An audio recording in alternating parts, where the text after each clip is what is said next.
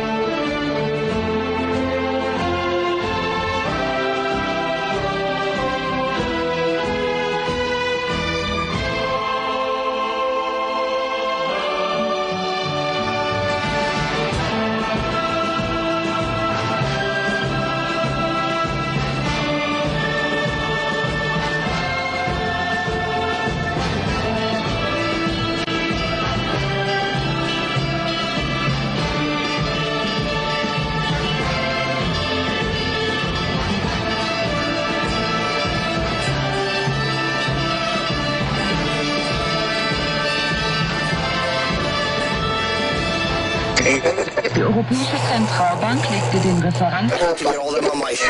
This is the Opie and Anthony channel, XM 105, Sirius 206. And now, a show the likes of which America's never seen. So appalling, so offensive, yet so entertaining. It's not your normal show. Beamed from satellites in space down to you every single day. What planet are we living on? It's the Opie and Anthony show with Opie. We're experts and we already know this is going to be great radio, so shut the fuck up. And Anthony. I live in a big house, I make a lot of money, and I fuck attractive girls. And little Jimmy. I don't even like in our opening. It sounds like a little... You dang over there, don't listen to dang over there. Stop with that shit. And now, here they are. Why am I introducing these buffoons? I'm William Shatner, goddammit. But enough of this palaver. Let's get the show on the road. Turn it sideways. No. Turn it sideways so it goes in portrait like mode. this? Yeah. You want to see Let it me that way? Holy shit. Dude, look at that. God damn, that's a great way to start a Friday. Wow. I start my morning with I Like Girls Daily. God damn, that girl It's the only Twitter account you should be following, by the way. Fuck us. Fuck everyone else out there. Yeah. If you're not following I Like Girls Daily, you might as well just shut off your Twitter account. I'd get kicked off a plane. Especially if you like girls. I would get kicked off a plane for looking at that. I Like Girls Daily is so damn good.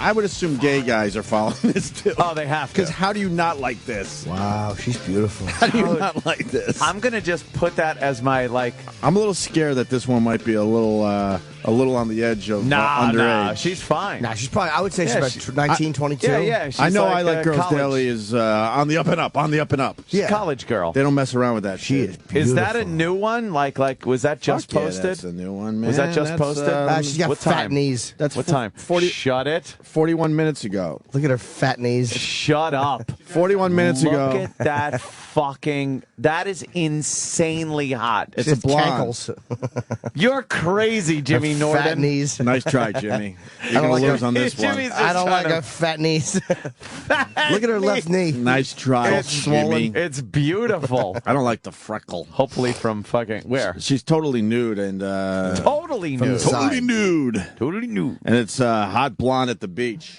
God, that is There was amazing. another one she posted that. I'm That's not crazy. I got over my tit monster phase years ago. No, I like regular girls. But look at this one. I kind of like That's that. nice. Those are natural big jugs. Yeah. Those are jugs. And, there's women out there, you motherfuckers, you'll bite your lip and it'll drive us nuts as men. Jugs. It'll drive us nuts. Look at that.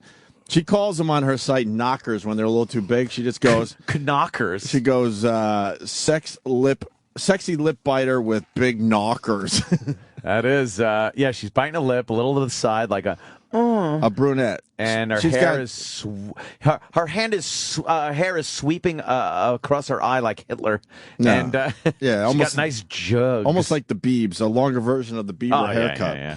And she's got a cup of tea, it looks like. Oh, Covering lovely. up her naughty area. Some chamomile. Probably Is it chamomile. chamomile? It's probably time for bed.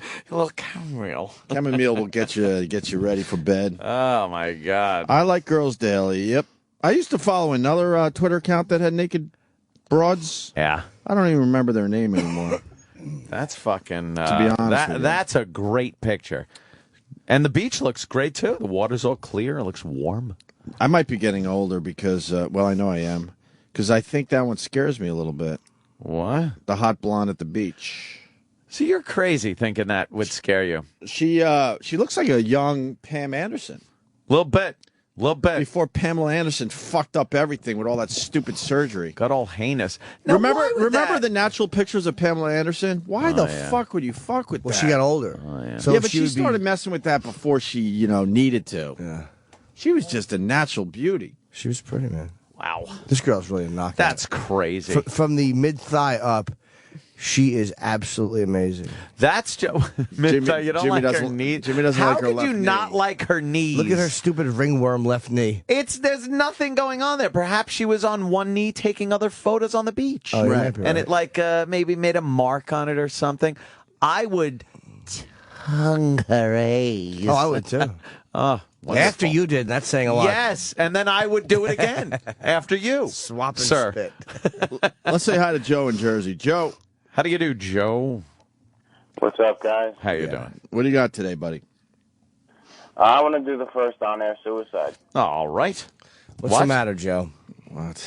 It's too early for this shit. Before Christmas, got laid off. And Look, what's the problem? Gonna get evicted right before the holidays. Nah. How long have they given you a warning for? You could stay there for quite a while. I haven't paid rent in like 3 months. why? Why? What's the matter? Why? No work. Oh, okay. What kind of job did you have? Yeah. What do you do? I delivered office furniture. I actually did your guys' studios, the whole building, McGraw-Hill. You did? Wait, what do you do? He Delivered worked here. office furniture. Office furniture? Oh, and he did this building and all of McGraw-Hill. So how long have you been out without a job? What happened? Well, you were talking about naked girls. Oh, Joe's depressed. what a fucking U-turn we just made. Joe, you got a Twitter account. I'm ready to kill myself for not being able to lick this girl's pussy. It's gorgeous. Joe, you got a Twitter account. Yeah. All right, you go to I Like Girls Daily, and I don't think Yeah. you're going to want to kill yourself There you anymore. There's beautiful girls out there. Beautiful girls? Yeah. Well, how long you been without a job, Joe? It's been like 4 months now. All right, well, that sucks. It's a rough economy, but you can't just off yourself. Are you married, kids? Fiance. Okay. Got well, unemployment? Yeah, it's not even half. Well, you're single? You ain't got kids? That's unemployment can cut it. You're still eating. You got a roof over your head, right? Not for long. Come on. How could you not afford a place on unemployment? You get something, right? Yeah, it might be enough to get buy a nice cardboard box. Joe, better it's just than that. temporary, Joe. But you can't then, off yourself. You can't do it. You're gonna leave your fiance holding the bag and ruin the rest of her life. That's terrible, dude. That's you can't crazy. do that. Family all pissed and all sad because you killed yourself. That's crazy. Yeah, that's what ends up happening. I know. It's selfish. It's very selfish. Suicide is painless, right? You know? Yeah, it brings on many changes. It sure does. Isn't that the MASH theme song? It doesn't hurt. Yes. Very good, sir. Very good, sir. Isn't that the mess? Yeah. Well, yes. It really is, though. I mean, truer words have never been sung because it's not about you in the end. When you kill yourself, you don't know the difference, and then everyone left behind is fucking miserable for the rest of their lives. What an ass. What? No, I was looking at the girl, I swear. I'm sorry, sir. I wasn't talking to you. I was, again, looking at the lovely girl on the beach and saying, what an ass. Yeah, with her fat knees. Oh, I would fucking suck on her fat knees and lick up into her vagina hole. Now, what and then her bone, her duty hole. The hole that the duty goes. The cocky hole. We're talking to a guy that's... now, Joe, I'm sorry, sir. Joe, what were you thinking of doing? What are you thinking? I'm Joe? sorry, Joe? What do you mean, the way to go? Yeah, what are you thinking? Are you taking pills or something? What's going on? Yeah, pills will do it. Well, I would suggest you don't do that. What do you got in the house? Don't show her knees. Makes Jimmy upset. What do you got in the house? What kind of drugs? Excession PMs. Nah, I don't think that's good. Look, all right, look. Hey, come on. Hey, Janis Joplin, look. That ain't going to cut it. You take enough PMs, it'll do some damage. No, he's just going to get a tummy ache. You sure that's what ends up happening? Yeah. I wouldn't do it. What changed from yesterday when you didn't kill yourself to today when you want to kill yourself? It's a good question. Yeah, of course it is. Yeah. I mean, yes, sir. Anything? I don't know. It's just an extra day to think about things. Exactly. And you know what? From today till tomorrow, you got another day to think about things, and maybe your frame of mind changes again. You know, the whole suicide thing is pretty. That's like a period right at the end. There's not much after that, so you just keep going, and then the next day leads into the next, and then you go, oh shit, I got a job. Oh, look at me, and then you work and you make some money, you do all right. What we're trying to say here is. Suicide's pretty stupid because it's like the end of the whole thing. You know? Yeah, if I lost everything, I would still go to the Caribbean or something, be homeless. Yeah, right. I'm not even joking. You might as well go to the Caribbean and be homeless there or something. Or here's the ultimate last or at least ditch Florida. effort. Find a nice beach in Florida if you can't, afford the trip to Nassau. I know some people got mental problems where they want to kill themselves because of some kind of mental thing and it can't be fixed with drugs or anything else. But if you're going to kill yourself because of financial reasons or anything like that, I always thought, why not just take the opportunity to rob a bank? Because if you get killed in the interim, then you might as well have just killed yourself. But if you don't, then your financial problems are solved. We're trying to set some type of world record. Yeah? Some incredibly dangerous world record. At least do try. something like that. How about you go to Afghanistan and play Call of Duty in real life? I think would that be fun? Is there some incredibly dangerous world records that need to be set? How deep you could swim underwater? Yeah, imagine just you keep swimming down, and you're out of breath, and you're like, ooh, ooh, and you keep going down and down. At least That's you crazy. died trying to do something. Wow, that cool. would be horrible. By the way, imagine how horrible that would be. As you're rushing back up, and you realize your air has left already. You just have nothing, and you can't rush back up. How about your air is nothing, and you're still swimming down? That's crazy. And they do it. Why don't you do that? You can't rush back up. The divers out there know. You got to take your time. You got to take your time. You get the bends. What about that, Joe? What do you think? Yeah, it's way better than Excession PM, I think. I would get a ramp and try to jump something. Yeah. Something cool, though. Bungee jump with thread. With thread? Maybe I could do 14 thread. garbage cans in Arnold's parking lot. Yeah, there you go. All right there. See, he's joking.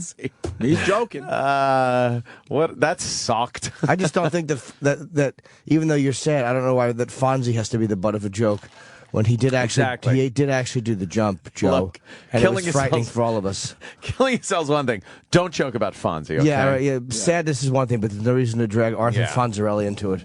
Arthur Fonzarelli. Yes, the great Fonz. Can we get back to naked girls, Joe? I want to make You're sure right. Joe's all right. You're right, Joe. You're right, Joe. You're gonna You're right. Look. You're gonna hang in and call us Monday? I'll call you. right. I'll try to. Yeah, I'll call Don't you. try. Call Just us. hang in there. Call us Look, Monday. hey, shithead. Call us Monday, Yeah. okay?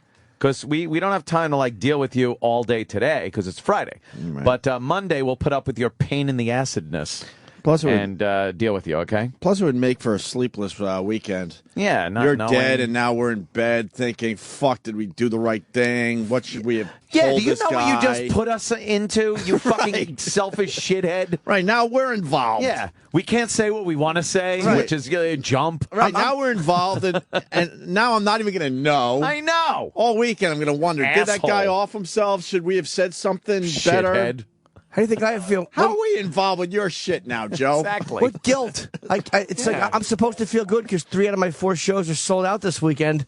3 out of your 4? Where, Jimmy? And the Doylestown Comedy Cabaret. See? And there's a 7 o'clock availability, but not much. And I'm going to feel guilty about that, Joe, because you're dead. You can't happen. Joe. Now the listeners, they're getting together at F.H. Riley's this weekend. Now they're all going to be wondering. Yeah.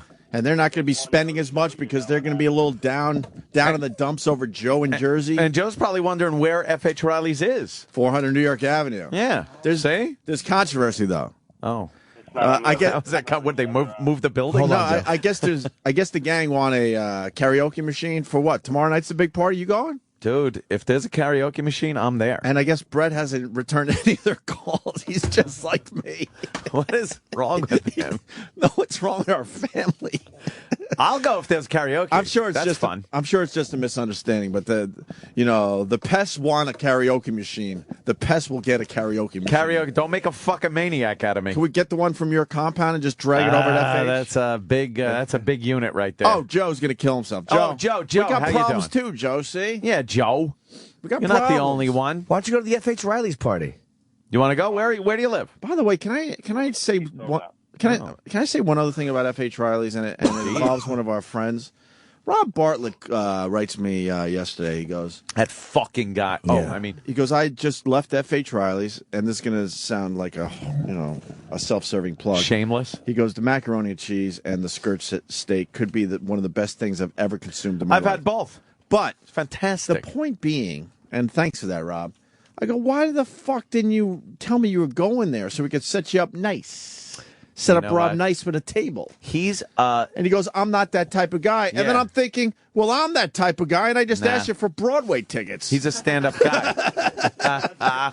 That's what he basically said to me. Like, I'm not that type of guy, but obviously you are because you fucking hit me up for tickets recently. Bartlett's a stand-up guy. He'll just go, not tell anybody anything, and enjoy Yes, sir. like a layman. You should have responded to Bartlett with your story about going to Caroline's and telling the kid at the door he should know who you are. Right. I was just in a bad mood. Yeah, that it's a day. little I know, embarrassing. I know. And that was the last Yeah. time I saw Patrice O'Neill, which makes that story even Oh, Yeah. weirder. And then Rob goes, "No, I played hooky for my play. Maybe I shouldn't be saying this." And I brought my sons to F.H. Riley's and to see Cheap Trick at that theater. Oh, Have yeah. you driven by the new theater? no. It's like literally a half a block down from the restaurant. Holy fuck, dude! They're getting real acts in there. Really? Cheap Trick. That's pretty huge. I know it's 2011, but it's Cheap Trick. But Rob Bartlett wouldn't fucking tell anyone he was going there. That's a stand-up guy right there. But I'm not. I think you are. I hit him up for tickets. I can't give him a free plate of fucking macaroni. Broadway tickets are harder to get than macaroni. Oh, Joe, what's up? Yeah, Joe, are you hanging in there?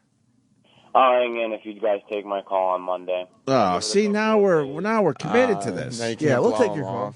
What about counseling? Is there anyone in your family you could talk to? Yeah, what happened? What about your fiance? It seems like you like her. Yeah, it's just that, the fear of letting her down, being evicted. Well, you're going to let her down by killing yourself, obviously. Yeah, you'll ruin her life, dude. Yeah, that's If who. we get evicted, she might kill me. Well, that's at least that way she's ruining her own life. Yeah, at least she decides that. You can't kill yourself, man, because it's the people that you leave behind that fucking suffer. Yeah. I mean, I think it's wow. We're probably talking to people that this is too close to home, but I think suicide's very selfish. It is very selfish. Because, you're just gone, and then everybody else is like, bah, bah, and then there's like weeks. Yeah, but people say it's selfish, but where are those people in the time of need? Oh, yeah, good point. Maybe. Well, you got to reach out to them. Sometimes they don't even know, right? And that's the problem. Secondly, if you do kill yourself, make sure you don't leave a messy body behind, because that is extremely selfish. And what you're just saying is right there. You're doing it for the wrong reasons. You're saying where were they in your time of need? You can't kill yourself to punish other people. That's a really harsh form of punishing other people, man. No, it's not. It's not to punish other people, but the defense to not do it can't be. Well, all right, you know what? Those people behind. No, it can be. You know what? You want to go real with this, Joe? We're going to go real with this. I'm going with Mr. Goodzoo, I think. Mr. Goodzoo, you got Joe in Jersey on the line. Well, what's up? Hey. All right. Come on, man. How you going to kill yourself? I mean, I lost my arm in the fucking war. I can't button my pants. I can't button my shirt. I can't pop a fucking blackhead. You can't pop a blackhead? With one arm, you really can't. Why not? I would do it with the thumb and the index finger, no? Yeah, well, that's true. All right. That's how I do it. And like Joe goes, that's how I do it. Joe's like, yeah. Wait, the blackhead might have talked some sense into Joe. Yeah, they fucking keep piling up. Get the fuck out of here. You got the Opie and Anthony show. Oh, boy. Now he's really going to kill himself. Don't kill yourself, man. Hey, War Guy, what arm did you lose? I lost my right arm. Thank God I whack off with my left one. Are you? Like but were you a righty? Yeah, I was a lefty. I was a righty with everything else, though. Right. What happened? How'd you lose that? IED. Oh, those fucking things. Goddamn savages. Jesus Christ. Sorry. That's all right. In the military. Sorry to hear that. I assumed you weren't just driving down Jericho Turnpike. And, exactly. An IED went off. I assumed it was the military. And wine dance. Yeah, it could. It could in some areas. Sure. Mastic. Malvern. Yeah. Shirley. War Guy, what do you do for a living now? I actually do voiceover, but I tried to get into radio in 2007.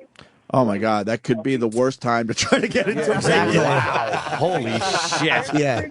If I had to pinpoint the worst time to get into radio, that's when everything. I think I would say 2007. It's like opening a sushi place in 1942. Right. I mean, I think I think in the coming year or two, there's going to be some big options. I think it's finally turning around a little bit. Not regular radio, obviously, but the podcasting, whatnot. Yeah. But 2007, fuck no. In 2007, I decided to go back to school for broadcasting. Yeah. I went back to school and got a master's. I got another degree. I got a bachelor's in broadcasting. And by the time I got it, about 2008, everything was great in 2007, and it just died. So I'm doing voiceover now. Please don't say die while Joe's on the phone. Yeah. Please. Well, hey Joe, you hear this guy laughing? His life doesn't sound that great right now, but he's making the best of it. My life sucks. I don't want to laugh because you're a fucking war hero, sir. There's a lot of great stuff. And I love your show every day. You know, every day is a good day, man. I mean, I can't even button my pants, but, you know, there's a lot of great shit. Well, how do you wear a lot of sweatpants, or does your dick just flop out? Yeah, I was thinking. What decision do you make, sir? Yeah, I don't have any pants with buttons. Dude, I don't get the war hero because I know I could button my pants with one hand. Yeah, maybe like. So what's wrong with the other hand? Can you? Yeah, it wouldn't be easy, but that's rough. I mean, yeah. Time. What's that? It takes a long time. I mean, it's yeah, tough. he's not kidding about that. I'm trying to do it right now. That is tough. Well, Yeah. please button them. I like a man with button trousers. I did it though. With my left hand, too. I'm a war hero. Why aren't you a war hero, sir? I think you are. Well, I'm in Maryland, and everybody either worked for. I didn't really. I worked for the Department of State. If the VA gave me as many pain meds as they gave him, I probably wouldn't be thinking about it. You got some pain meds in you there, sir? No. Not really. I don't like to fuck with that shit. Sounds like Dennis Hopper. Yeah. Yes. What are they going to say? He was a wise man? Yeah. All right. Thanks to the war guy. I really appreciate it. It's great. He didn't help too much. Huh? He didn't help too much. He has one arm. I show myself listening to him. A lot of people with shitty lives want to talk to you. Yeah, it's 3 of them right now on the air. 4 if you count. Oh, this guy's freaking out over Joe. Steve on Long Island, what do you got? Yes. Oh, God, I'm fucking high as a kite. I'm listening to both sides. It's fucking funny humor and shit. And now it's fucking just grim suicide on the other side. I'm like, fuck. I can't. I'm fucking like if I was sober, I'd be fine. But my fucking emotions are out of the fuck control right now. Well, we started. Holy shit! We started off the show nice for everyone. Yeah, we had a nice hot. We had a hot blonde, completely nude on a Caribbean beach. It looks like near the water. Look at this. Yeah. A young Pamela Anderson look-alike, and now we're dealing with suicide. Ringwormknees.com. I was trying to Google the titties you were talking about, and then suicide. Yeah. What the fuck? And now we got Steve high as a kite. Fuck. I swear to God. All right, dude. You on the line? Joe? Yeah. Yeah. All right. Does your girlfriend fucking love you? Yeah, she does. How often do you see her? Every day. Every day? Do you talk to her? Every day. Do you tell her everything? No, I keep the bills. I like to be the one to worry about things, you know. I don't want to. Yeah, I don't want her to go. I know that's not how a relationship works, bro. You got to fucking tell her. If she loves you, then she'll understand. Maybe you can work through it together. But if you don't, then if you don't think she loves you, find somebody else. Walk the fuck away. Because you got to fucking tell her, dude. Yeah, she's got to be in on this, unfortunately. I'd care if I wasn't looking at fucking girl parts. Yeah. Sam's just going through a lot of stuff here. Pretty. Yes. Yes, Kim from Tampa writes, come on, it's Friday. At least wait until the weekend is over. Monday's a much better day to kill yourself. Cha. Kind of true. You make it to Friday and you do it on a Friday? Yeah, that don't that's make sense. Monday is like Friday's usually payday. Tuesday. Yeah, man, you fucking, have some fun. Get some fucking beers in you. Yeah. Oh, no. All right, Steve, take care of that buzz of yours. Fucking try. I have to listen to this and stay up now, you fucks. All right. Let's go to John. John. Hey, John. Hello? Speak and be spoken to. Yeah. Oh, hey, yeah, I'm a father of 3, and I'm a truck driver. I bought my own truck. Well, right before fuel jumped up way high, I lost everything when I lost my transmission. I was $20,000 behind taxes, and IRS can't take everything. Left us in clothes. So I had to move my kids in with my mother-in-law for like 3 years. But it's been 9 years now. I've slowly worked back and gotten everything back. Yeah, I mean, we lost car, house, everything. It gets better, brother. You just got to wake up every day and keep pushing on. Jeez, if you called with that, we would have actually said you should kill yourself. It's terrible. That's what I was saying. That's terrible. I went and grabbed the pill bottle. All right, one more phone call for Needy, and then we got to move on. Yeah. Robin in Atlanta. Go ahead, Robin. Listen to this one. Hey, I had a son. His name was Tommy. He was awesome. But when he was 6, we found out he had a brain tumor, and he died 10 months later. Ah. And it's 5 years later, and now I have breast cancer. Oh my God! Stop. I'm not killing myself. I mean, you just move on. You check. Who were you last life? Hitler? I feel like it. Jesus. I feel like it. Yeah, One more thing. What'd you do to God, man? What'd you do to God? I don't know what I did to God. What the fuck, dude? Do you have faith in the Lord Jesus? Most of the time. Oh man, how? How? There's not really another choice to me. That is not an option for me. Right. You know, it's not an option to off myself because I can't do that based on the people that are left in my life and the fact that I had this son who I would have traded places with. Yeah, you'll probably be dead soon anyway. 5 years But too late what? to trade places, but it's the same Oh. principle. You just Jesus. can't do that. I'm sorry, I'm talking over you. No, that's fine. No, Glad she's you were. pissed. Robin is pissed. Yeah, it's ridiculous. That's it. So you had the breast cancer, huh? Mm-hmm. You all right now? I have it right now. I had a lumpectomy, the surgery a couple weeks ago. I'm Shouldn't going get to it. my first You all oncology right now? appointment today. Yeah. How's Well, that? I'm all right. How's it working out? Mentally, I'm good. Yeah. Yeah. Oh, you had a lumpectomy? Yeah. You didn't have to have the whole thing cut off, right? Not yet. Well, that's nice. Jesus. Well, that's kind of She cool. used the first caller's left side with her right side. Get a full person. I'm a lefty. Oh, Jesus Christ. So- He's just talking over people. Right. Why don't you just... Oh. That's all. Joe, don't do it. It gets better. It's probably going to be better Those tomorrow. tits. Yeah. Oh, no tomorrow offense. will be better. I know. Sorry, I'm looking at a girl with voluptuous, lovely breasts on the computer screen. Kind of thinking an how awful kind of an it must awkward be. time to look at perfect Yeah, boobs yeah. as Robin is spilling her guts out here. Here's what you do.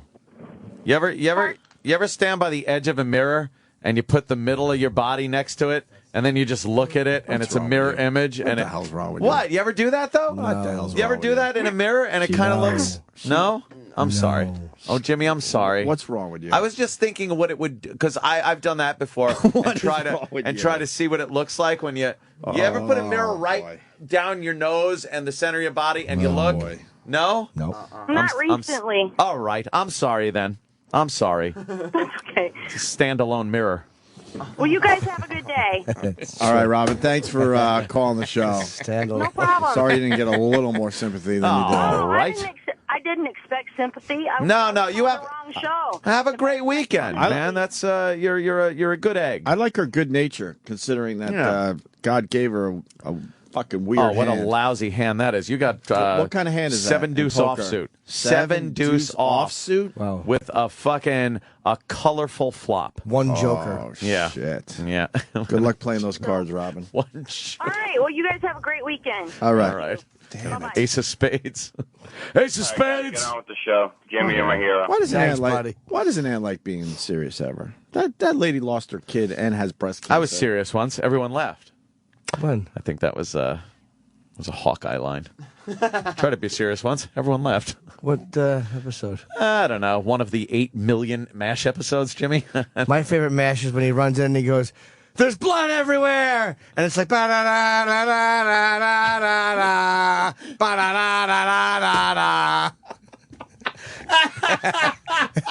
And Madar's like, "Choppers." Yeah. It's like, Choppers. We're having a party. Incoming. Good things, good things, good things. Choppers. Ba-da-da-da-da-da. Kind of was the same show.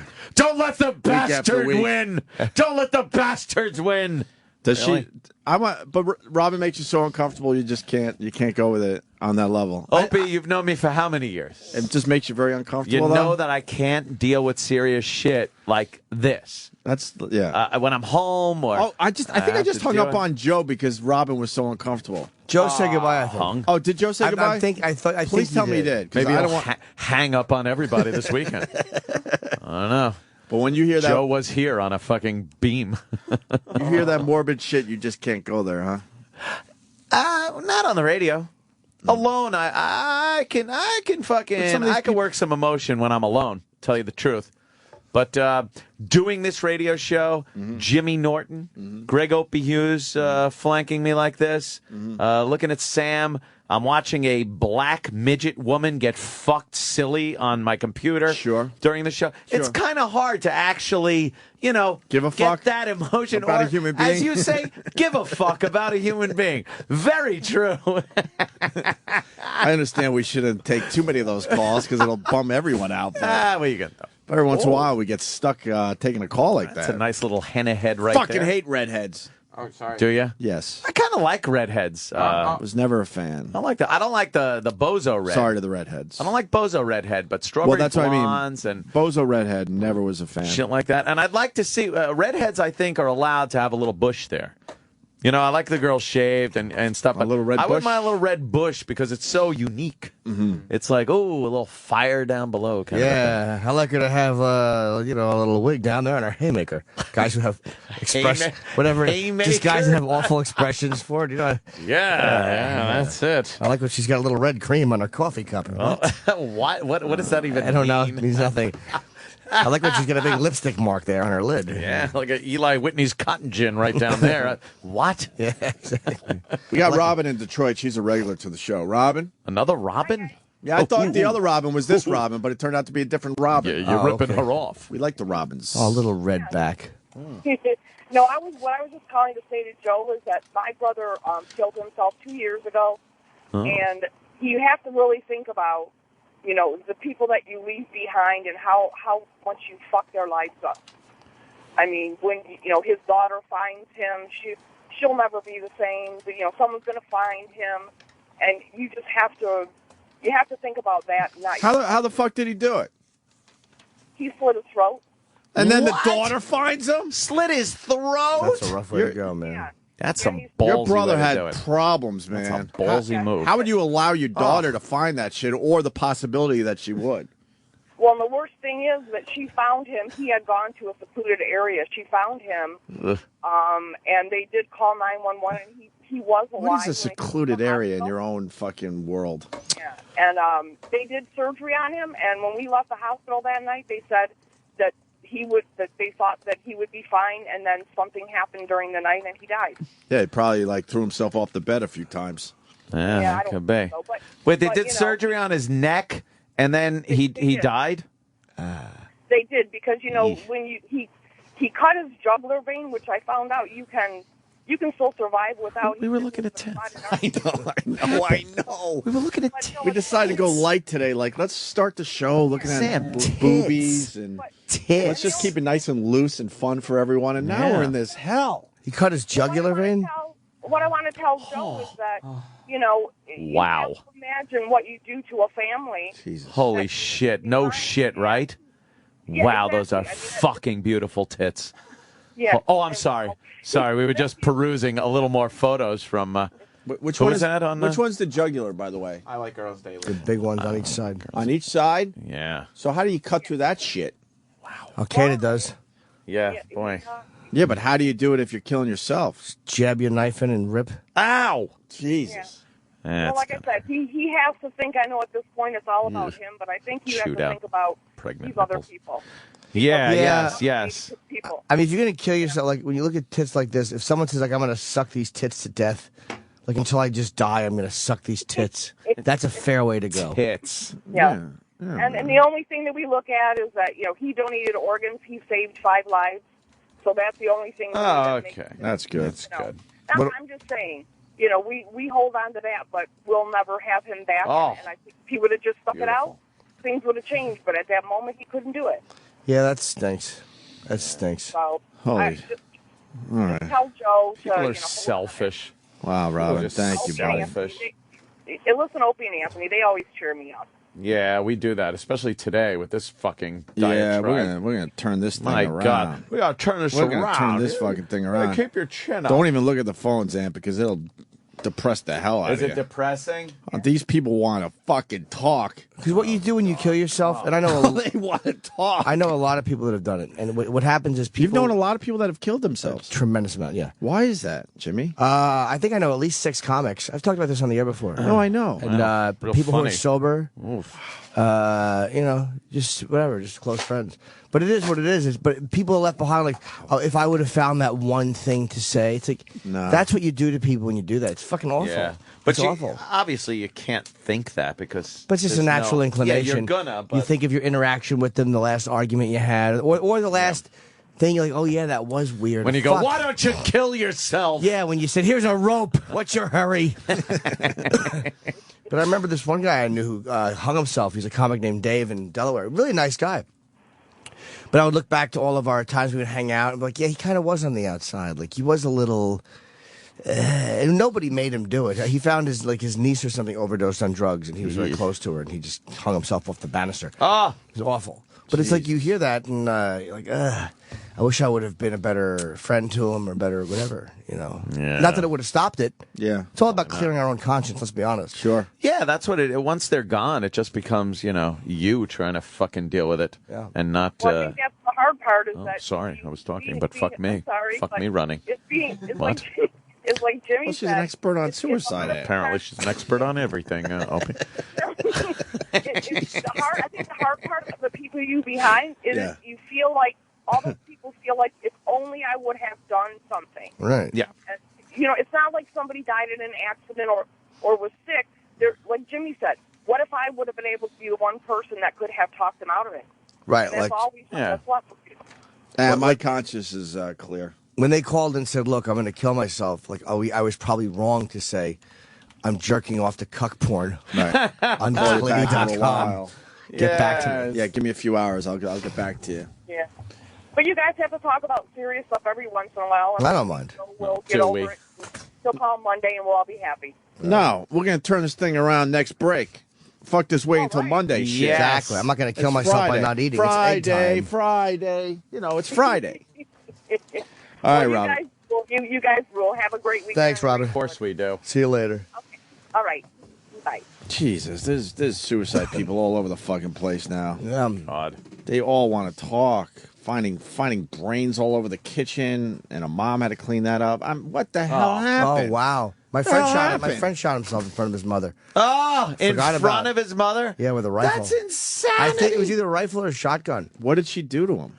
I don't know if they were. He was like, I'm 43. He might have been 28. I'm guessing. You think she actually did something to him where he wanted to do this in front of her? I don't know. Or if he had substance abuse problems, which I think he did. Right. I don't know what was happening. He was married, but he was at his mom's house. And I don't know what drove him to do that. Like, I don't know what he was doing, but he said he shot himself. Someone said it was in front of her. Maybe they were fighting and she was... who knows? I just don't know. That's just fucking horrible, Yeah. man. Thanks, Joe. Yeah. Thanks, Joe. We really appreciate the start of today's show.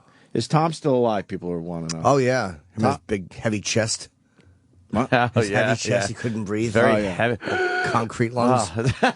Concrete lungs. Yeah. We used to do a bit called "Is Tom Alive?" Friday, and then the damn guy had lived so fucking long, we couldn't do the bit anymore. He ruined the bit by not dropping dead. We just couldn't do it anymore. I don't know if he's still alive. No idea. It's been a couple of years easy since we've talked to him, right? Yeah.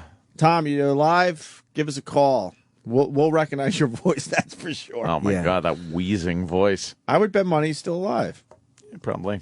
What do you want? All right, there's rumors that I can't get in on FH. Where are the rumors? Where are the rumors that you can't be? What is going on with you? What do you mean? There's rumors you can't go to FH Riley's for the big get together. That who's putting it together there? Newsday. Is it? Who Might is be it? Newsday Laura. Laura. She does that every year for us, son. I wish I would have known. I'm working. Are you going to throw up in Kurt Love's car? No. After you kiss? Yeah, after you kiss him. I heard you're in a relationship with that man.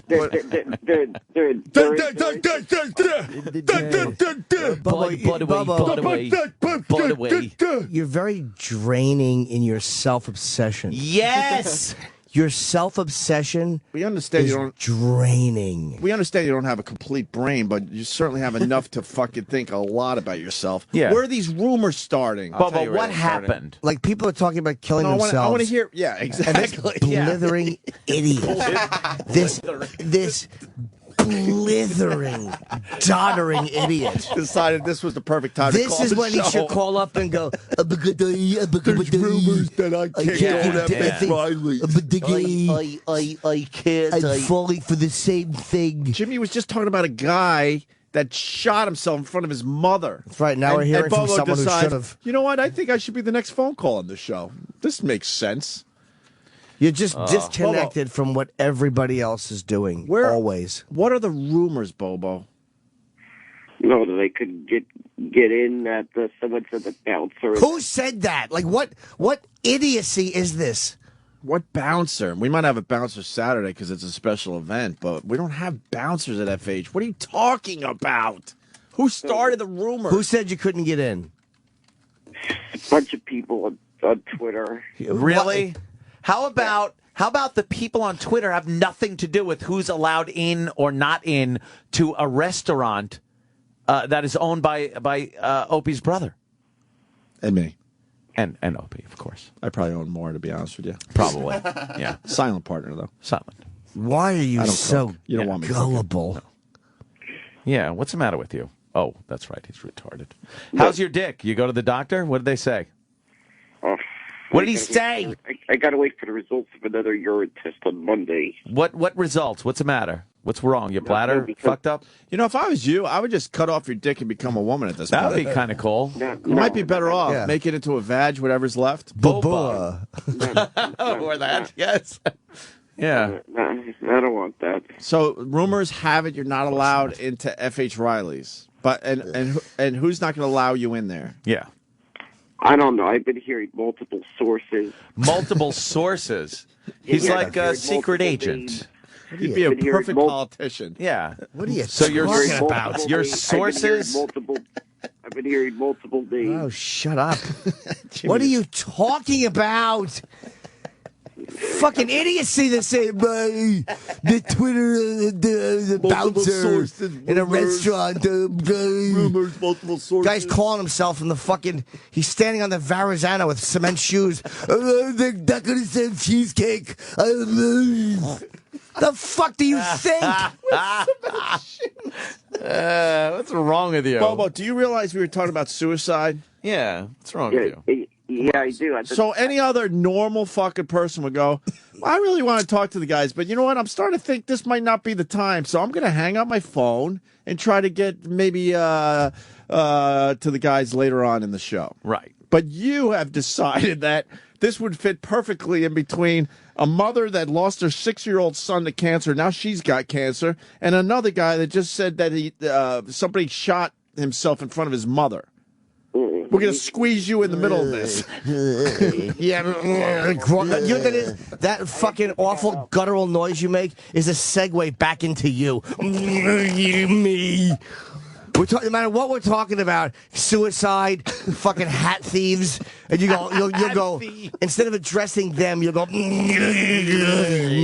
back to you. Multiple sources. You don't listen to anything anyone says, and it's all vague, man. God. He posted another dick pic. Why are you posting? Why did you post another dick picture? No, because I thought it was one of the people that was trying to keep me from getting in. So you decided. So you decide if I post a dick picture, then you're going to be allowed in FH for everyone to see. By the way, you're gonna get, you do know they're going to yank your Twitter account. Yeah, you dumb. Easier to yank than his little dick. I know, it's awful. His little fucking thimble dick. Yeah, and I don't want people like you in FH. I don't want people that are showing their chewed up dick on Twitter to be in my idiot and my brother's fine establishment. What happened? How did you post a dick pic to everyone on Twitter? No, I was going to say if that's going to happen, then that was going to be my. Hey, shithead! How did you post a picture of your dick to everyone on Twitter? Answer the question. No, that person. I was going to say that if the person's going to give me trouble. Why isn't he? That photo. Why did it go out to everyone on Twitter? Will you explain? You got our attention. You're on our stupid show. What are the rumors? What are the multiple sources? Why the dick picture? Start explaining. Go.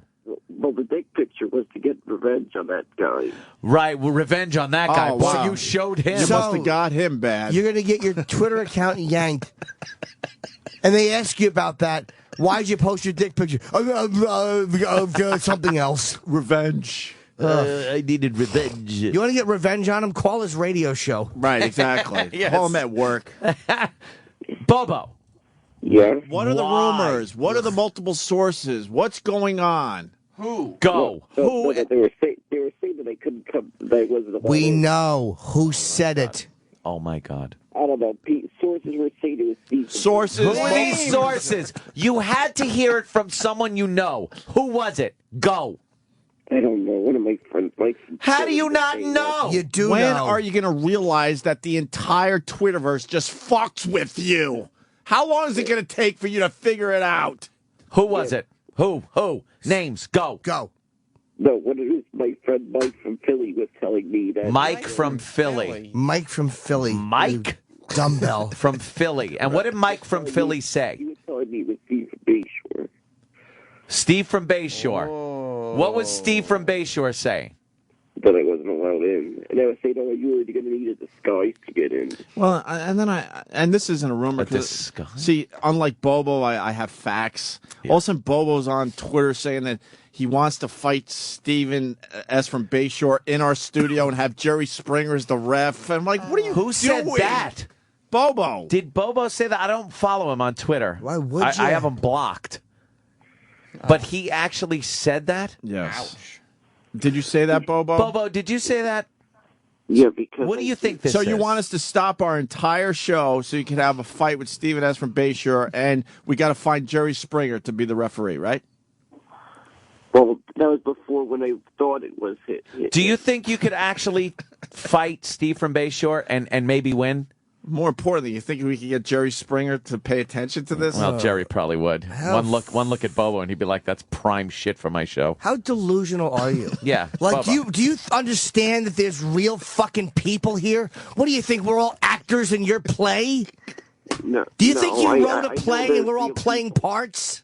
It's just right now. I just happened to just woke up not that long ago, and I called in, and it just had to be worked out. We know you did, because the more important thing was the F.H. Riley's bouncer. Right. Not that there was somebody sitting there with a fucking shotgun with a tow attachment, depressed about the holidays. Right, I feel sorry for those people. So there's rumors, multiple sources. We still haven't gotten any info out of you whatsoever. Why would we? Bobo. Yeah. Well, that's everything I know. So why are you calling us? Yeah.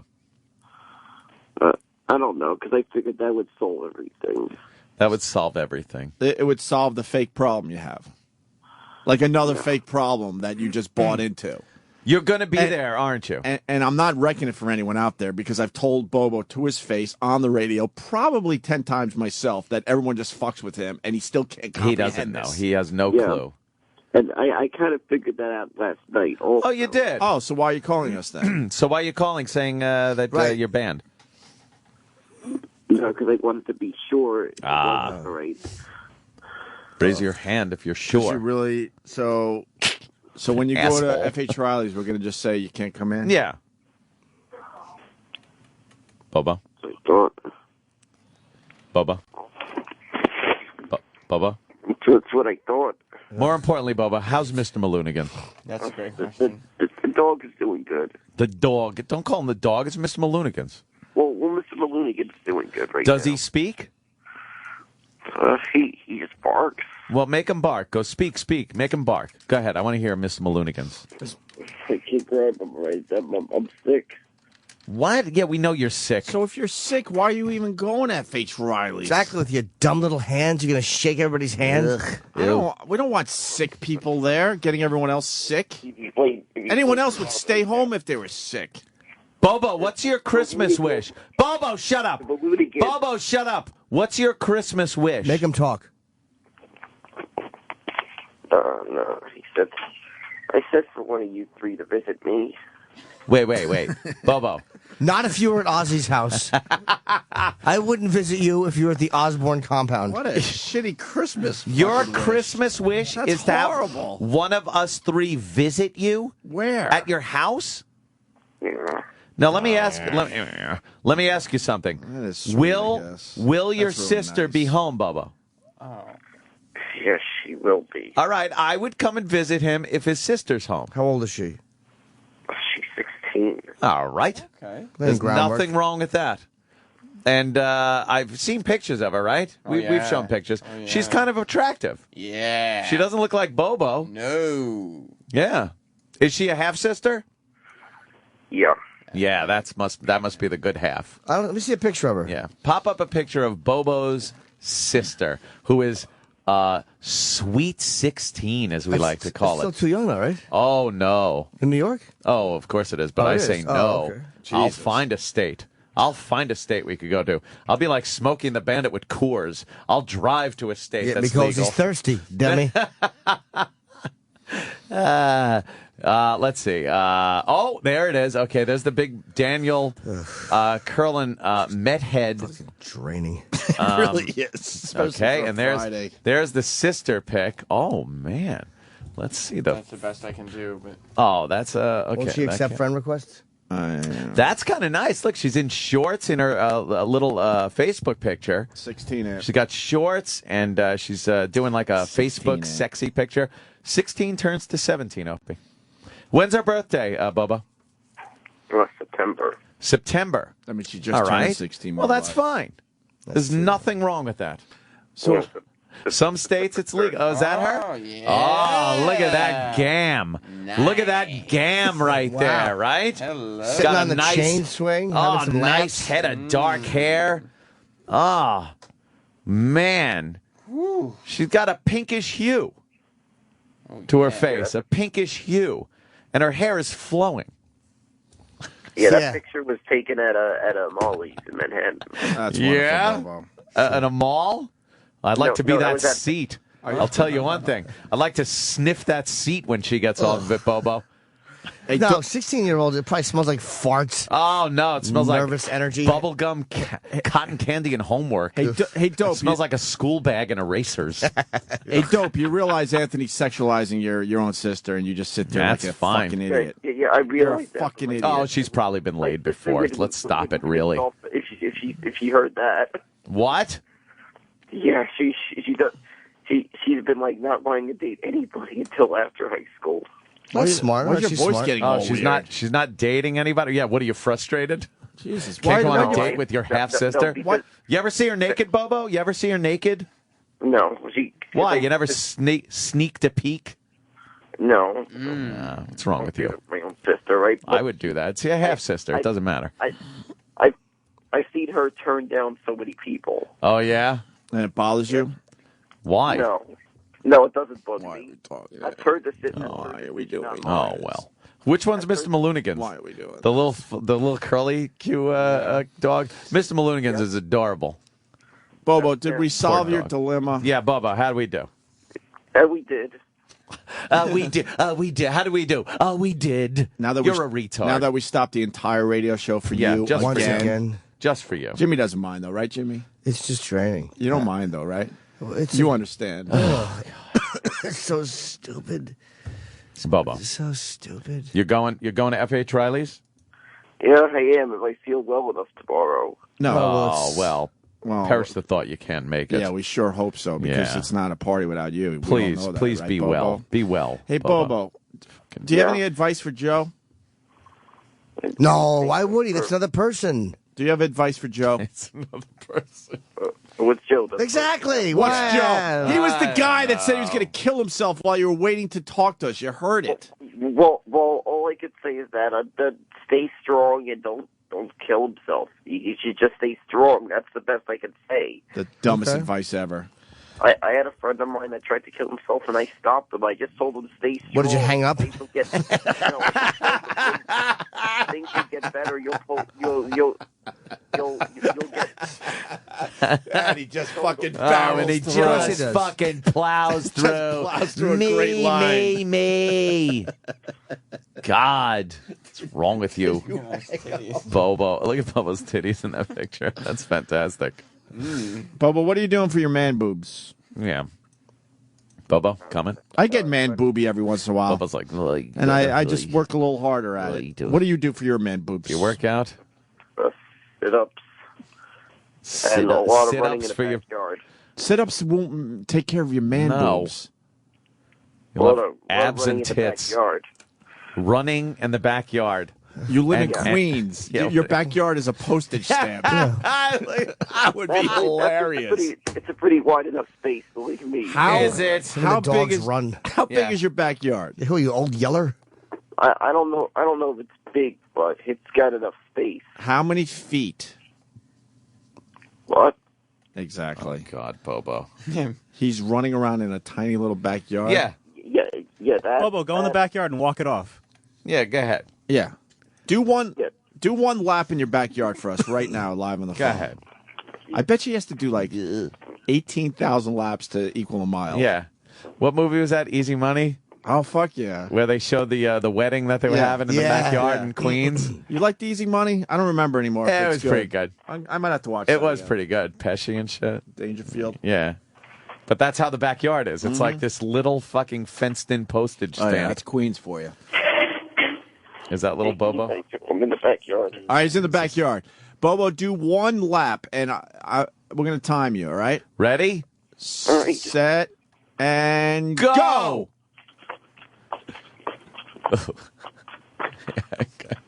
Jimmy. One lap around it. You done? Yeah. That was it? No, but he was done before that. Yeah. I think if I have this right, one lap is 5 seconds. 5 seconds. How are you going to get in shape to it in 5 seconds? Bobo. You would get dizzy.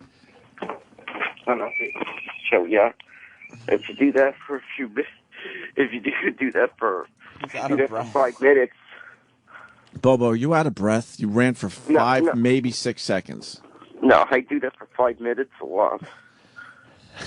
Do you know hear him breathing heavy? He's breathing heavy. From one big lap around the yard. 5 to 6 seconds. One lap around the compound. Because I'm not feeling well right now. Yeah. You what? That's why I'm not feeling well right now. You're not feeling well. Right, he's sickly. Oh, right. So 5 seconds of running might be a problem. Sickly. Can you imagine his neighbors, like, around his house on the second floor just watching this guy run around his backyard? Holding his phone to his ear and running in the backyard. I don't feel good. Just when you thought this couldn't get any worse. Jordan, go ahead. Oh, fuck. What are you doing? I ain't sick to knock you down. Bobo. Oh, Bobo. What's wrong, Bobo? They're not going to let you in the S.H. Riley's? That's a pretty good impression. That is a pretty good impression. It's decent. No. When I going to get through the security? Are they going to tase me? Don't tase Oh, me. he's good. Don't He's tase good. me, Don't bro. tase me, Watch bro. out. Don't He's got tase some me, good bro. I ain't worried about that, you fake dummy. Oh, shit. You know what? I He actually stands up. I actually put Jordan on hold because we got the new Bobo on the line. New Bobo. You haven't heard about the new Bobo? New Bobo. New Bobo. Welcome to the Opie and Anthony show. Hello. What's up, new Bobo? It's for the show. Oh. For the show, I'm the new Bobo. Yeah, you sound like an impersonation of me. No, I'm the new Bobo. These guys You sound like an impersonation of me. I'm not lying. All right, That let's sounds get rid like of the new Bobo. Bobo. You sound like a person just Bobo. quoting everything I said. We're going to go, Bobo. Bobo. Yeah, We're going to go. Gotta go now. You have a good day. Have a good weekend. Did he hang up? Yeah. It's his style. Bobo. No, he's done. Oh, good. He just hung up on himself. Jimmy, you like when Bobo calls? If Joe didn't kill himself over that call, he'll be fine. We might have lost Joe He'll now. be fine. I don't mind when Bobo calls if there's some relevant reason. When we're in the middle of talking about people killing themselves, Yeah. and this goddamn fool picks up the phone to talk about getting into F.H. Riley's. Yeah. Because there's rumors. Yeah. Well, From he sources. doesn't. Multiple sources. Dummy sending out his dick picture on Twitter. Like, What an idiot. As revenge. That was revenge. And he brings loud people to every show that he's at. He does. It's fucking mind-boggling. Oh, did he go to a show and it was loud as table? The lady he was with was just yapping. Lady? Yeah, she was his mom's friend. Oh, great. She likes comedy, I guess. And that was his date? Couldn't stop talking His during mom's the show. friend? What kind of twisted fucking life? Oh, he just brings loud people everywhere. All right. We could break, and maybe we could get back to I Like Girls Daily. Yeah, that was great. Do a little reset, maybe. Oh, fuck yeah. We were looking at tits. What happened? I don't We know. started the show beautifully. It was a perfect start. It was a perfect fucking takeoff. Smooth rollout on the runway. The nose came up. We did, and then Just fucking disaster. Right into a mountainside. Oh, yeah. We thought it was just clouds. Oh, it's a mountain. Jordan. Yeah. Oh, God. If we have a karaoke machine at FH Riley's, you're not allowed to sing. Oh, come on. Because we don't let professionals sing. Birds flying high. Oh, just yuck. Yeah, okay. Shut up, you did a good stink. job. No, you didn't. You fucking suck. No, you didn't. He was good. You have an affected, stupid voice. Videos on your fucking YouTube Yep. channel. Yeah? I do a lot better. Yep. Fuck you. Fuck your mother, you cunt hole dickbag shit fuck. You suck. You have an affected, over tremoloed voice. You stink. You don't stay on key. You have no power to your voice. You're a shitty singer. Shitty. You talk about how you go to fucking karaoke nights. They laugh at you. You dickbag. Fuck you. Me on an everyday You're not funny. You suck singing. You're a loser. Loser! Oh, You're arguing with a block of cement. You know that, right? No. All right. Jordan, you know you're good. Tell him, Jordan. Jimmy, thank you very much, Jimmy. You're welcome, buddy. I fucking blow you away. You ruined the Neil Diamond song. Ruined it. I did a lot better job than you. Fuck you, cunt. You stunk. You stunk. You look like a Sweet Caroline, good times never seem so good. Happening good. You believe they never would. Shut up! You over-affected shithead. You stink. You finally had it with Jordan, huh? He stinks. I disagree. I thought he did a good job. Oh, you'd be first place on America's Got Shit. Oh, Jordan. The yuck factor. Yeah. You suck. Shut up. I'm so Sweet Caroline. Good time never seemed so good.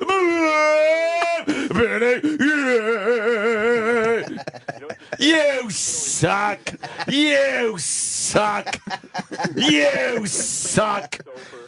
Shut up. You've had it with Jordan. I hate What this happened guy. to the show? I fucking hate this guy. What happened to the show?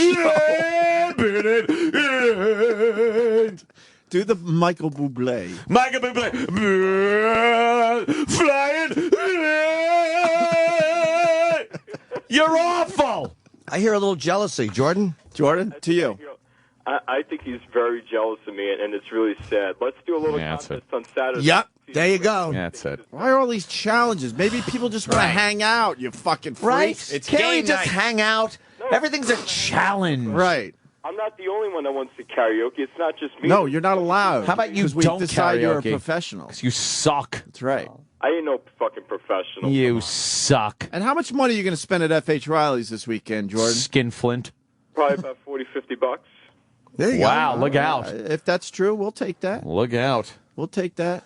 We're not fans of the guys that just stand around and drink a water for 3 straight hours. Is that with a girl? You're not doing me any favors. And spend something. And stare at the talent. Right. fucking have a beer, will you? Jesus. Sweet Caroline. It's a good version. There he is. This is Jordan, obviously, from Live Gig. Listen how It's pretty good, Ant. Pretty good.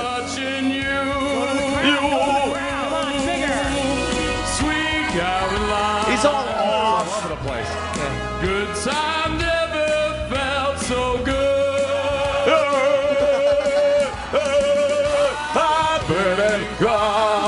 Work the crowd. Where's your Sweet Caroline, Ant? I don't see yours. I fucking rule. I rule. Manchurian candidate. Look at the night. Look at the night. It don't seem so lonely. I bet you're lonely, you piece of shit. Radio belt, Goodyear. All right, enough of this, Jordan. And when I hurt and runs off my shoulder. One freaking song. Jordan, you got another song that you can do right now? Yeah, go ahead. A little jealousy to me. Right now? Am I right or wrong, Jordan? Yeah. What? Yeah, Jimmy, this guy's so freaking jealous. He's so afraid that I'm gonna beat him in karaoke all the time. Yep. Wow, that's a pretty good line right there, Ant. Is there a contest? That was a solid line. What are you? Oh, you're calling me out? You're just so jealous, you retarded ferret. Oh, shit. Retarded ferret. I do like Jordan's one-liners. I got to be honest with you. It's They're like terrific. that Look out. It's like duets. You know what I want for Christmas? I want Kim Kardashian to switch to white meat. Oh, shit. Just when I want to hate him, he comes across with something fucking You gotta funny. respect You said he that. wasn't that. funny. You All kind right, of look all like right. an We are an asshole, honest man. show, Ant, and that was a good line. I You know. know that. I'm giving you that Okay, one. all right. Look, even though I hate you, I can identify funny, and that's pretty good. Yes. I'll give you that. I'll give you that Thank one. you. Funny knows funny. You just turned so fucking fast. That was like the best turn in radio. Because you it's know what? fucking, it's funny is funny. Yeah. That's what am I Fair going is to do? fair, Jordan. Funny's funny. You're on a roll. You got any other ones? I don't want to pressure you, but One for Christmas is a Coke stained Lindsay Lohan vagina. Oh, shit. He fucking, you want to hate him, but then he comes across with fucking lines. Maybe with the God blow damn on her it. vagina. God damn it, I hate that. Mm-hmm. That's where you shine. Look, your karaoke, all right, you leave a lot to be considered there, but I think that's still your jealousy talking. I don't want to give you everything on that Thanksgiving, so I just want to give a little taste because there's more coming, buddy. But you're funny is what it is. You're like, your comedy is really good. Your singing, little to be desired, but your comedy's pretty good. I like it. It's funny. Simon Cowell. What's that? Shit. See? Simon See? senses something. Chip's funny too, right? that was like exactly. That Get was it? That was effortless. That one was effortless, man. Oh boy. I didn't hear you. Well, All I right. made it. You know, I almost made it to the X Factor. Yeah. You did? Yeah, I went into New Jersey and I made it down to 26,000 people. Well, I made it out of 26,000 people down to 300. Damn, that's You did that's for pretty what? close. For doing what? Singing? Yeah, for singing. Yeah. Wow. That's pretty fucking close. 300, huh? 300. How did you? You only had how to beat. You only had to beat 300 more in one state. That's Top How 300 did in you Jersey. know? that's pretty close to being on the show. I'm thinking. How did you know that you made it down to 300? Compulsive fucking liar. Compulsive liar. Oh, Yeah. okay. How Sounds did like you a know? little jealousy there. 'cause How did you know? He's following his dream. Go ahead, They Jordan. don't tell people like, "Wow, you made it to 300." They don't tell you that. They told you, right? I figured it out. Because Right. there was Oh, you 26,000 figured people it there. out. And I Would you made it count? Right down to the. Do a head count? No, they. Do you know your singing is fucking awful? He's just Do you troubled. even understand, Jordan, that your singing is fucking awful? You're not good. Singing is not horrible. No, it's you're not. not even near good. You're so fucking bad at singing that it's a joke. People laugh at your singing. Yeah, right. Do you get it? I'm ignoring you right now. I'm just thinking about. I'm traumatized by that fucking Bobo dick pic. Oh my god. Yeah. Change the subject. Fucking. Oh, I thought there was a line coming. All right, we'll wait for it though. Yeah. You're Well, not I got good. another. Well, all I want for Hanukkah is for Joan Rivers' face supports to turn into menorah. See? Hanukkah This guy's is got coming. chops. And it's topical. Well, yeah. How are you gonna spend Hanukkah? Spending Hanukkah. Well, I have no idea yet. I'm just thinking about tomorrow. That's all. I'm just thinking about today. I live for today. I don't think about fucking. Attaboy. Oh, that's good. That's You're good. thinking about tomorrow. Live for today. Yeah, I don't want to go. I don't want to go back into being a fucking alcoholic. Ant. I've been sober a year. Oh, that's good. Yeah. Yep. You should fucking celebrate with a drink. Get I'm it? going to be celebrating with a picture of your mom, Anthony. Wow. Damn. Damn. Too bad your mom wasn't sober when she was pregnant with you. Yeah. Wow. That hurt. That hurt. So you're finally going for women then, I guess, huh? Get it? Homosexual. Oh, there's nothing wrong with homosexuals. Oh, man. of course there isn't. Except, when your man mouth is wrapped around a cock, then there might be a little something wrong with it. But not if you're fucking Mr. Maloonigans and Bobo. Again, see? Damn it. You want to Damn it, hate that's him, too good. but he fucking nails it. Oh, he should write for this show. Wow. Too bad we don't have a budget for that. So, Opie, what do you think about the Jets on Sunday? Oh, good. This is great. Yeah. I'm going to eat my sandwich now. That's a fair question. Is it? Yeah. What happened? He should be on the show. He wants to do a sports break. I think the Jets will win. They're playing at home, Kansas City. Do a sports break. I think so, too. As long as Sanchez doesn't throw the fucking ball into the stands. That's good. That's good. Sports and humor. Can't go wrong with that. He's got it all. You work tits into that, man. We're talking about a perfect human being right here. He's got it all. He's got it all. If Mark Sanchez doesn't fucking shape up soon, he's going to be on America's Next Top Mexican Landscaper on the Home and Garden Channel. I'll be honest. that one longer. Holy shit. I'll be honest. A little longer. wordy, but you skated on that one. That was good. Yeah. They're not all gonna be perfect. They're a little wordy, No. but it's still you still got the laugh though. It's not a real show. That's good. Oh, it's not a real show. That's true. Well, I just got to say that I couldn't stand Dane Cook the other day. That guy is so fucking. That guy is more washed up than Natalie Holloway.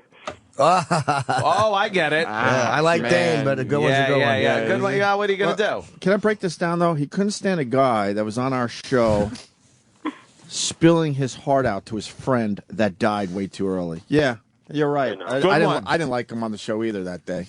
Nailed him. The fuck. I think Jordan speaking in general. Mm-hmm. Am I right or wrong, Jordy?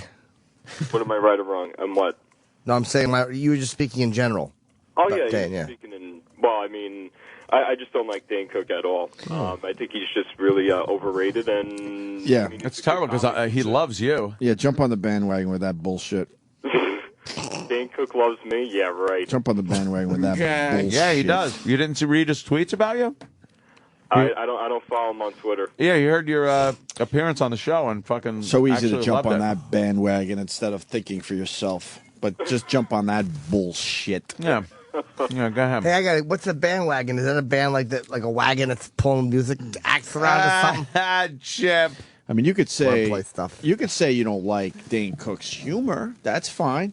But to say that he's not funny is completely ridiculous at this point. Well, I don't know. I'm just giving my opinion. You don't have to like it or hate it. Ooh, all You're right. just kind of jumping on a bandwagon. Point Jordan. You don't have a thought in your brain about it. Can't all be as funny as Jordan. Jordan's his own man. Yep. Oh man. But I'll give you this much there, Jordan. Everyone is retweeting your great one-liners. Yeah.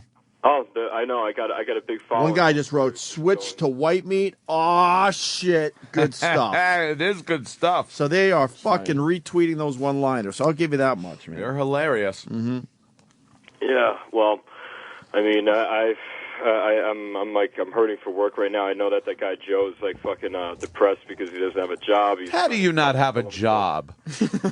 Well, Why don't you sing, dude? Aren't you in a band? You should be in a band. No band. Nobody's given me an offer yet. What's your forte? Well, stop with the What's creepy your stare, trade? and maybe you'll get one. What do you do for a living? What was the last job you had? Well, the last thing I did was working in the IT field. Oh, I yeah? was a computer guy, but I just got tired of it. You know, I just can't deal with frustration. Man. I'm doing something that I love, like being on your radio show, because you guys fucking rock. Yeah, but we don't have money for you. Oh, you don't have money? Well, maybe. What do you think? You just go from a job into radio or something? Well, maybe you should fire intern Matt. That guy's useless. Oh, shit! He's right. Wow. Now we're in a quandary. Actually, now we're in a really the first bad thing I ever quandary. heard that was absolutely correct. But I'm a big intern Matt guy. We're in a quandary, though. But we don't pay Matt. That's why the title intern. Yeah, of course. Yes. Matt's an idiot. Well, I know you guys can find money through me somehow. Blithering idiot. All right, can we go, Jordan, and do our radio show? Is that all right with you and Bobo? Is that all right with you guys? Well, are you guys? Well, I hope I get let in on Saturday because I got plenty of friends coming. Cool. Do they spend look money? Yes, they're going to spend money. You don't have friends? Oh, I have friends. You should see my fucking Facebook following. Oh, wow. Yeah, you should see mine. They're all friends. They come to my house. Yeah. Sweet Caroline. You stink. Nobody wants to come to your fucking Shut up. They're afraid Caroline. The good time never been so gone. horrible. Want to take this to break? A little Sweet Caroline for fantastic. Jordan? Jordan, have a good weekend. Yeah, rub Ant's face, and this guy's taking his song and know. making it better. He's giving it his own twist. Get that shirt, Bonnie Miller. Chip chimed in. Shut up, Jordan. You don't even know when to shut up when you hear your own voice. Where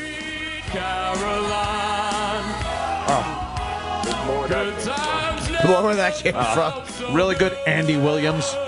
This is horrible.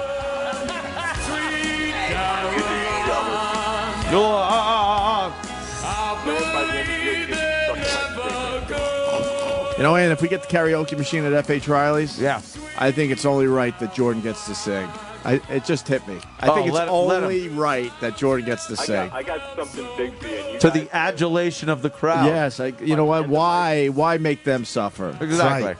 Jordan absolutely should sing. Come on, what are you talking about? Oh, yeah. Hopefully a Christmas number. Shut the fuck. Listen to this What happens to these idiot. people? What happens to them, Jimmy? I don't know. They're retarded.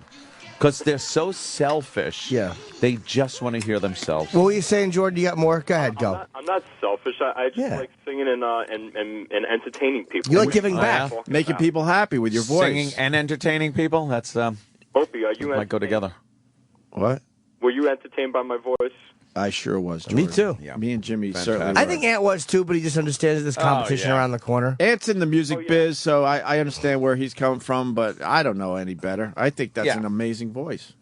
Thank you very much. Yeah. And Jimmy thinks the same. Oh, I love Jimmy, man. Yeah. He's one of the best comics out right now. Thank you. Why not the And best? my condolences on the loss of Patrice. I know what it's like to lose a close friend. I've lost too many in the past. Thank you. Yeah, exactly. They just walk away from you, though. They don't die. They just leave after 2 words out of your fucking crawl. Yeah, sure. They changed their phone numbers and email accounts. Exactly. Ugh. Oh, God. Yeah, were they moving to Timbuktu or something? Why don't we get Bobo back in the line? I need somebody to fucking destroy because they're already taking you out, Anthony. Ooh. Oh. Well, you know. Why'd you have to make it obvious again? Yeah. We all knew. You could have just let it go. Why don't you just drink 2 V4s? So give a shout out got to a my V8. peeps on Twitter. My peeps on Twitter are definitely just killing it right now. They love me. I'm getting all. I love it that people hate me. It's What's your Twitter name? Let's give it a plug-a-roo. okay. Can I get a couple plugs in? Yeah, a whole Jordan, show will plug it, sure. I know you're smart enough to know when these people attack you on Twitter, they don't mean it. Yeah. You know that. I know they don't Of course mean it, not. but some Okay, people good. they're hating because they're jealous because they can't sing like me. There you go. See, fucking Jordan That must knows be this shit. Yeah. Which Well, first I want to give a plug out. Look at the night, and it don't seem so lonely. We give it up, but only do. And when I heard, shut up. Why is Bobo's Twitter name like 80 out of the 140 characters? What's wrong with this kid? So fucking retard. Why is his name that long? Because why does he run around the yard and take 3 seconds? He's an absolute dummy. Doesn't the guy live in a fucking apartment building? Yeah, go ahead. Yeah. Yeah, Well, go. He lives in an apartment. Go. Don't forget. Riff on that. And don't be jealous. Yeah. Fucking dolt. Don't be He's jealous. singing Sweat Caroline. She's hot as something. Oh, stop. What's your Twitter account? Because we got shit to do. Okay, now my Twitter account is the Jordan K, and you can also check out dynamiclimo.com if you need a limos or transportation to F.H. Riley's. You got to spell out K-A-Y. K-A-Y, yep. The Jordan K-A-Y. The Jordan K. K-A-Y. And you run a limo company or something? No, my buddy runs a limo company. All right, you know that. Dynamiclimo.com. All right, you owe us $250. You do know that, right? Yeah. No, I'm serious. You can't do that. It's very illegal. It's illegal. Yes. Am I going to get raped in the ass by somebody named Jerry Sandusky or something? I'm starting a Twitter account. It's going to be Chippity Doodah Chippity Day. That's at Twitter. Oh, you're cracking him up. Yeah, no, but I could do that, but everyone will retweet me. You're not going to start that because now someone's going to grab that. Chippity Doodah Chippity Day at. I logged into Facebook to find Jordan's Facebook, and Bobo is messaging me. Oh, good. What's he saying? Sorry, I woke up and called in at the wrong time. When I called in, I just woke up, did turn on my radio yet. Hope the boys understand. And yes, Anthony can still visit my house on Christmas Day. He thinks I'm going to go over on Christmas. But why wouldn't you? But Bobo, I get these guys confused. He was on hold during the whole suicide thing, so he was he was listening to the suicide guy. He had to be. Yeah, and you notice when you're how, on hold, you hear the show. Right. How at the end of that big apology, he turns it around and makes it about himself. And says that you could still go to his house on Christmas. Again, he makes it about himself. Because he's self like all mentally ill people. Yes. These self-obsessed zilches who think that there's nothing. They think the world should. They think there's 4 mirrors should be around them. At all times. Oh, yeah, fucking assholes. Any mirrors around me? I'm trying to lose some weight, man. I'm not that fucking good looking. Come on. So good looking. I broke a mug. I couldn't. I messed up. God, well, I look better than the average guy. Yeah, you sure do, Jordan. Yeah. All right, buddy. You're perfect. Good-looking guy. There's nothing wrong with you, obviously. Oh, no, You got everything going. I know I have flaws. Everybody has flaws. I'm not really. fucking conceited. I'm a very good guy. You just haven't gotten to know No, me. you're not. No, what's the problem? 2 out of the 3 of us like you.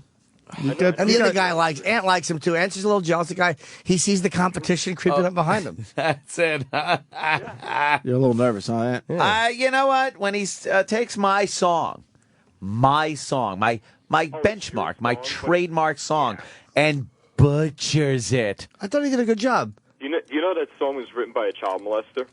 Huh? Yeah, no, you didn't get that. Oh God, there's a lot of really controversy on that song because. Give us a little background on it. Why don't you? What he's going to say is like the what's his name there, Neil Diamond was singing about Carolyn Kennedy, right? It's kind of a little creepy. Or Caroline Kennedy. Is it Carolyn or Caroline? Caroline. How about we just make Brian. it one? Yes. Why do we have to have 2 versions of that stupid name? Then we're all confused every time we see the person. How about give us 1 bar of the chorus? Come on, Anthony. I'm asking you, Jordan. How about just 1 bar of the you chorus? Dumb fuck! I've been singing it the whole morning like an One bar, idiot. yeah, I'm not singing "Sweet Caroline" anymore. That's Anthony's song. No, just the chorus. You gotta make it yours. That's the point. Yeah, go ahead. Sweet Caroline, good times never felt so good. Like a bird flew in. Damn it, that's good, man. Early in the morning too. The fucking pipes aren't warmed up yet. Word is bond. Holy fuck, is that good?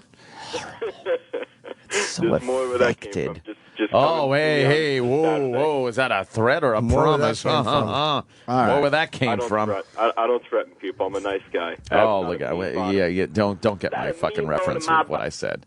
Whatever. Just keep talking. Yeah, that's good. That's Go ahead, good. Jordan. What were you saying, buddy? Fucking psychopath. Why don't you fucking suck on my froggy legs, okay? He does impressions too, dude. Yeah. You're in trouble. I know. He fucking sings. He's got the That's one-liners, and now he's doing impressions. You're fucked. I know. He's got the full package. You're fucked. Full Monty. He's Anthony circa 1995. You're fucked. That's it. Damn it, you're fucked. That means you could just step into a fucking radio gig.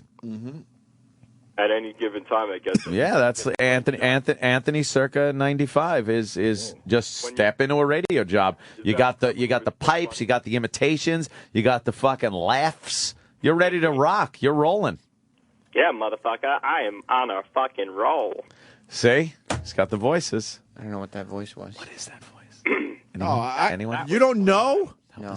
Jordan, tell him who you just fucking did. I know. Jimmy knows. Anthony. You don't know Cleveland from the Cleveland Show? Oh, That was fucking spot on, right. brother. God Spot the damn. fuck on. See, I thought it was. Fucking nasty. Someone Kurt Love thought it was Fez. Let the record state. I ain't fucking around anymore. that was Ant's Kurt- laughing at No, Fez. it was Kurt Love. That was Kurt Love. Go watch I got to it. give out the shout out to Kurt Love. He's one of my biggest fans. So is Rex Ransom. No, he's not. He is. Kurt Love hates No, you. he doesn't. Like everyone else hates you. No, he doesn't. They make fun of you. Nope. Because you're a dickbag. That doesn't make any sense. You think Kurt Love just pretends to like him because of the goof? It doesn't make sense. It's the goof factor. Jordan, don't let these guys fucking knock you down, brother. Nobody's ever going to knock me down. And Right by the way, on. Sam, have you removed your dick from John Cena's mouth yet? Oh, shit! No. Holy No, you shit. didn't. Honestly, I don't even know how to come back. Shit. I can't even look at Sam. Sometimes you gotta. I got to turn his mic off. Sam, you're done. I'm down. Holy shit! I can't even look at him. Jew down. Jordan, I think that's your out right there. You're not going to beat that one. That was amazing. Well, I think I'm going to end on a good note because I know you guys want to hang up on me. I think it's a little late. No, we would have hung up on you if we wanted to hang up on you. You know that. So we're going to let you go nice today. Jordan gets to leave the show nice. So why don't you say goodbye and just hang up your phone there. Do it all nice for everybody. You guys can just lead me out, I guess. All right. Lead me out to pasture. All right, Jordan. Maybe I'll go jump off the bridge like Joe. All right, Jordan. Bye, Bye. boys. Oh, look at more imitations. There you go. He leaves the show nice. Oh, God. Kind of looks like Bobo, too, doesn't he? Yeah. He looks like a steroid version of fucking Bobo. He does have a Bobo look to him. If Bobo was on steroids, he would kind of look like Jordan, I think. Yeah. Yeah. It's like twins. Ugh. God damn, he's an idiot. That could be the weirdest hour and a half. It started off with the nice boobies and naked blonde. I don't know what happened after looking that. like a young Pam Anderson. Yeah. Oh, God. Big fat knees. Oh, no, that girl was fucking great. She was. She What a didn't great fucking, she picture, didn't have man. ringworm on her knee. Ringworm on her knee. She did. She had a big ringworm on her dumb knee. She was very picky with knees. I don't care if she had water balloons on her knees. Fucking, He wants to the ruin rest of her everyone's made up. party, man. No, I don't need a perfect girl. I just No? prefer that they don't have a parasite or a virus on their knees. She had a ringworm on her I knee. don't think there was ringworm there. There's a big red ring. Oh, no. She fell into a burning ring of worms. I'll give her a vagina worm. Yeah, with my worm. That's tasteless. Oh, I know. Hey, Joe Rogan's trying to find a place to eat steak in Toronto. I always heard that Canada is not the place to eat steak, right? I don't know. They all got that mad cow disease up there. He's That's like, what I where's the hear. best place to get a fat steak in Toronto tonight? Joe Rogan on Twitter. He's talking about a girl? No, man. Oh. He's a good guy. He's doing the right thing, but he wants a fucking steak. I always remember from my Buffalo days, you just didn't eat steak in Canada. In Toronto, the one place. Maybe they fly it in at this point, because I'm talking years ago. Ted's Canadian Steak Emporium is supposed to be a very good place. I bet. Try a Canuck burger, Gregory. It's delicious. We have steak, eh? That's the question we might have to answer next. Can you get a good steak in Canada? I would assume. Toronto and Montreal, I would assume they fly that shit in now, right? Canada's supposed to be, like, good, isn't it? I remember like, they steaks. always used to tell us, don't get red meat in Canada. The Keg Mansion, downtown Toronto. That's what I'm hearing here. No. But we need guys that have had, or ladies, that have had steak in Toronto and let's say, a nice place in America. Is it comparable? I really want to know this. I would think Canada's probably got good steak. Yeah. I don't think they used to not. I would think. In regular places. Why? Places I was able to afford back in the day, you didn't get red meat. No? Why is that? I don't know, man. Because I think I would assume that's what they eat. But if they have like country pride, maybe they're not taking meat from other places. I don't know. Do they have cows up there? I think they do. Caribou and buffalo. I've had buffalo. You know what happens when you're eating buffalo steak? You're wishing it was a regular steak every time. You're It's like, this would be good if it was beef. Right. This buffalo would taste great if only it was beef. Oh, you got to eat venison. I got a cookbook on how to eat venison. Oh, it's delicious. You just go out there in the country, you shoot your own thing, and that little kid wants to shoot a bear. Shut up. I lived in Western. You're not into the venison. Oh, fuck you, deer. That bitter garbage. I know. You gotta soak it in buttermilk to get the gamey flavor out of it, and then you really. How about you just stop making excuses for shooting deer? You don't like venison. You don't want to feel like a total cunt for shooting an animal that has nothing but antlers and a little fluffy tail. I just punch him. Box him. I knew a guy who made his own homemade beef jerky out of venison. Ah, venison jerky. What a fun guy he must have been around the holidays. Jerky. And he would also, because he really enjoyed his venison, we would go to the Bills games, or the Bills game, I guess, and do a little tailgating. And he would have a big, huge pot of venison chili for everyone. How was isn't it? that great? Ugh, It sounds it's horrible. putrid. I hated it. I'd rather eat a bag of shoes. But he was excited because it was homemade with Yeah. his venison. It's fantastic. That he killed himself. Of course Moose he did. steak in Canada? Huh? Really? Moose steak Moose. in Canada. Moose. Is that true? You ever have ostrich? No. My sister was working at a restaurant on Jericho Turnpike, and unfortunately, I think some Jewish lightning took out the place. That's what I'm saying. Jewish lightning. That's what I'm saying. A very suspicious fire took out this joint. Yeah. I don't know for sure, obviously. But they used to serve ostrich. Well, they're customers too. Yeah. Oh, Jesus.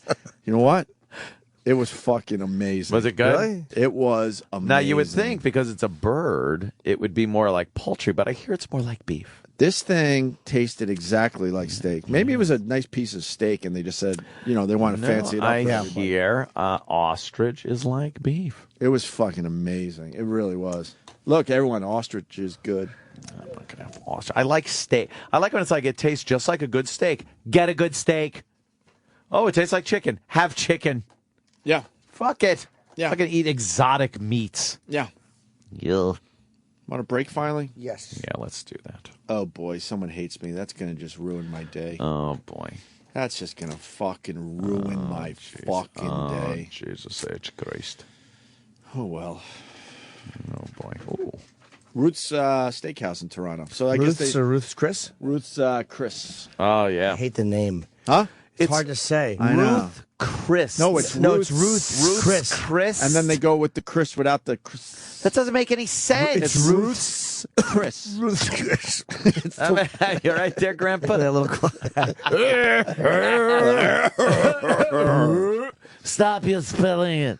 Ruth's Chris. RUTH''S CHRIS. Yeah, it's a bizarre name. What about Ruth's Steakhouse? Yeah, how about Ruth's Chris or Chris's? Ruth's You have to personalize Ruth's Chris. You got to go with that S before you start the Chris in that name. Just go to Ruth's Peter Luger's. Chris. I never went there. I want to go to Peter Luger's. We should do a Peter Luger's run. I would love to. And I hear they do credit cards now. Oh, they do. You got to go old school. You got to go to Brooklyn. When we went, me I and would Ann do went that. once with some Wall Street guys, and Is it really that good? And the homies are out there with their guns, and they'll watch your car for you. It's fantastic. You got to pay them. You got to pay them nice. Yeah, see, don't they have a valet at Peter Maybe Luger's? now this goes back where you had to pay the locals, and basically They parked in front. basically they were holding you up because if you didn't pay the locals, then they were breaking into your car. Yeah. Really? Oh, yeah. The unruly youths would watch your car. Doesn't Peter Luger's have people out there to do it? I don't know. It's been a while. Is it a Probably. bad neighborhood it's in? Used to be. Well, it used to not be the best of neighborhoods. Okay. Yeah. I would just take a car service. I don't know then. anymore, so I don't want to fuck up their joint. Do the locals fuck with Peter Luger's or no? I don't think so. No? I wouldn't fuck with I them. wouldn't. Yeah, that's probably. That would be kind of dumb. I hear the food's amazing there. Heard though. some It's things so goddamn good. really good. Yeah. Good. Yeah. The people have said it's the best steak ever. I don't know if it is, but I want to try it once. It's really good. And it's not even just the steak, like the appetizer meat they bring over. It's just fucking meat. I want to bring Bunch of meat. Maybe I'll bring a broad there. Go, hey, honey, what you want? Have a Some steak. hole there. My treat. Luger's Yeah. not the broad place. No? Why? Not really. I'll bring a buddy. Some It's more like a man's bunch of joint. guys that get together and have some steak. I'll bring a young lady. Go ahead, my There's better dear. places to bring a young lady, I do believe. Unless that shit has changed, too. I'd like to meet her. Let me see. Sam's opening Peter Luger's website, which was done in apparently 1982. That is Our story. Oh, okay. It's actually. there's one in Great Neck? I don't Yeah. want. I Probably want not as good as the Brooklyn. original but I Brooklyn might Can I go tell there. you something? Joey I'd go there. Paisano took me to the one in Great Neck, which is near your Good. neck of the woods. It was Yeah. really Good. fucking good. Well, go there. Fuck that. Seriously, it was really good. Might go there tonight. You Brooklyn. should. You How should. far in? How far over the whatever? I used to take some Into trains. Brooklyn? Yeah. Not too far. Going to Brooklyn? Maybe. Nice work, Lou. Nice work, Luger. Not too far. That's pretty funny. Why am I laughing? That's so stark. We should take a break. It's almost 2 hours, and I got to. My God, look at the time. Can we go home? No, Yeah, we Opie. should. No, we have We should. Thanks, everyone. Have a great weekend. Mike Bakur. What? Mike Bakur. Mike Bakur's checking in. And we have a phoner with Donald Trump. Wow, really? 8:30. Donald Trump. People say, bye, Aunt, like I'm really leaving. We're not leaving. I have some questions. We'll for try to Trump. get to 9:30 today. Trump is calling about his book, and I have some questions. Look, he may or may not run, but I have some policy questions for him. He's not. Oh, really? Donald Trump Some will not policy questions. I do. Now, I would assume he's quite the Republican. Wait a minute. Donald Trump's calling our show today? 8:30. Yeah. I thought he hated us. I did too. Maybe he's over it. His son might have said, "Look, they're okay. I was in this." I really son. His son is. He's an He's a all cool right guy. guy, man. Yeah. I like the Trump Jr. I like Donald Trump Jr. Junior Trump. I think he's a junior, right? Yeah, he's Donald Trump Jr. Maybe that's what it was. All right. Well, Let's go tinkle and make love. All right. Just tinkle. I'm taking these off. so I'm I just don't debating blast it. myself. Might be too early Taking for it all over. that activity. Sirius XM. The Opie and Anthony Show.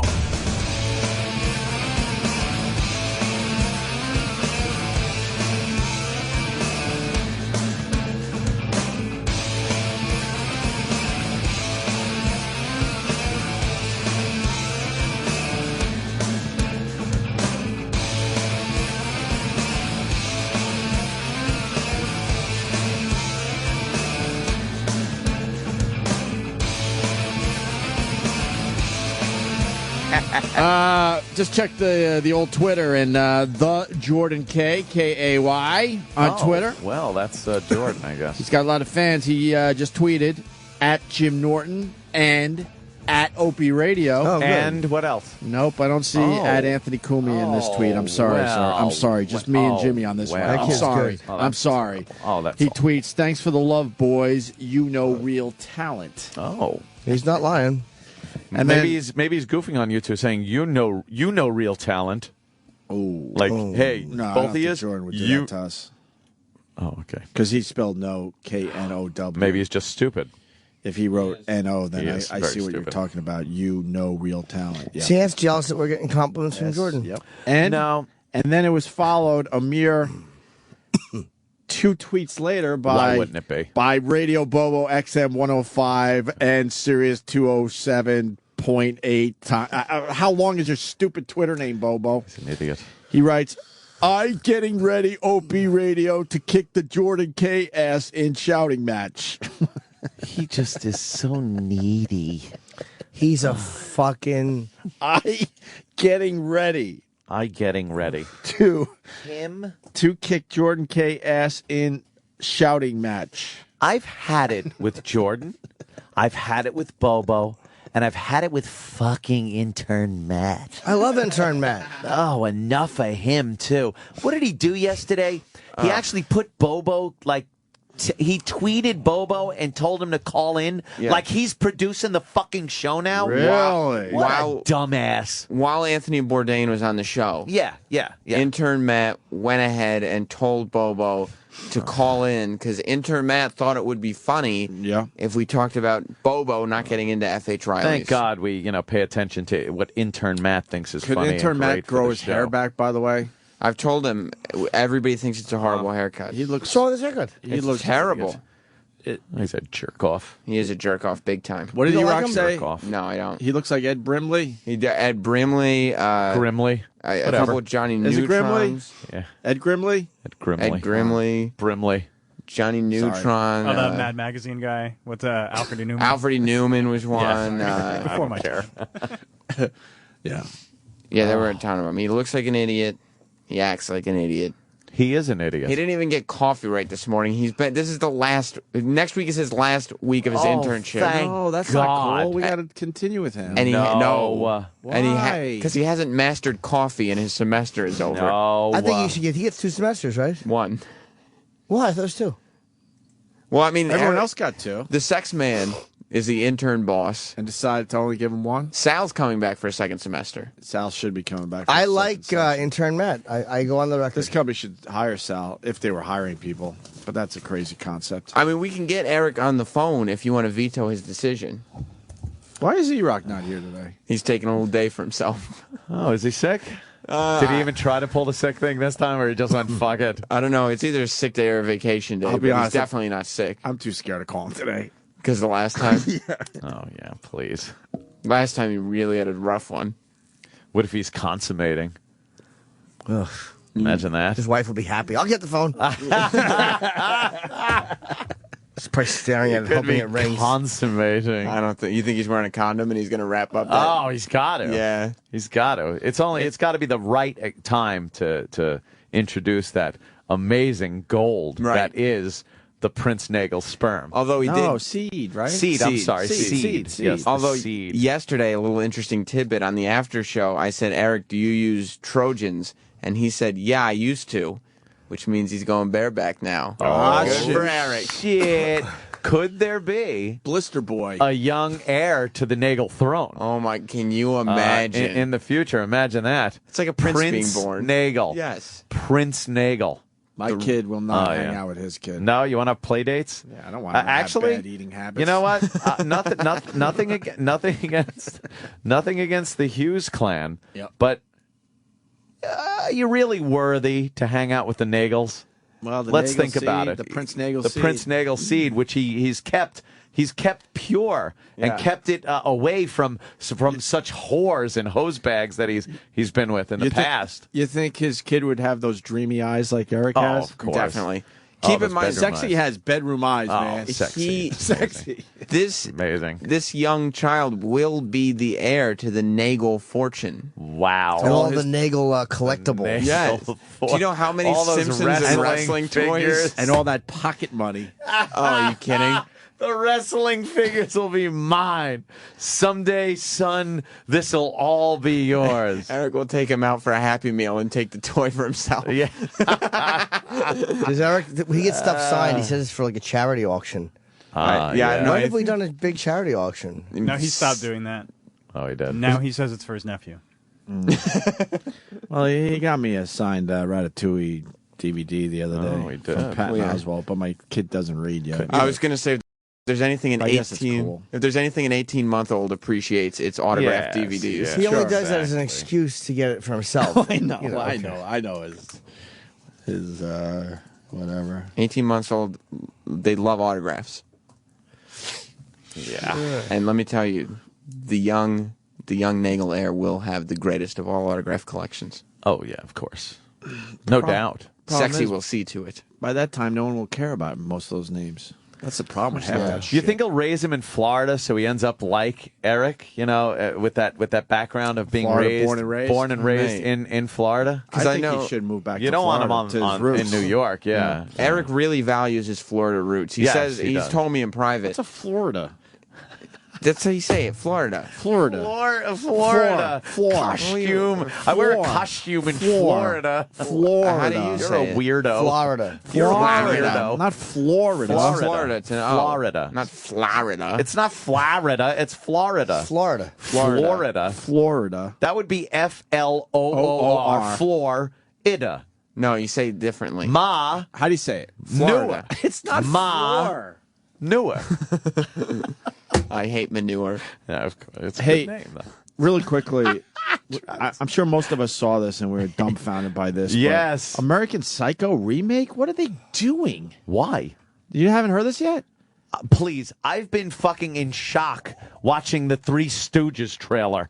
I can't look at anything else at this point, but yes. I saw everyone tweeting the Three Stooges trailer. I haven't seen it yet because I thought it was I thought it was a dumb joke. I thought it was a joke too. It's they're Even really after bringing back watching the Three trailer, Stooges. I thought it was a joke. Yes. Why? As a movie or it's a going to show? be politically correct. Not even. You know what it is? It's easy to watch those guys in black and white, and you know it's them doing the slapstick thing, and it's funny because of when it was made, and it's those guys in Why black do they and have white. to do this? It doesn't work now. Is Jim Carrey doing it? I heard Sean Penn they'd wanted as Larry Fine. No, they got. But it's going to be politically correct. Is there a They're guy gonna fuck it Smitty up. playing? Let me see. They got the guy from Mad TV. Mad TV there. What's But his why name? can't they just come up with new ideas? Yeah, Will Sasso. Will Sasso is Curly. So this is real when everyone was tweeting it. Oh yeah, I thought it was some dumb Funny or Die thing. Or it is something. so fucking awful. All right, My manager had asked me if I had wanted to audition for this a year ago or whatever, boy. and I said no. As what? Under no circumstances. Curly? I don't know if like curly. You don't. You I can't know do that. curly. You're not big enough. You got to be You big would and have been a good fat. curly. Yeah. I do very good That's good. curly. That is good though. That is good. Hey, Mo. People have noticed that E-Rock is now nesting. Yeah, gotta Carolina hate that. man goes, "Hey, Opie, did buy a house. I think his wife is nesting, getting ready. Oh. Take on some Nagel seed." I hope there's more Nagels. All right, let's Oh, hit the Mike's Three up. Stooges. But bring Mikey in. I didn't know. Oh, yeah. Get him in here. What the fuck are we doing? There's an important guy And right we got there. Donald Trump calling Important soon. guy. Here he is. And we got Otto on the line. There's Look just at too this much going fucking on guy. here. What's up, Mike Jesus Baker? Christ. Look at him. He's not even in a suit today. You are like Indiana Jones today. I got a bullwhip. You got like he's got that. That's a worn sweet leather, man. That is fucking. I like that leather. Where you get that from? Oh, what's the matter? Not attractive enough today? What's up with the leather? Where you get that? I'm not working today. Where did we get That that? is My wife good. got this for me. I like a nice leather jacket that every is once in a while. nice. That's a good one. That's a brown leather. That is like an Indiana You Jones. can't That find is. good leather jackets. It's tough to find one that doesn't look like a sort of a black leather Albanian jacket. Yeah, plastic or yeah. something. Yeah, that's fucking worn in. But nice. you got to be a guy that can wear it. He can You wear can't it. fucking of course, but He can wear it. So other Yeah, people wear this well. doesn't look like they're adventuring. You look like After I do this, I'm going to go discover a mummy. go adventure. Yeah. You look like you'd be dropped in for a covert operation We're going to go somewhere. get that drone back. Is what we're Yes, going to do. Yeah. that goddamn drone. Yeah. What's up? With I want to talk to you about that. As a matter of fact, Otto's on the line too. Otto's got. Otto. It says a question for Anthony. Oh. Otto, what's up? Hi, boy? Otto. Hi, fellas. how you doing, there, pal? Otto. Good. Quick question. I'm going out to Arizona to do like this private, like corporate gig. Yeah. And they got like a whole weekend of activities, so they invited us to a gun range. Oh, So I got nice. my whole Death Wish fantasy going here. I'm going to shoot guns with Ames Jancho from Death Wish, Stuart Margolin. Oh shit! Yeah. And I want to know like some fun pistols to fire at the fucking targets there. Well, let me tell you something. If you're just going to go out to shoot, you want something big. You don't want to putz around with some little shit. Go right for the big stuff. You're looking at first a Desert Eagle. You got to try a 50 cal Desert Eagle, right? What do you think? Yeah, well, if they got it, I'd say do it. But an Eagle. If not, though, go with your 45s. You need a good military 1911 45 caliber pistol. What else would you think here? no, you nailed that one in one. Yeah. Nothing beats the 45. A Nothing, nice big 45 you is just good. stick it in the mud and pull it out, and it still works. Yeah. Fantastic gun there. And then maybe something, if you want to try one of those Smith & Wesson 500s, those giant fucking revolvers. If they don't have an Eagle, try one of those. Oh, nice. A 357 Magnum. Just like the fun, big, like Dirty Harry guns. Yeah. Shit like That's what I that. was thinking. Stay away from 22s or... With fixation. Yeah. Stay away from the small guns, because you could do that anywhere. Yeah, a little pussy Derringer. Who needs it? Yeah, fuck that shit. Oh, shoot big, loud guns. Yeah, well, Arizona's gun country, right? Out there, they goodness. Oh, yeah. Colors, right? Yeah, they'll probably line up Mexicans for you. As far as that Three Stooges, it's a bad idea. Have Rocket Will Travel. Even a feature film with the real guys sucked. Yes! They were good in shorts, and they're irreplaceable. They were freaks. They were 5 feet tall. It's not going to work. Jim Carrey should really rethink this. It's not him. It's pretty much made. It's going to be out in theaters soon. This is the trailer for the film. It's done. It's going to be awful. You're right, though. The features never worked with them. When they put them in color, it never worked. It was that black and white. You knew it was old. You knew it was slapstick, and it was just them. It doesn't work now. No, you can't sustain that for 90 minutes. It's it's all resolved in 22 minutes. It was a perfect length for the short. Yeah. And those guys are irreplaceable. It never even ended. Like Curly would just go, "Wah," and then it was whap, whap, whap, whap, whap, whap, whap, whap. It never. They didn't have an ending to those. It's really insulting when they try to replace these guys that are in. With the sound of a skillet being hit with a bullet. Yeah. Bad idea. Awful. Yes. Making shit. Bad idea. The bio picture was good with Michael Chiklis. That was good because it told about their suffering and their struggle and stuff. Yeah, the real, like a biography, but not trying to do it again is just stupid. Well, I should have auditioned. They wanted me to audition for. I do a really good Curly. Oh, go ahead. Yeah, I should. Let me hear it. Hey, Mo. Anthony, Trish told me you do a fantastic Larry Fine. Can I hear it? Yeah. Don't hem and haw. You're great. Hey, I'm warning you. Hey, Mo. Why don't we go fuck that young child in the shower? and I'll jump in and do Curly. Go ahead. Hey, Curly, what are you up to? Nya. What do you mean, nya? Ah, Mo. Hey, Mo, your haircut looks like a dickhead. I'm gonna go see it just to sit there and cringe. It's just Billy West's impression of Larry is all I'm doing, really. You're better than Billy West. Oh no, Billy West was the best. Hey, get off those towers! I'm warning you. Remember that Honeymooners movie they did? It's gonna be as fucking embarrassing as that. Yeah, horrible. How do you remake that type of genius? We have a trailer. Yeah, we got to check out the trailer for the movie. Some of the stuff you just don't redo, obviously, but Hollywood just ignores that always. Yeah. It's embarrassing. I love you guys. I'll clear the line now for you. Thanks. All right, Otto. Have Take fun it in easy, Arizona. Otto. Enjoy shooting guns. Yes. Thanks, buddies. Take pictures. The Pig Roast news show every Wednesday. All right, Yes. Pigroast.tv. Thanks, Otto. Take video. See you, buddy. Can't wait to see Otto shooting guns. That's gonna Yeah, I look know. hysterical. That psychopath. This is where the trailer starts? No. Oh, yeah. We'll Let's start all it, the way Sam. from So the beginning. here, Mike and I and Mike Noel Baker in can watch studio. Through these hallowed gates, It's gonna be funny. a stranger rose. See, there's 3 babies, and they're just thrown onto the stoop of a church. A miracle. There's the babies. Is that Larry David? I don't think so. This spring, What did that Go get? back. This is an eye. Go back. Was that Larry That David? might have been as a nun. It was a man as the nun. Was it? Just Oh boy. No, I don't know. No, it looks like Larry David. without That the looks glasses? Too young. It's too young. Yeah. All right. He's more wrinkled. And the fingers came up and poked the nun in the Sounds face. like Larry David. Is it Larry David? No, he wouldn't do that shit. No, Maybe he wouldn't. would. Well, that's why I don't got think he would. scared. I don't think he would do this shit. Okay. Yay. this spring, What did that get? This is an Someone eye. says Larry David is the nun. Hello? Hello? Holding it to his eye. get some Mo. Plus respect. Mind your P's and Q's. Don't forget to dot the I's. I've seen it, though. Headache. No, I don't. They're just doing all the slapstick. coming on. And Curly. All right.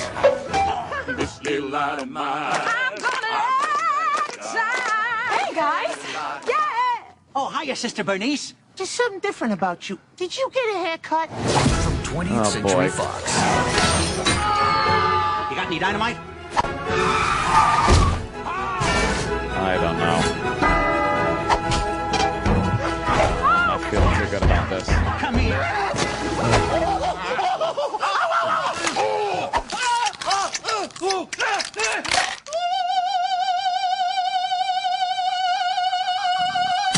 See his balls got Hiya, Snook. squeezed I got by your present.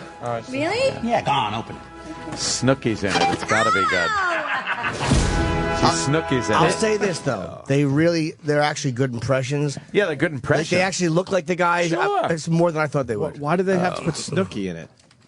Because she's topical. Makes me want to stab Jesus. a fork in my eye. It really does. That's just. Why would so you put sad. Snooki in it? It's topical. That's so Oh, you got to get the stupid. kids to go in So they're because they don't know what the going for Three the Stooges Jersey Shore are. market, so let's get Snooki Oh in there? yeah, let's get Hollywood Snooki in there. See, I would want to see a Three Stooges So glad they movie never call. that was about their lives.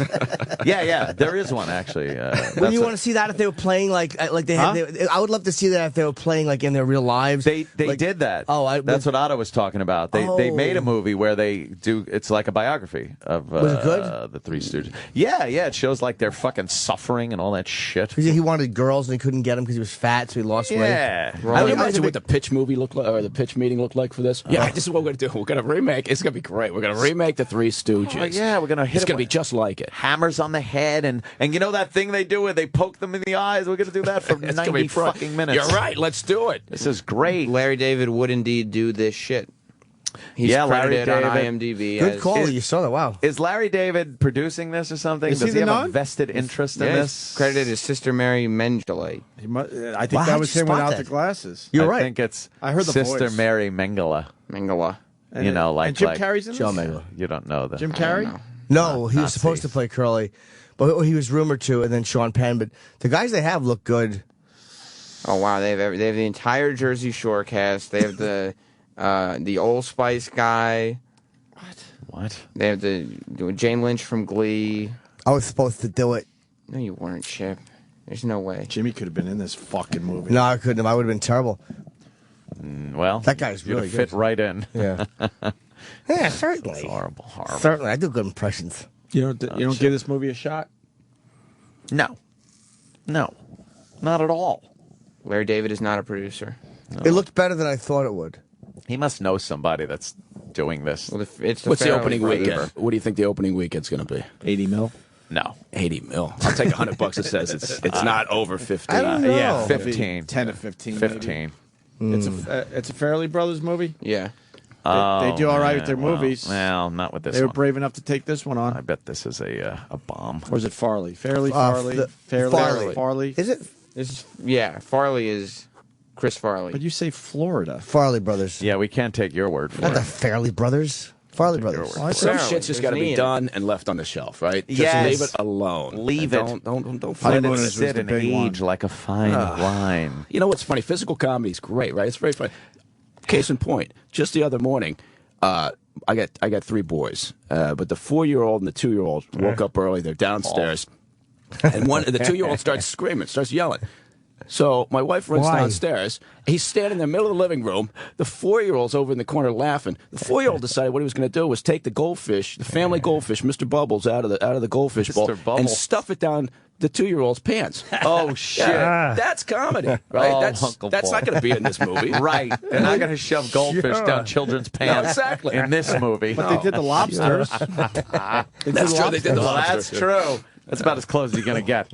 I want to talk to Mike about this, though. Mike Baker, of course. Mike was with what we call the agency. We call it the agency. That's all we call it. Yes. Yeah, it's just the agency. The outfit, CAA. the company. Yeah. The CAA? Yes, he's an agent. Creative. If you want to be pedantic, yes. Yes. Yeah. And I like delving into world issues, and especially, we did have a drone that went down in Iran, which isn't good, I think. And this is one of those real high-tech ones, one of the stealth drones, which looks like one of those F-117s almost. Kind of looks like a mini version of that, not one of those long, kind of football-y looking drone things. Right. What kind of consequences are we looking at? Well, A, it's not good. You're right. Yeah. It's pretty fucked up, I think, because Is that the official report? Yeah, that is. Enough of your technical jargon there. I talked to the director and I said, "How's it looking?" He said, "It's pretty fucked up." Pretty for your eyes only. You open it up. Exactly. It's pretty fucked up. Sir. Shit is crazy out there. It ain't good. But I think any middle school kid, right, who's in class and drawing a super evil weapon on his 3-ring binder is going to include a self-destruct mechanism in that, right? Right, you would think. Right. So a lot of people right now are kind of smacking their head against the wall thinking, well, okay, now we lost connection with it. It certainly looks that way, right? Yeah. There was a lot of talk initially saying, look, this thing's flying up at 50,000 feet. By the time it hits the sand, it's going to be in thousands and thousands of little pieces. Right. So they're not going to be able to really do much with it. And then they show it's fully intact. So it part of it is it looks like it lost the connection, lost the tether to the control systems. Yeah. And it's up there. It's aerodynamic. That's the whole point of it, right? Maintain lift and stay up there for a long period of time. So it appears as if, in fact, it may have glided to the ground And just pretty much, in essence, landed in somebody's backyard God, in Iran. great. And so there's a lot of concern here. Part of it is the design of it isn't necessarily unknown, right? I mean, there's a lot about sort of the way that it's shaped, the way it's looked, that people have already figured out. Yeah, that's been on shows before. You Right, watch the right. Science Channel and stuff, and you could see, the stealth, where they have this reflective surface that is, it kind of, it's very angular and very stealthy and made of carbon it's fiber. what it's carrying, though, is the problem. Right, I mean, Maybe the Iranians will give it back. Yeah, I think so. Have you seen the pictures have you seen some of the video of these guys looking around at it? Have you seen some of that? They're standing, the look Quds like- Force and some of the military standing around. It's like that. what was that? 2001: A Space Odyssey with the monkeys. monolith. Yeah. We have. Can we hold for 1 second? Donald Trump is on the phone. We have only for a few minutes. Yeah. And then we'll get back to the stealth. Yes, Mr. Trump. Good morning. You're talking about stealth. That's very interesting. Yes, we were talking about the stealth, the drone that went down in Iran. And you think they're going to give it back? Is that, or were you being sarcastic? I think Jim Norton was being facetious. Okay, I was curious. Yeah, because I don't think they'll give back anything.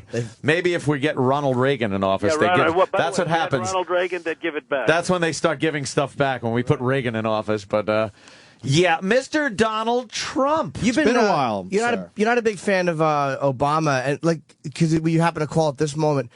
Middle East policy. Do you think that he's handled that well, or do you think that he has not done a good job there with the Middle East? Well, it's a disaster. I mean, if you look at Libya, I mean, look at what's going on with Iraq, and I will tell you this: as sure as you folks are sitting there, within a very short period after we leave Iraq, as soon as we leave, Iran is going to take over those incredible oil fields. You know, they have the second largest oil reserves in the world after Saudi Arabia. Yeah. Iran will go in. You know, we've totally wiped out their army. They have no army.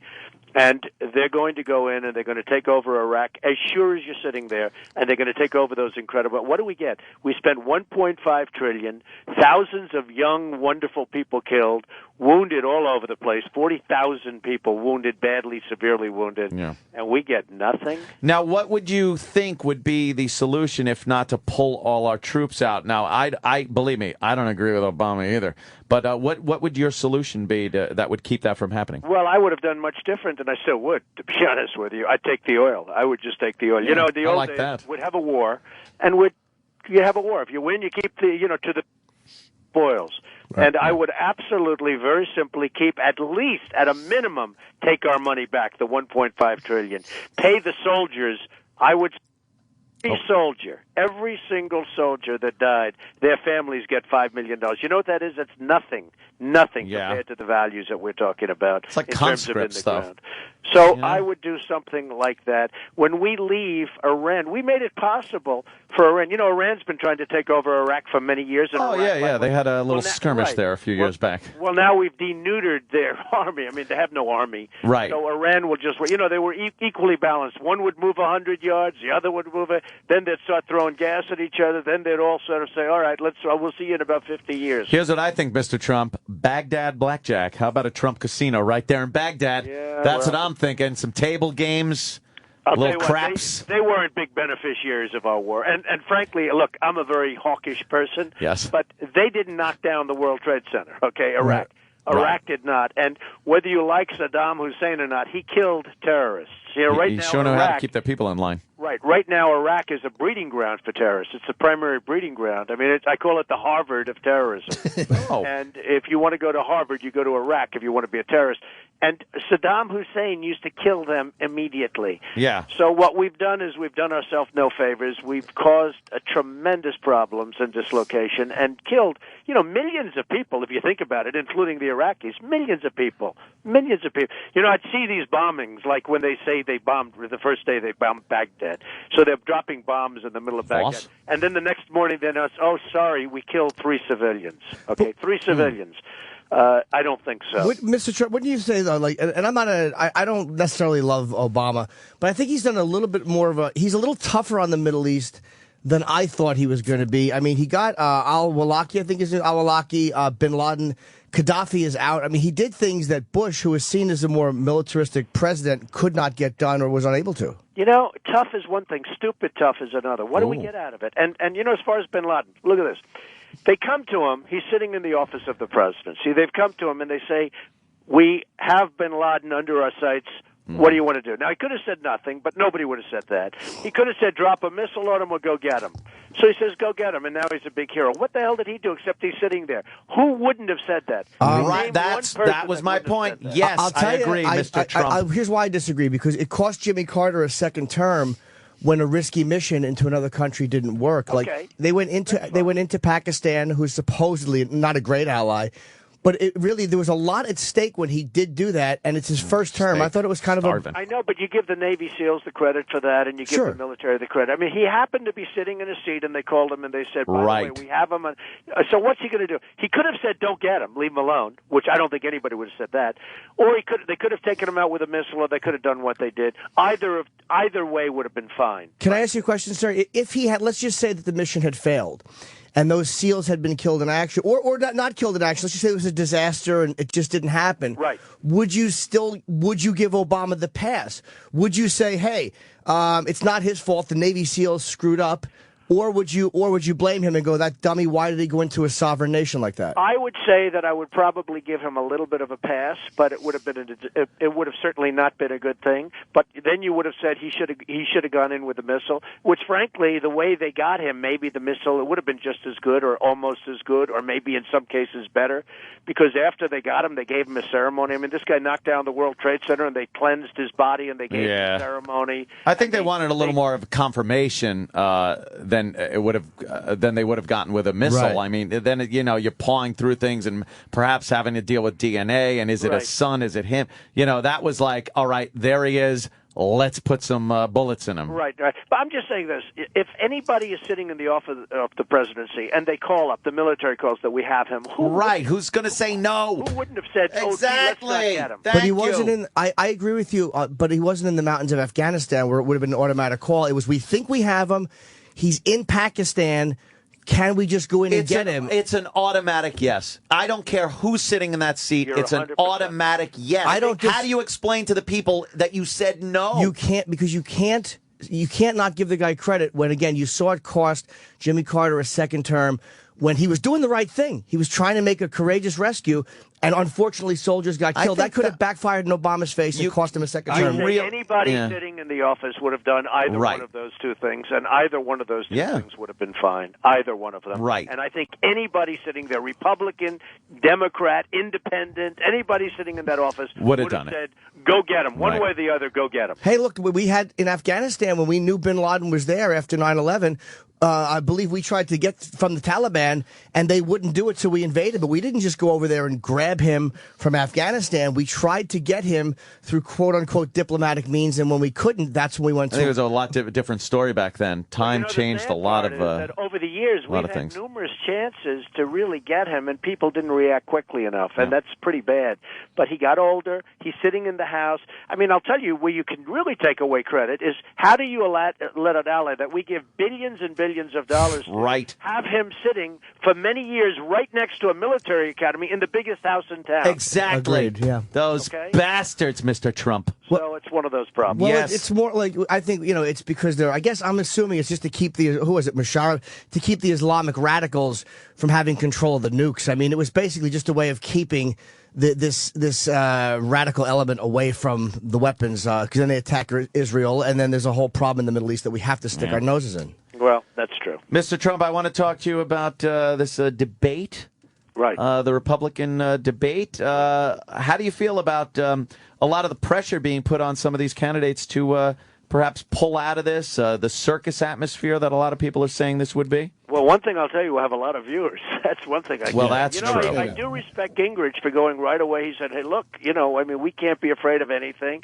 I will say that the Republican Party has put a lot of pressure on them not to be there because of the possibility that I may run as an independent if they choose a candidate that I don't agree with. And that's a possibility. That sounds like a threat. They'd like me to waive that, and I'm not going to be waiving that. But they would like me to waive it, and I think if I waived it, everybody would show up, but I'm not going to do that. Who do you like right now? Well, I will tell you, I'm going to make an endorsement at some point over the next few weeks. Oh. I will say this. I was disappointed in Romney, very disappointed that, I became very close to him that he wouldn't do the debate. Bachmann really doesn't have much of a chance anyway, but I was very disappointed in her that she doesn't show up because she came up to see me 4 times. 4 times. I am busy in all fairness. And she came up to see me. Plus, I did her some favors and this and that, so I assumed she was a natural and she didn't do it. I do like the fact that Gingrich said, hey, look, we have to deal with Chinese. We have to deal with this. We have to deal with it. We're going to be afraid to be at a debate. Who are we? We're running for president. I think that was sort of cool. But with all of that, I'm not going to let the debate sort of convince me as to what's right for the country. What And did I'll you- be making an endorsement at some point. What did you think about Kane? He likes white chicks almost as much as you do there, Mr. Trump. Well, I'll tell you what, I did get to know him, and he's a really nice guy. He was a great guy. He's a great guy. He suffered greatly, fellas, over the last 3 weeks. Oh, man, yeah. Well, you know what? When you go into trying to be president of the United States, boy, they will pry any skeleton you might have out of your closet. Well. And now with you, Mr. Trump, do you have anything that perhaps you're a little hesitant to run because they might, be able to dig some stuff up on you? Yeah, he's going to tell us that. Not. I hope not, because Best I watched get it out Herman. now on our show. And I can tell you, I can tell you that when Herman walked into his house that morning to explain everything to his wife, that was not a pleasant meeting. Oh, I bet not. I bet not. How many should've times stayed on the road. How many times have you had to make that speech there, Mr. Trump? Too often, actually. Did you? Not too often. Did you believe him? Did you believe Kane? I mean, because if you got to know him, I don't know. I believe. I'll tell you what. I just really liked him. I thought he was a great guy. But he is a womanizer. I think it's pretty obvious. He definitely liked women. He did. Yeah. He did something that was amazing with his personality. He had great personality, and with his personality, he did very well. And then in the end, it sort of came crashing down. But if you think about it, do you think John F. Kennedy would have survived today? Right. I don't Nah, think not so. in this day and age. You didn't mention Rick Perry there, Mr. Trump. Well, Rick Perry called me, and he said very nicely, first of all, debating is not his thing, okay? And really? This honestly would have been a tougher debate. This would have been a very much tougher debate than the kind of debate they had. They didn't have tough debates. Now, why is that, Mr. Trump? Why do you think this debate with you at the helm there would be more difficult? Because I think I'd be tougher than a lot of the moderators. I'd also let them speak. I'd also bring up things that really don't get discussed. We're being eaten alive from the outside, and that's from China and from other countries, OPEC, the OPEC nation. What's a good example question that you would ask that you don't usually hear on other debates? Well, I really would be focusing on China and why everybody's taking such a pass on China when in fact they're driving us into poverty. Yeah, we're kind of looking at what amounts to be an enemy of our country, a passive enemy. They're not our friend. I deal with China, and I have a lot of friends in China, and they even say to me, "I can't believe what we get away with. I can't believe you." They actually say to me, "I can't believe your leaders are so stupid." Oh my God! They don't even believe it. What they're doing to us with the manipulation of their currency, they make our products. The funny thing, they take our money and then they loan it back to us, and they are laughing at us all the way to the bank. So how do we solve have nobody? Very simple. Either they stop with the manipulation's a huge thing because it makes it impossible for our companies to compete. Either they stop with it, or we throw a 25% tax on all of the products that come in from China, which would drive them into a depression, the likes of which you have never seen. We have all the cards; they don't have the cards. We have the cards. But they have our money. Hold on. We just don't know that. Don't worry about it. Why hasn't anyone done that? then? Over the years, I've owned plenty of money, and right now I'm wealthy as hell. Believe me, fellas, we have the cards; they do not. But have you have a simple solution. Why hasn't anyone done that over the years? Because they're not intelligent. We don't have intelligent leadership. We don't have courageous leadership. We have people that shouldn't be in office. We have people that weren't trained to be in office. We have a president that's not a very smart person, in my opinion. No, he was a candidate. He was a good candidate. He wasn't a good. He's not a good president. He knew how to run for office. He knew how to make speeches to get himself he knows elected. how to raise money. All he does is raise money. Oh yeah. These fundraisers are amazing. 747 Air Force One to go out and do fundraisers, and then he'll show up in New York right next to the lighting ceremony, where I don't know if you were there this year. It was a disaster. People that came from all parts of the state and New Jersey, you couldn't get to the tree because they had the streets blocked off because this arrogant guy comes in and he says, "I'm having a fundraiser at the same time as they're lighting the Christmas tree." So he couldn't do it the next day or the day before. He had to do it when they're lighting the tree. Every street was closed off. And I'm telling you, I saw people crying in the streets. You know what? Officially, I don't like Obama now. Yeah, say That's just wrong. Good That's for you. just wrong. Because I don't either. I'm up in the. That's I'm just up. wrong. I'm up in the air on him. Like, there's certain things I like about him. There's certain things I don't like about him. What do you think about? I mean, obviously he was not able to get what he wanted with health care. What do you think needs to be done with that?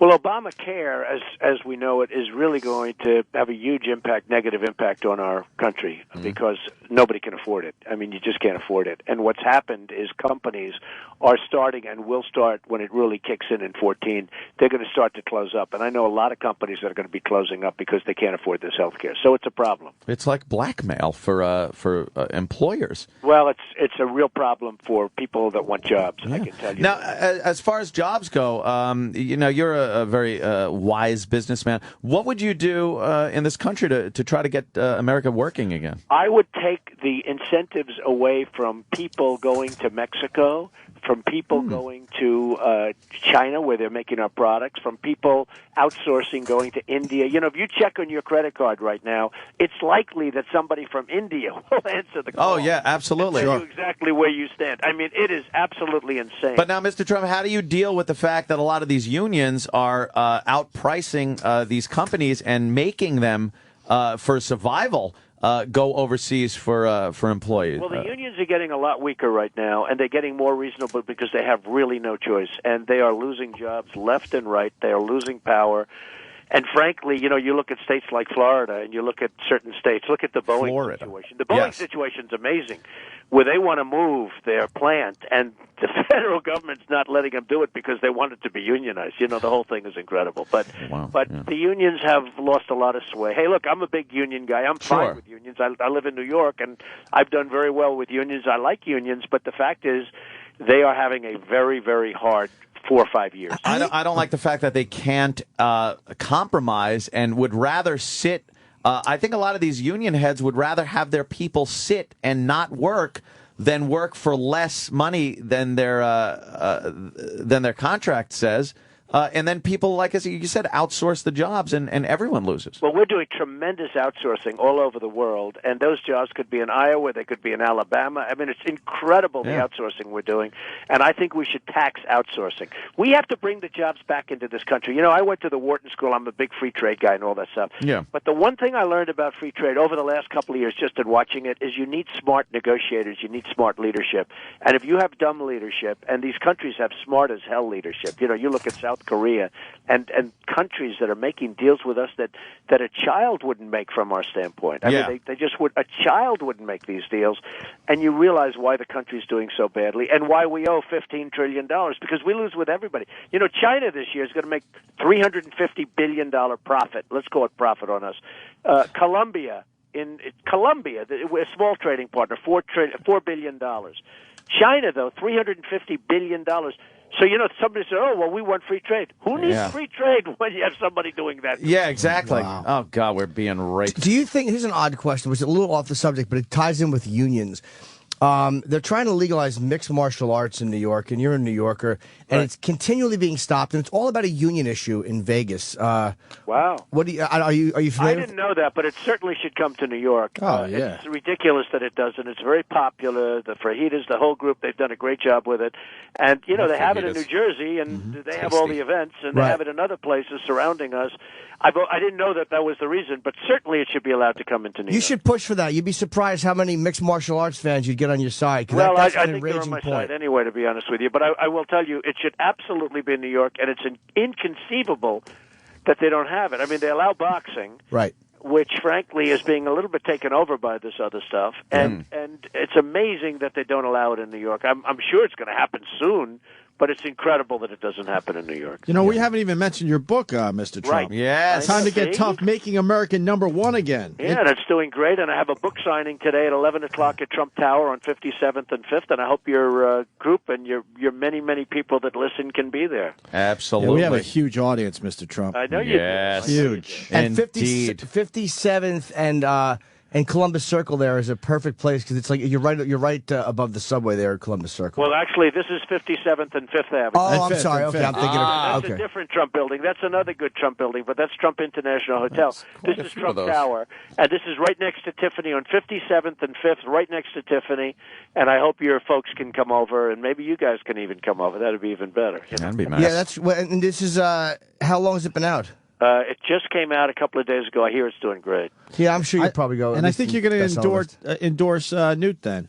No, I'm not going to endorse anybody for a little while. But no, I was doing. I will make a decision. I was doing the math behind the scenes as you were talking about everybody, yeah, and I got it. I got it nailed. You're going to endorse You got a Gingrich. feeling that Well, he's I going to. respect him, and I respect Romney too. I respect a number of the candidates. I like them, and I respect them. I've gotten to know most of them, and I have a great deal of respect for a number of them. Not all of them. But Romney looks like he's going to have a nervous breakdown at any moment. well, he's shocked probably at what happened. 'Cause this got him by. There's probably never been anything like this. I mean, this just got him by surprise. It is very odd how their percentages have gone up and down, and Yeah, you know, all the over front the runner where you're like, oh, this Yeah. guy's a shoo-in, and then I think it's because they start this so far out, like Right. 2 years out these days, and you know, there's just a lot happens in the interim. So. Where you at with Sarah Palin?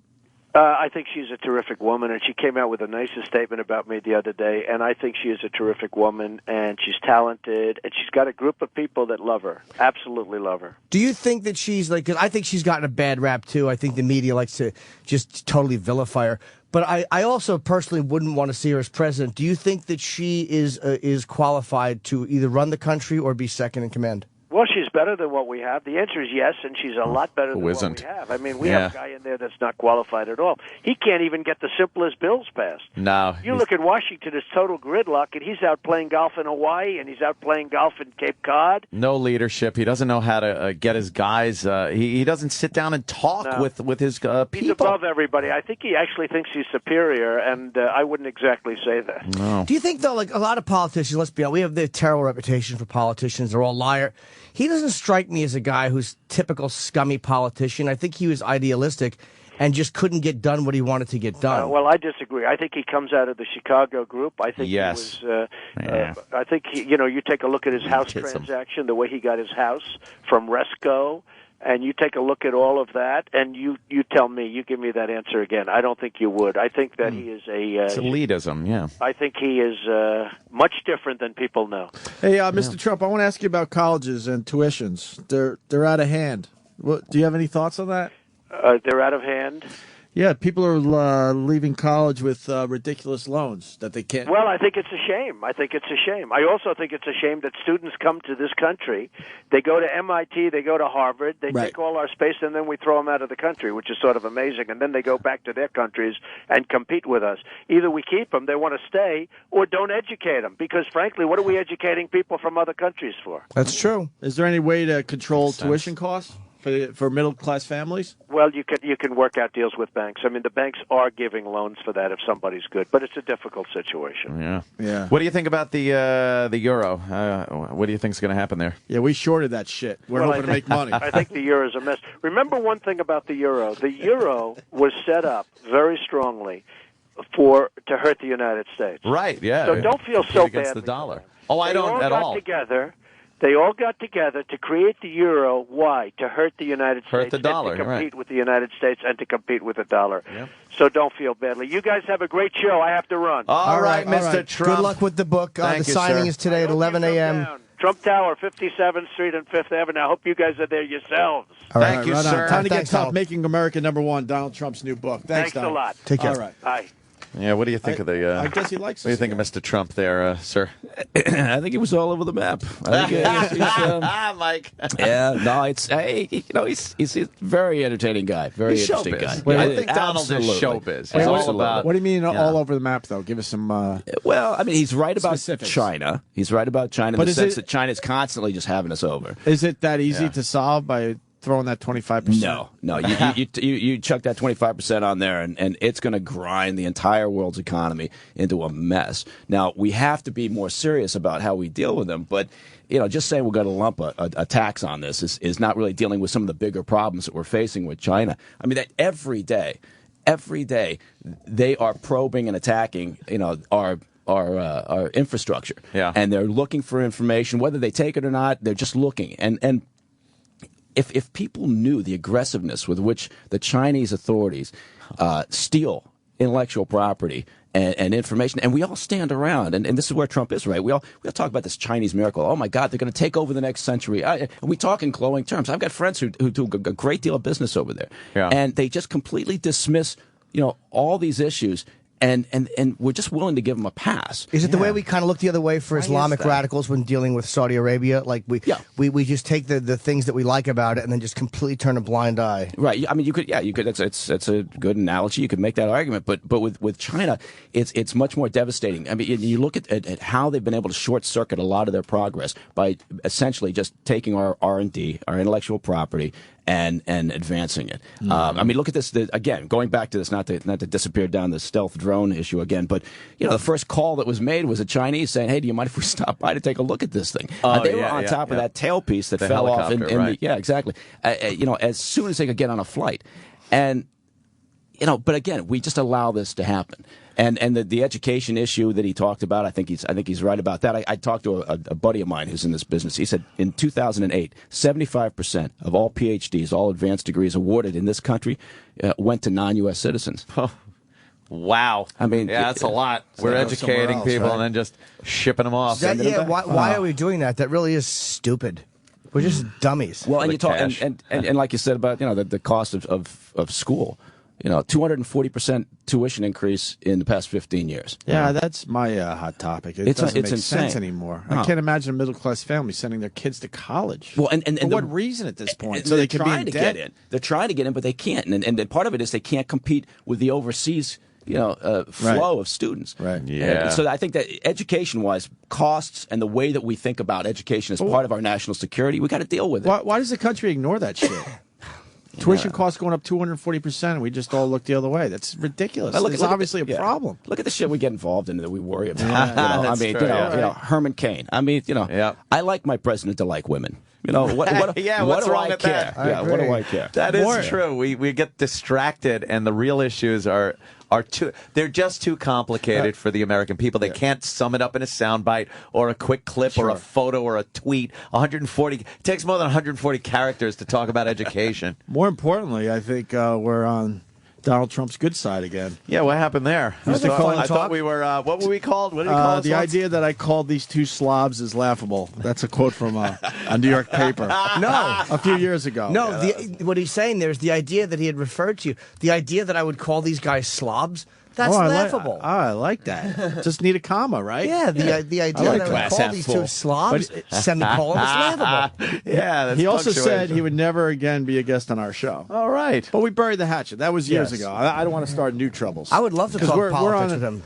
We're on his good side. We'll see how long it lasts. And his son is great, man. We have a lot of fun. His son's kind of a fan of the show. He's a cool guy. He likes to fly fish in the same area I do. Yeah. And I don't know. Funny. I think he had something to do with this. Oh, how did we get Donald Trump on the show, Roland? Yeah, what happened? Was that you, Roland? Don't just take brag. credit and just Let me don't like you guys. Take credit. Take credit. And oh shit! Was he bashing us there? Yeah. How you doing, Roland? Yeah, Roland's I got dicks in the ass yesterday, but no, from his son. What is he talking about? I don't know. Somebody got dicks in the ass. Dicks in the ass. No, his son. Why did you get dicks in the ass? He books our show. No, his son reunited the bridge. How do you know?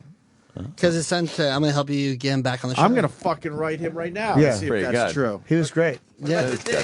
I still disagree, though. I still think he's given Obama too hard a time. I think Obama has been a lot tougher in the Middle East than people give him credit for. Yeah. Everyone thought he was going to be a complete puss in the Middle East, and his domestic policy would be strong, and his just the opposite. Look, I think Mike, the idea that you can't criticize Obama's foreign policy because he got bin Laden, I think is insane. Sure, you can criticize it. But I mean, here's the agency comes to him, the CIA comes to him and says, we think we've got solid intelligence that we've identified the location for bin Laden. So, he says, okay, fine, you go back and work on it some more. And so they do, and they come back and they say, yeah, we think we got him. So he says, all right, we'll come up with a plan, which is essentially what happens. So the agency and the military sit down, and they come up with a couple of scenarios. They take those scenarios to him, and he says, I choose A.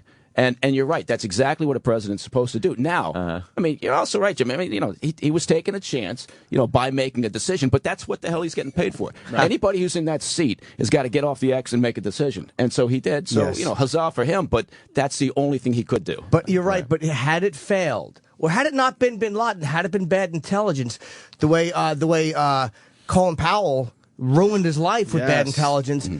Nobody would have said, I disagree with Donald Trump. He would not have given Obama a pass on that. They would have killed Obama for that. But what if he said no and it came out that we knew where he was, We had him. There was a proposal for a mission, and Obama said no. Obama would have looked bad, but his defense could have been, and I just playing devil's advocate. Looked bad. His defense could have been, we didn't know 100% that we had him, and he was in Pakistan, who our intelligence has been working with, and they didn't have him listed there, so we had to go by the. I'm just that would. Could you do that? Could you do that as Curly? Could you say that as Curly?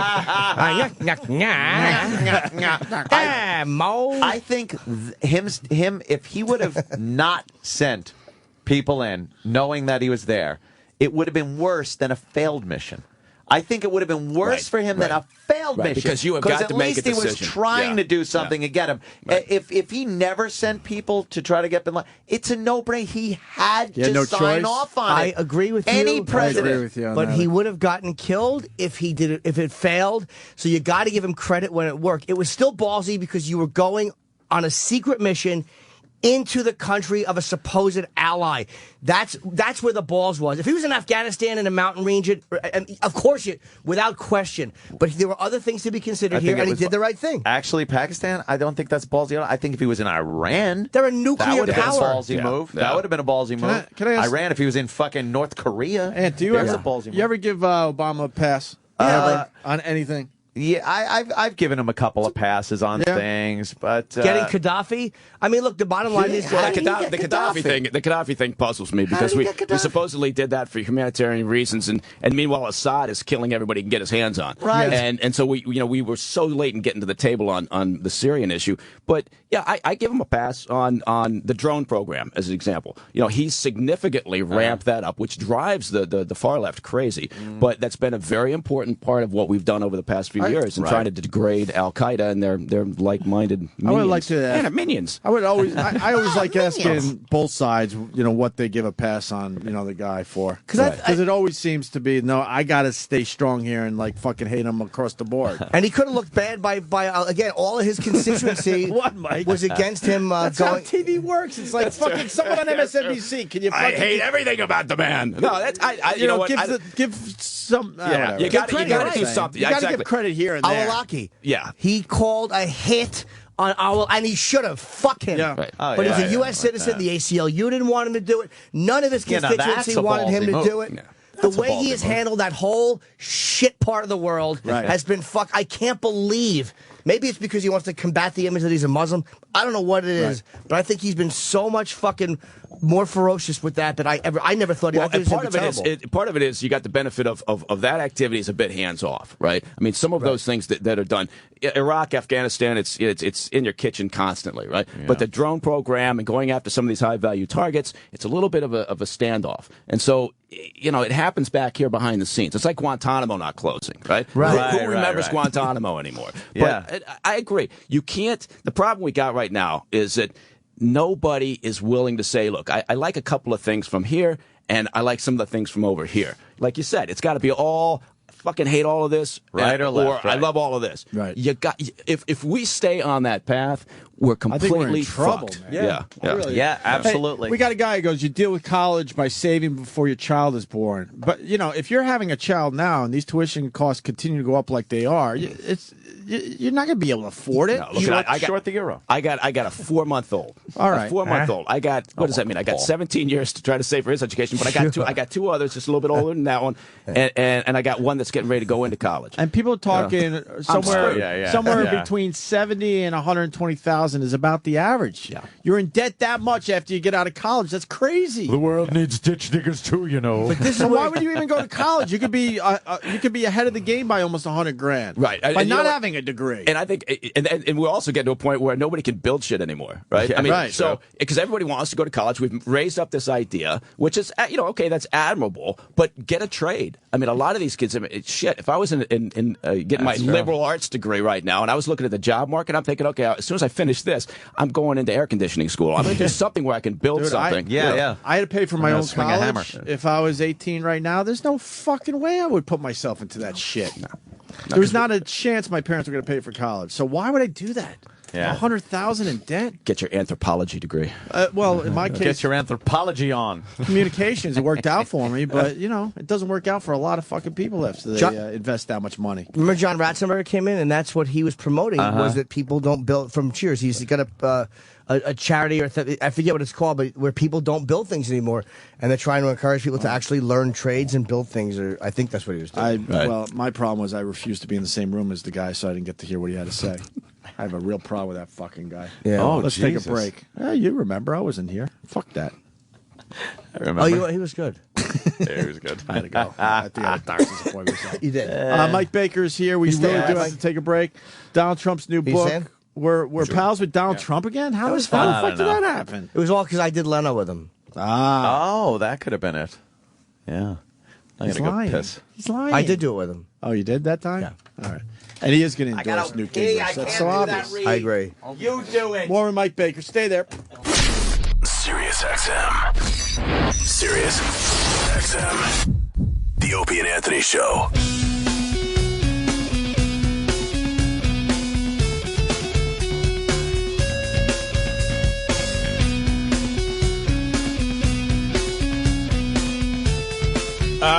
Yes. Mike Baker in studio.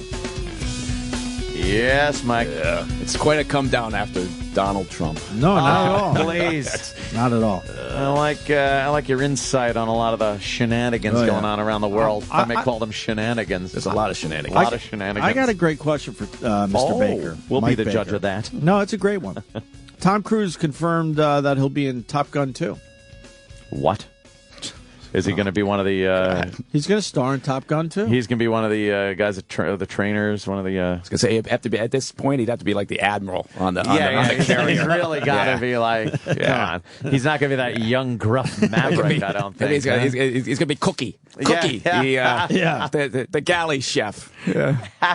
Well, I Do you laugh I at guess war Kelly movies? McGillis isn't going to be in it. Oh, hell no. Yeah. Well, maybe she could play a dude. Yeah, she could play one of the guys. She could play a dude in the locker room. The janitor. The flight line guys. You see what she looks like these days there, Mike Yes. Baker? Oh, Yeah, it's So not you're in good. on the Talk joke? about just leaving something on the shelf. Are they so lacking in creativity that this is, let's just rehash this shit. I think they are. Well, you got so Three lacking. Stooges coming out. You got Top Gun 2 coming out, and we barely, talked about, but American Psycho they're going to remake. Why? I loved American Psycho. Yeah, but why do you have to remake it? remake You don't that? have to remake it. I hear the book is brutal, so it maybe was they want to done go perfectly. even darker or something. I don't know. Oh, no. Do you laugh at war movies? Are any of them accurate? War movies, espionage movies, spy thrillers. Give me one that made you go, you know what? All right, they did a pretty good job at this one. Well, from an entertainment value, the Bourne movies, just from entertainment. Where you don't sit there and go, oh, you gotta be kidding me, because they're so they're so well paced, and it's good shit. Right. From where you actually sit and look at it and go, they kind of got this part of it right. You got to go old school. I mean, something like there was an old series called Tinker Tailor Soldier Spy. I was just going to mention that. Yeah, Smiley's movie People. now. New movie, yeah. Well, that's and here now we're talking about the same thing. It was a brilliant old BBC drama, and it was and they're going to remake it, and I guarantee you it's going to be full of car chases and explosions. I've and seen Gary it. Oldman's in it. No, Jimmy saw it. Gary Oldman's in it, and the Very papers. slow. But the paper's giving it really good reviews. Amazing reviews. It's a slow movie though. It's not at all. There's not one car chase. Okay, well then in that case they're sticking close to the original formula, because before it was a mind game, and there was a lot of talk, which could bore some people, but it was Cold War espionage. It was good shit. Yeah. But yeah, for the most part, you go, and it drives my wife crazy if we see a movie, because I'm sitting there going, oh, come on, please, and she says, can't you just enjoy the thing? And I'm getting I'm getting curmudgeonly. I can't enjoy anything. You're just picking it apart. No, I wouldn't have done that. No. I remember that, and it didn't happen that way. Yeah. Wow. I don't know. They that American Psycho thing. What, it's going to be done in present day instead of the Present day. 80s. But the whole 80s thing made it kind of fun. Yeah, man. The Huey Lewis in the news. Going to return some videotapes. Studio. Yes, this is Phil Collins. Right. Yeah, that movie's fucking great. Oh boy. What's the matter? Oh, I got something. No problems What's the here. matter? No, Roland's got the problem with somebody. That's all I know. Get Roland in here. Roland! That's all I know. Why do you think he's a problem? He's talking about dicks in the ass. Second Oh, maybe he meant that in a good way. And then he took a shot at us that we're what? Maybe he was love being compliments positive. or something. Yeah, how was your day? I got a couple dicks in the ass. Like, wow, home runs. You want to hear something really fast before Roland? Sure. That Troy put together? Anything. You want a ramped up version or a basic version? I like the basic. Basic? All right, listen to this. Are we on the air right now? Are we on the air? Oh, you guys are on the air. You guys on the air right now? Oh, we are on the air. We're on the fucking air. What are you guys doing? Are you on air? I can't tell you how many guests actually asked us, are we on the air? I don't know if that's good or bad. Are we about to go on? We're kind of on. This is what we do. We're not on the fucking radio. Yeah, we do that. Are we on radio? Yes. We're on the radio right now? We just bring it in and let it roll. On air right now? Are we on? Yeah, we just straight in, straight Are we on? Yeah, we are. Yeah. Are we actually on the air right now? Yes, we're on the air. Set up a sign, a red sign or something. And that's all actual audio. You know? Yeah, that's all. We didn't get guys into a production studio. That's actually a lot of people asking if they're on the air. What is it with this show? Because people it's a do come in and we're on the air and they sit down and go, "Hey, how you doing?" Oh, are we on the air? Because it's an no one automatic knows. question. It's like, what time is it there? Yeah. You know, What time is it? did I there? wake you up? It's just because it's a hang, you know? Yeah. It doesn't feel like we're on the radio. We're I just guess chatting. we do it wrong. I guess we bring guests in wrong. Yeah, I guess. Because they usually know when they're coming in and on the air, right? Roland, what's going on with you? Roland, what's the matter? Nothing. Just You're talking about dicks in the ass. Nothing. I get a dick in the ass every time I see You're saying you have... you say dicks in the ass all the time. No, you said you got a dick in the ass. I see dicks in the ass. What happened? Nothing. What? Nothing. Everything's good, right? Yeah. I'm just trying to get everything wrapped up before the publicist. Mike was with the agency. I want to see if Sam? we can crack the code that is Roland speaking. Yeah. Because, I was just listening to him. I'm thinking we're gonna have to work him over. Yeah, a little waterboarding. If you got time for some sleep deprivation. Sam's rolling his eyes a little bit. Sam? Well, I don't know. I don't know what's wrong. But yesterday he said he had just gotten a dick in the ass, and then just like half an hour ago you said yesterday I had to take a dick in the ass, but today is okay. Was it the same dick? I mean, Yeah, exactly. Yeah, Did they at least worship? Worship. What's happening, Roland? Oh, nothing. I'm just trying to get everything wrapped up because publicity firms shut down in next week. Publicity firm. Publicity The publicity firms. firm. No, you said publicity. But was there some kind of issue No, that you're it's hinting at? Publicity firm. No. They all shut down, so I have to get everything. Just then why- shifting and moving things. So you're just getting dicks in the ass for nothing? No dicks in the ass. But you said dick in the ass. He'll put 3 words together into one word. Yeah, That's he's what it busy. is. Yeah. That's how Roland gets things done because he doesn't fuck around with words. No, fuck words. But he hinted that he got a dick in the ass, but now he's saying no dick in the ass. No dick in the ass. It's just shifting people that were going to be able to come in this month are now coming in next month. Oh, yeah. That's a dick in the ass? Yeah, a little bit. So I just had to shift around, move things around. Sam? You buying this? If Roland says it, Roland, I'm not here to be Roland's lie detector. You seem like you're mad or something. Oh, I'm tired. Yeah, he doesn't seem angry sleepy. Yeah, I have happened? company coming over, so I'm. Whoa. Who's the company? Bruce. My brother and my brother's coming, and his new wife. New wife. Now, what's this about? Are they married? Dick in the ass. Dick in the ass. When did they get married? Last week. Are they going to sleep on the couch? Did you know they were getting I wanted married? them to, but I lost my bed. No, I wish they did, but no. They're sleeping in my room. So is this their honeymoon? Yes, yes. Are you bothered that your, What a honeymoon. That's a great honeymoon. your pillow is going to be used to prop That up is her a- ass? Honey, wait till I tell you what I've got planned for you. Yeah, Like hold I said, on. If you're gonna fuck, just I'll go for pizza or something, or go see a movie. You I'll won't see sit in the living room and jerk off? Oh, shit. Well, he will, but he'll have I would pizza walk while he around- does I would walk around naked just to make him uncomfortable. I call it naked that would man. do it. If they ever piss me off, I call it naked man. I just walk around naked, and they're like, "Oh fuck." Do you have a big penis? Call it naked. Do you have a big penis? I don't know. How big's your penis? I don't know. Yeah, you do. How do you not know? How do you not know? Everyone knows. Never look down there. You'll hold it every How do you day. not know? Yeah. Do you do? Do you have a good penis, average, or is it small? I say average penis. Oh, boy. You're going to ask my 2-year-old. It's massive. It's huge. You don't want to be humble about the size of your penis. starting- You don't. No. You get no points for being humble Roll's in that about regard. 5. I'd say about 5. I'm starting to think my kid's going to have a big dick. Congratulations. Thanks, Oh, really? Yeah. Mazel tov. Yeah, It's off called to- it's called his father.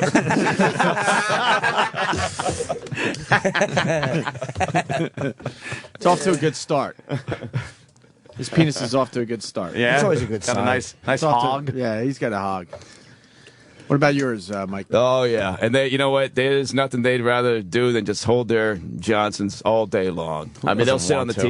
TV. You watch TV. They got their hands down their pants, stroking those. And you know what? And my wife looks at it like she said, "What the hell are they doing?" I said, "What do you? That's exactly what they do. That's what Guys you do." I mean, yeah, as I'm telling her, I got my hand down my pants. Yeah. So, Nothing wrong with that. Rolling No. a little below average then, if you're saying average, I guess.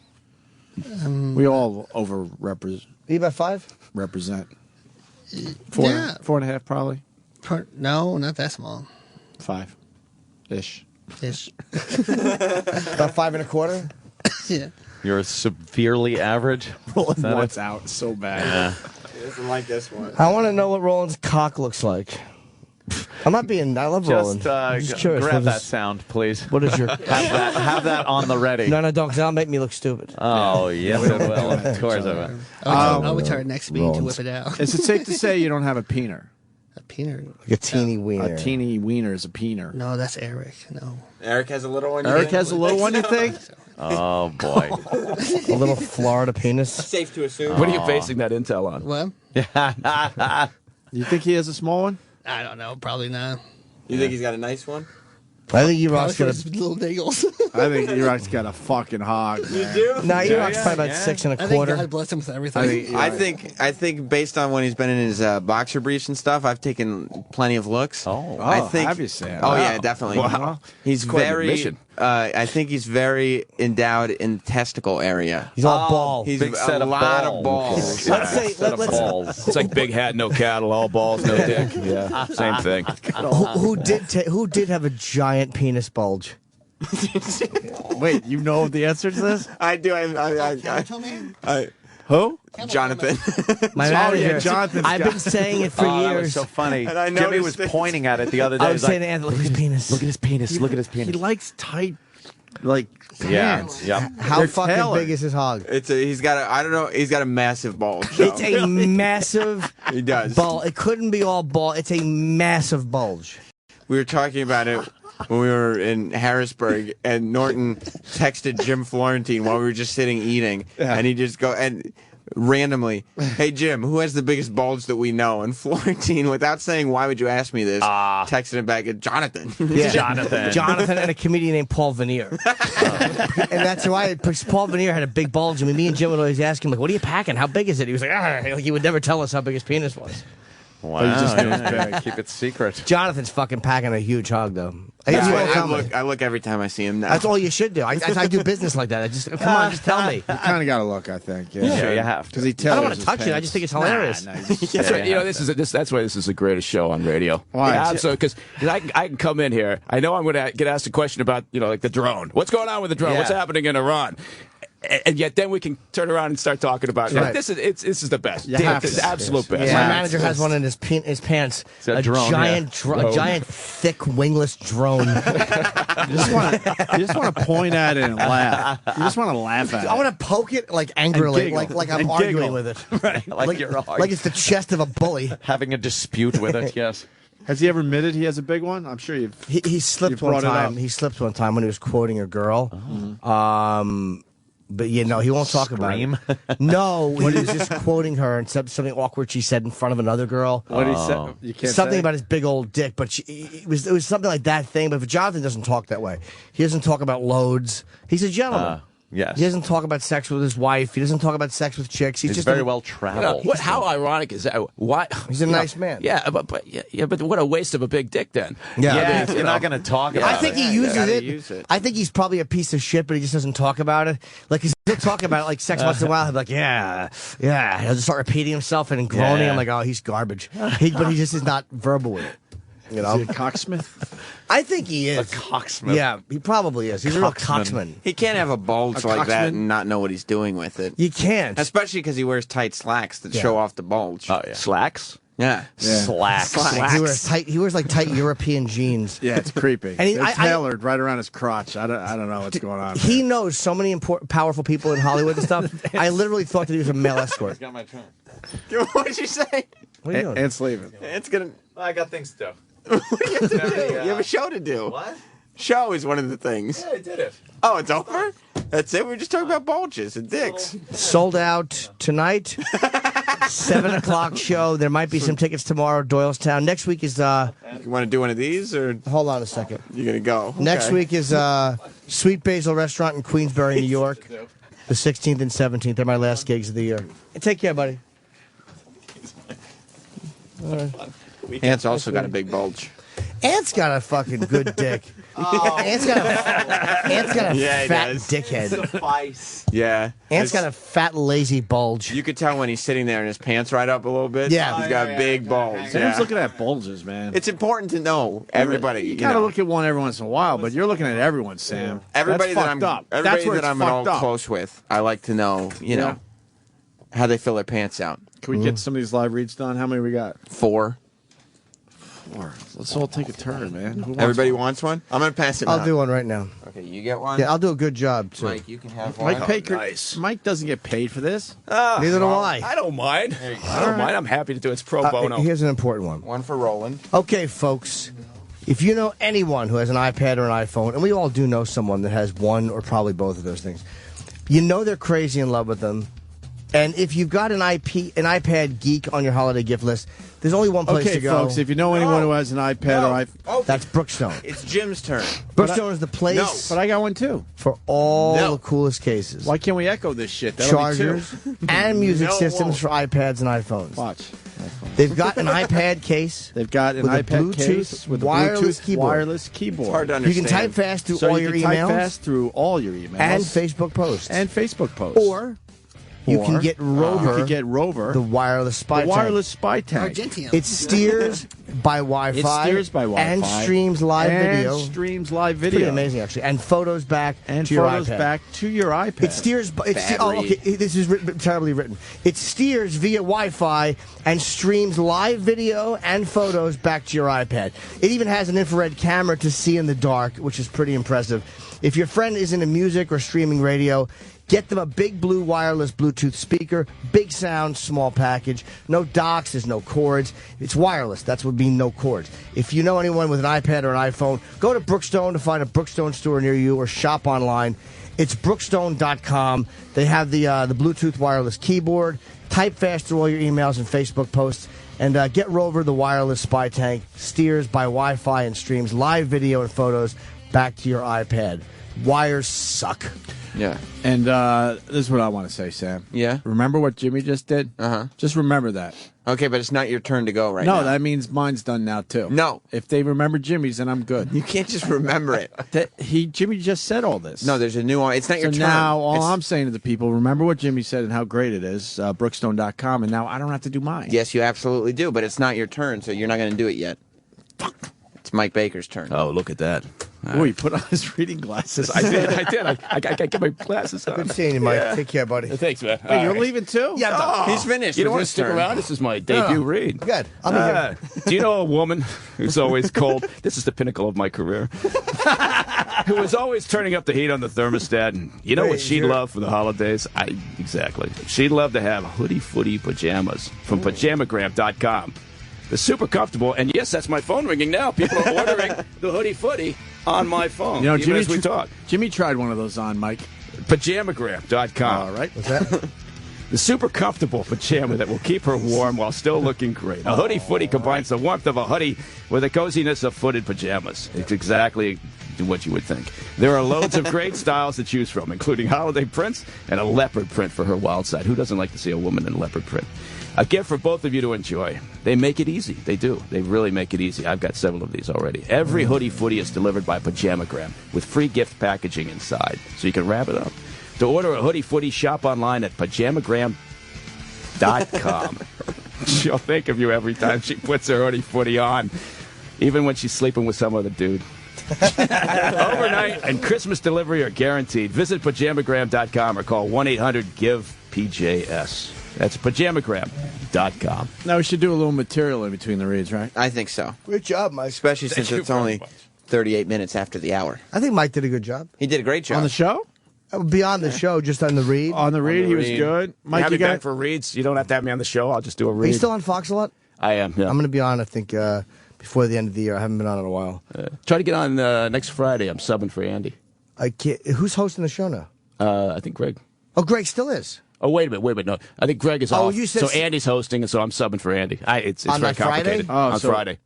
Andy moves up, you move into Andy's slot. Right, exactly. Yeah. Nice. They, then if Andy should mysteriously disappear, I'm not saying it would happen. And you're the guy?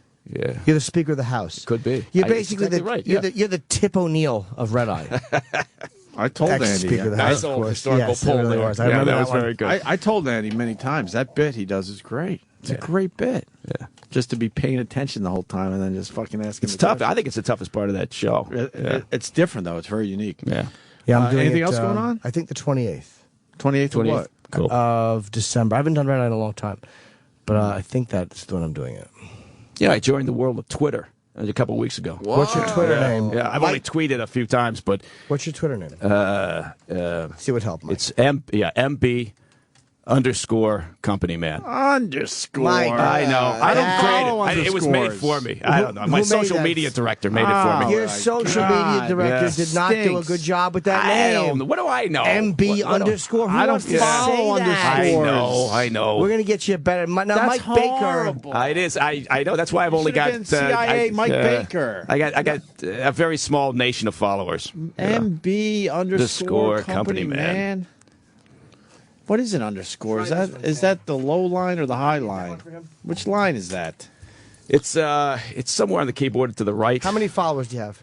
Not bad. Going on like 2,600, something like that. All right, they can all be moved over to a new one. Yeah. Yeah, this works. All right, so can you sign him up for that real quick? Wait. Don't say what it is. It's before anyone takes it. Wait, let me see. We're getting you a better tweet. Your Twitter name look stinks. at this. Wait, is it a good name? I may have to fire my It's current not- social media director. We don't even have a social media director. How do you get one of those? Rob, Does he really? Do you know your password Don't for hold this? it, laugh at him. If you want to just type it in, you don't have to. I'm supposed to have a password? Oh, he doesn't even know how Twitter works. Because You can change it later. You're CIA. You should know this shit. Create and change it later. if Hey, you you know what? Who knows? I didn't even know you had Create and 140 change it later. characters until Greg can everything I just sent change out his was username, he won't incomplete. lose his You know, followers. people would say, "What's wrong with this guy? He can't finish a You know what I sentence." Okay. Because you could change your username without. Because if I sign up for that, you'll have to ask these people to go to the new there one. as opposed to, okay. If he signed in, we'll just change Do the you know username. how you can't sign into your own Twitter account? No, he can't. Tell you so. You should be twittering yourself. Don't be Ashton Kutcher. You don't need your social media because you're more interesting than he is. Okay, He's yeah. only going to plug. Social media people are dummies. Like, let me see.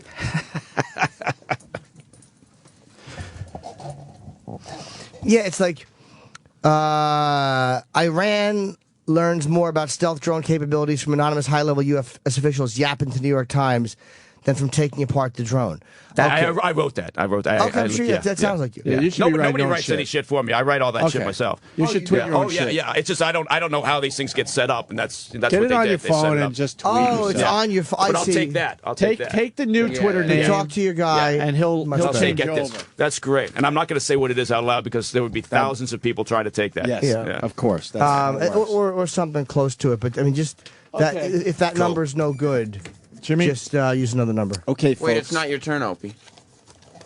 I hope you weren't going to start reading that. Who tells me when it's my turn? Sam apparently is I the new do. producer of the show. Well, I've been the producer of the show for a while. No, but I mean the producer. What is Oh. Travis doing in there? Travis, can I go now? It's not his turn, Travis. You can do whatever you want. It's not Thank his you, turn. Travis. It's Thank you. Roland's turn. Thank you. Roland's reading. Okay, folks, if you know anyone who has an iPad or iPhone, you know they're crazy in love with them. And if you've got an iPad geek on your holiday gift list, there's only one place to go, and that's Brookstone. I like the Brookstone. Yes. Brookstone is the place for all the coolest cases, chargers, and music systems for iPad and iPhone. They've got an iPad case with a Bluetooth wireless keyboard so you can type fast through all your emails and Facebook posts. Or you could get Rover, the wireless spy tag. I've seen this thing. It's kind of cool. It steers by Wi-Fi and streams live video and photos back to your iPad. It even has an infrared camera to see in the dark. If your friend is into music or streaming radio, get them a big blue wireless Bluetooth speaker. Big sound, small package, no docks or cords. If you know anyone with an iPad or an iPhone, go to Brookstone to find a Brookstone store near you, or you could do it online. Shop online. Visit brookstone.com. That was good. That was very good. Let's break it down. That was a pretty good live read by me, huh? Yep. I didn't stumble too much. I didn't stammer through that one. Not No, bad. you did a good job. I knew where all the periods were on that one. Punctuation was on point. Right on board, right? Grammar was good. Thank you. Dictation, awesome.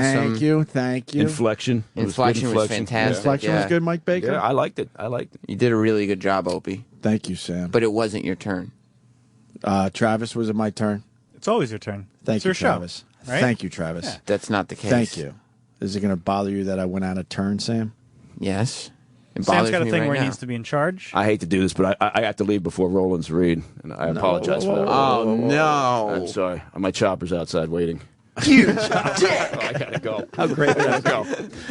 The only guy that leaves by going up in the elevator. How Thanks cool very would that much, be? man. That'd be the greatest life. Mike Baker, it's always a pleasure. Thanks, man. We're It's not a going to great give out show. your Twitter account because we're going to have a new one for you soon. Fantastic. Or do they all transfer over? They will, yeah. Actually, follow MB underscore. See? That's why you don't do underscore. You don't even know how to say it properly. MB underscore company man. See that? See? Everybody who follows gets a free hoodie footy. Whoa. Yeah. MB You're gonna go underscore broke. company man on Twitter. And then Can I tell once you Mike get the new Baker? name, they'll transfer over. Look at mine. It's just Opie Radio. That's No, I See how get easy it. that was? I get it. Even I can't find the underscore. And I would have went with Opie, but some asshole got it before me. Nobody got So I not just Sam. added the other thing important. Yeah. Radio. No, I got it. No, I'm going for this one that you guys gave me. But thanks very much. Great. Mike Baker, always a Great pleasure. show. Come by and Love see your us show. before the holidays. All right. Jewish? Me? I have Jewish friends. So, no, happy Christmas, everybody. All right, good. Take care, man. All right, Mike Baker, everyone. Roland, it's to you, I guess. You left your read over here, Roland. You want me to This is a giant cock. Roland's been pushing the buttons. Why are you pushing buttons, Roland? I don't know. I like that the show today is just sort of. It's like Survivor, the last man standing. Oh, man. Roland, you want me to do yours? Yes, please. Or you want Kenny to do yours? Okay. Kenny will actually. Kenny, can you do a live read? They'll like this one. The person. With who's requested to enthusiasm. All right, let me just put on my reading glasses. Is our car out front? We still have to go to Kenny? Is our car out front? No, because I have to do the live read. Argentium exclamation point. No. What? That means you have to say Argentium. No, I do it good. Are you chewing gum? Yeah, I just put it in my mouth. Why would you just put it in your mouth before you come in here? I didn't think I was going to be on the air, but I'm an entertainer, so I'll entertain now. You stick it behind your ear while you're doing But this. it's kind of rude that you're chewing gum and doing the live read for the client. I'll comment about it on my Facebook page. I'm not asking you what your Facebook page Don't. is. He's just looking What is for Argentium question mark? question point. Does anyone know what Argentium is question mark? I'll tell you what it is, period. It's Steven Singer's new Super Silver collection, exclamation point. That's right, comma. Steven Singer's brand new collection of silver is made from Argentium, comma. The king of all silver metals, period. This brand new collection... that period worked there. Hey, GH, yeah, that worked. That one. do you did. notice That did what I'm work. doing, GH? I like it. It's clever. You notice what I'm doing? What are you doing? Look. Oh, Jesus. What's he Christ. doing? Well, when he drives us somewhere, Jim Norton tweeted about this over the weekend. Stop chewing the gum. Where did you guys drive to? Baltimore. Yeah, last weekend. And Jim Norton tweeted that Kenny, even though they were a mere 10, 20 miles from the hotel, was still holding the directions in his left hand, and he always has to put his thumb on the direction he's at. So you're putting it on the line that you're at on the live read? Yeah, I can't lose my place. Oh, of course not. That would be unprofessional. You know how easily distracted I am. There are times I have to give Kenny stuff in the morning as he picks me up, and he refuses to put it down. He has to hold it and drive at the same time. Because otherwise he'll forget. Yeah. I don't know. A bright light might come on, or It's really a sound. strange. It's really strange. Yeah. Let me continue. Sure, Kenny. Sorry, Kenny. This brand new collection of Super Silver starts at just $149, which translates to $149. Oh. Argentium is more pure than sterling silver. I'll take your word for it. You don't need to ad-lib. No, I mean, I don't know the veracity of this, but Steven Singer has integrity. You're right. No, you're right to do that. Yes, don't laugh over my line when I say Steven Singer has integrity. Sam, my cheap Twitter plug only got me 3 new followers. Not Sam on Twitter. Just a little social experiment. Oh, I see. What about Facebook/Club Soda Kenny? Nothing came in yet. Oh. Nothing at all. People are hating the gum, by the way. It's so annoying. Tommy Smith wants to strangle you. Well, basically. I'm almost done. No, you're not. You're halfway through the read. Have a good weekend. Brighter than platinum, white gold and sterling silver. Low maintenance, ! Tarnish resistant, and Argentium is responsible and ethical. Why? Question mark? It's produced using only recycled silver. That's good. How do you check it out? You don't even have to move. Just go online to IHateStevenSinger.com and view the new collection of Super Silver, period. Have it shipped directly to your door for free. Steven Singer's good like that. With Steven's free shipping 365 days a year. So if it's a leap year, you're screwed. And don't forget about his 90-day full money-back guarantee. Steven Singer, he's trustworthy. Visit Steven online at IHateStevenSinger.com or on the phone at 1-888-I-HATE-Steven Singer, or in person at the other corner of 8th and Walnut in Philadelphia, Pennsylvania. Happy holidays. How long? Goodbye. How long was that live read?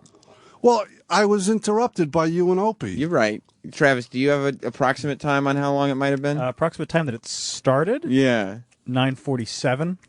Okay, so that was 4 minutes ago. 4 minutes. Yeah, so he gets his money's worth. He gets 4 times his money's worth. Yeah, because I hate Steven Singer. I've heard. .com. Another plug. Well, that counts for the read then. For Yeah, those and if anybody wants to say hello to me, I'll be in Doylestown, Pennsylvania, but the shows might be sold out, but you could try. I think that Jim said there were a few tickets for one show left. Yeah, you could try, because, Jim Norton is very popular. I've heard. Next weekend, Sweet Basil's Restaurant and Comedy Club in Queensbury, New York. I bet you that Matt from Queensbury will be there. I'll bet you. I'll bet you anything he'll be there. That'd be a wise bet to make. Yeah. Brigada, Martin Luther King weekend. Martin Luther King will not be there. Why is that? It'll be the Antisocial Comedy Show with Norton, Attell, Artie Lang, and Doug Stanhope. That sounds exciting. Yeah. Maybe you'll go, Sam. I would love to go to that. All right. Reserve your room. Then Norton's going to Tempe Improv in January and Bananarers in Poughkeepsie in February. Tickets are on sale now. Well, that's an exciting show, for especially for Poughkeepsie. I mean, they love Norton there. Yeah, no, he's very popular in Poughkeepsie. Maybe Walter Conley will go to Bananarers. Who's Walter Conley? You know. I don't know who Walter Conley is. There's Sway. Who's Sway Calloway? Yeah. He's got sunglasses and the hat on. He always wears the hat. Sunglasses indoors? How do you feel about that? The sun's always shining when you're cool. I guess that's true. All right, I guess I should go get the car since everybody else left. They're probably waiting for me. They're gone. Well, you got Ant's car for him, I guess. Yeah, he's gone. Jim and Opie are waiting for you? Probably.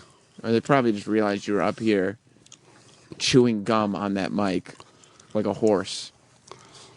and that they were just going to have to walk home or find a cab. No, I'm leaving now. So, goodbye, everybody. Have a nice weekend. Well, this means I'm going to be the last one standing on the Opie and Anthony show. No, it's not the show. Now it's the after show. Not Goodbye. yet. I haven't sent it to commercial yet. I'm signing off. Well, you can sign off all you want. But as soon as that door shuts, I become the last man standing. I did it, folks. I did it. Stay tuned. After Opie and Anthony Live is coming up next. Sirius XM. Hey! And now, the Opie and Anthony Show continues. This is After O&A Live. Here's your host, Sam Roberts.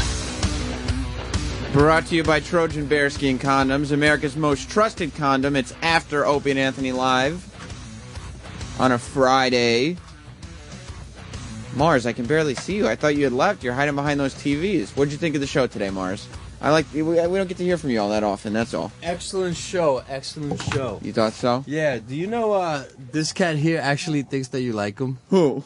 This one right here. Matt the intern? Yeah. He swears up and down that you really fucking like him. Did you hear on the show today, I think either Opie or Anthony or one of the three of them specifically said, do you like Matt?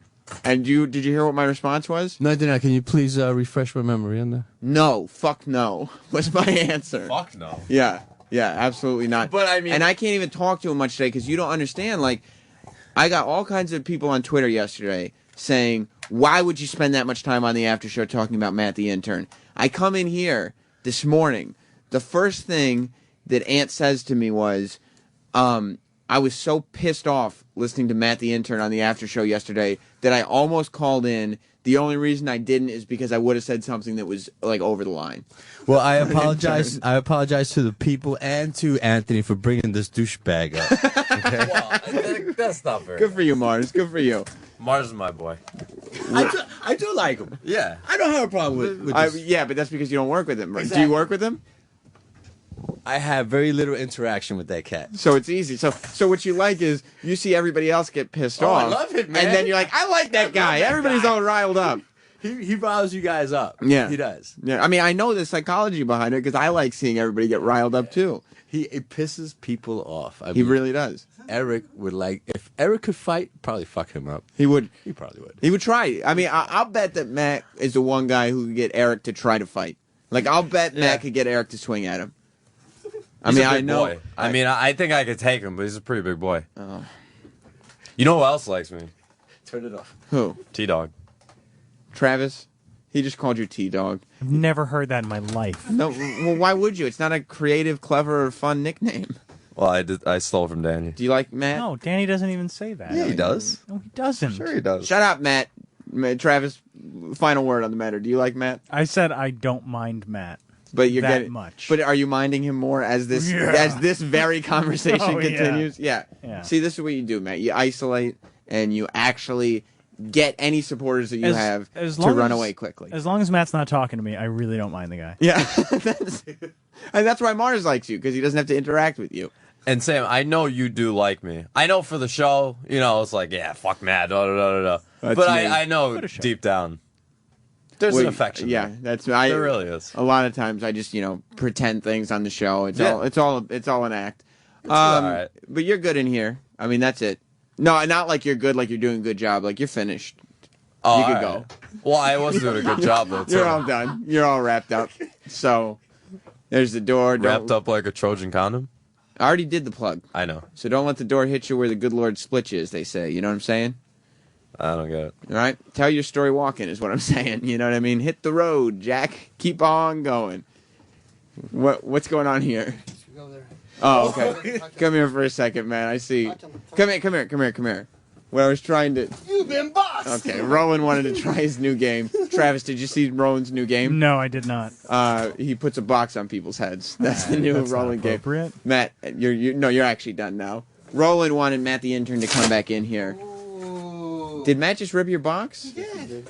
Why would you do that? Why would you stop the fun? Tell your story, Walker. Roland's- Sorry, I don't have a box big enough for your fat ass. I don't. Does that mean like a vagina? I don't. Travis, did I miss something? I mean, Yeah, I think Mars wants to have sex with Roland. Are you saying that you have a vagina but it's small? No, you could just put a box over my head. I know, but you said sorry. I don't have a. Oh, you're saying that you can't find a cardboard box that's big enough to cover. fucking I Roland, got it. exactly. Okay, I'm I didn't sorry. get it at first. I still think it's the other way. You think it's a vagina? You know that in America, the kids use the slang box as for female genitals. I've heard it. Okay, before. I didn't know. Yeah, Roland, his new game is that he discovered yesterday is to run up and down the hallway and putting a cardboard box over people's heads while they're trying to work, and they get pissed at him. It's a little immature. I thought so Just a little too. bit. I likened it yesterday too. It's like because we even had people up here like publicists and stuff, and they were getting work done and they were having meetings and everything. And Roland, it was out of Roland's head that any of this was at all important. That he had a mission and it was to put a box on people's heads. It was as if everybody was here at work, and there was one retarded kid who was running around unclaimed, and nobody knew why he was there, but everybody just patted him on the head and let him play his games. And that was Roland. Yes. Yes, you're okay with that. It's called creativity. And then poor Steve Sterniolo, he was in here yesterday from Raw Dog. He's just trying to get a break in this business. That's all he's trying to do. He's just trying. He knows one celebrity, okay? Lisa Lampanelli. She's on Raw Dog. It's the only celebrity that Steve Sterniolo knows. And he's trying to, be the guy who knows her. She was on his phone show yesterday, so she says goodbye to him. And as they're talking, and Steve's going, hey, let me know next time you're around. You want to do something with Raw Dog? As the conversation's happening, you've been boxed! And he puts Roland puts a cardboard box over the poor guy's head. I'm listening to this story in the back office, and the only thing I could think of is that scene from, oh, fuck, what's that fucking, League of Their Own, when they're all on the bus and that fucking shitty fat kid is just running up and down on the bus. That's Roland. That's Roland. And then, that's exactly Roland. And then there is one, and then... You're gonna lose, you're gonna lose. And then who puts him in his place? Is it Tom Hanks? Who makes him feel bad about himself? There was one guy who works there. Everybody's trying to get work done. Like people are on the phone, and the box is big enough to fit over the head and the hand and the phone receiver. So one guy is actually trying to get work done. People are leaving. These are publicists. And they're like, hey, make sure you give me a call. And as he turns around to talk to him, Roland puts the box on his head. The one thing that stopped this game was the ladies leave, and the guy turns around, and he hands the box to Roland, and he says, take your box and go. If I see you walking around with this box again, I'm going to fucking murder you. And Roland, I'm just cracking up in the office because Roland, I just see him nod with a sad face and just walk away. And that was it for the box game yesterday. You really do need to entertain yourself around this place, though. I mean, I can identify with Roland in the sense that you kind of need something to just make yourself, you go nuts? to amuse yourself. You go crazy. Yeah, Roland was, I guess, the dick in the ass thing yesterday, moving guests around and dealing with publicists. Yeah, and then it started with Eric, though, because we got him first with the box. And then, Roland had to relieve himself of some tension. So he decided instead of going to get Yankee Cranky, as was discussed yesterday, he was going to run around laughing and giggling, and he started with E-Rock putting boxes on people's heads. What, did you end up doing the Yankee Cranky afterwards? No, because I have to get Christmas gifts, so I have to save money. You're just like, hand job or Christmas gifts? You're crossing off names on your... Well, he's not that important. I got a text message, hey, we got your Christmas gifts. I'm like, fuck. Yeah, I got to bust one out, but I got to get you a gift. I don't know... Yeah. So that's I can't write down a Christmas card. Like I busted one out. I owe you one. Sorry, here's a gift card.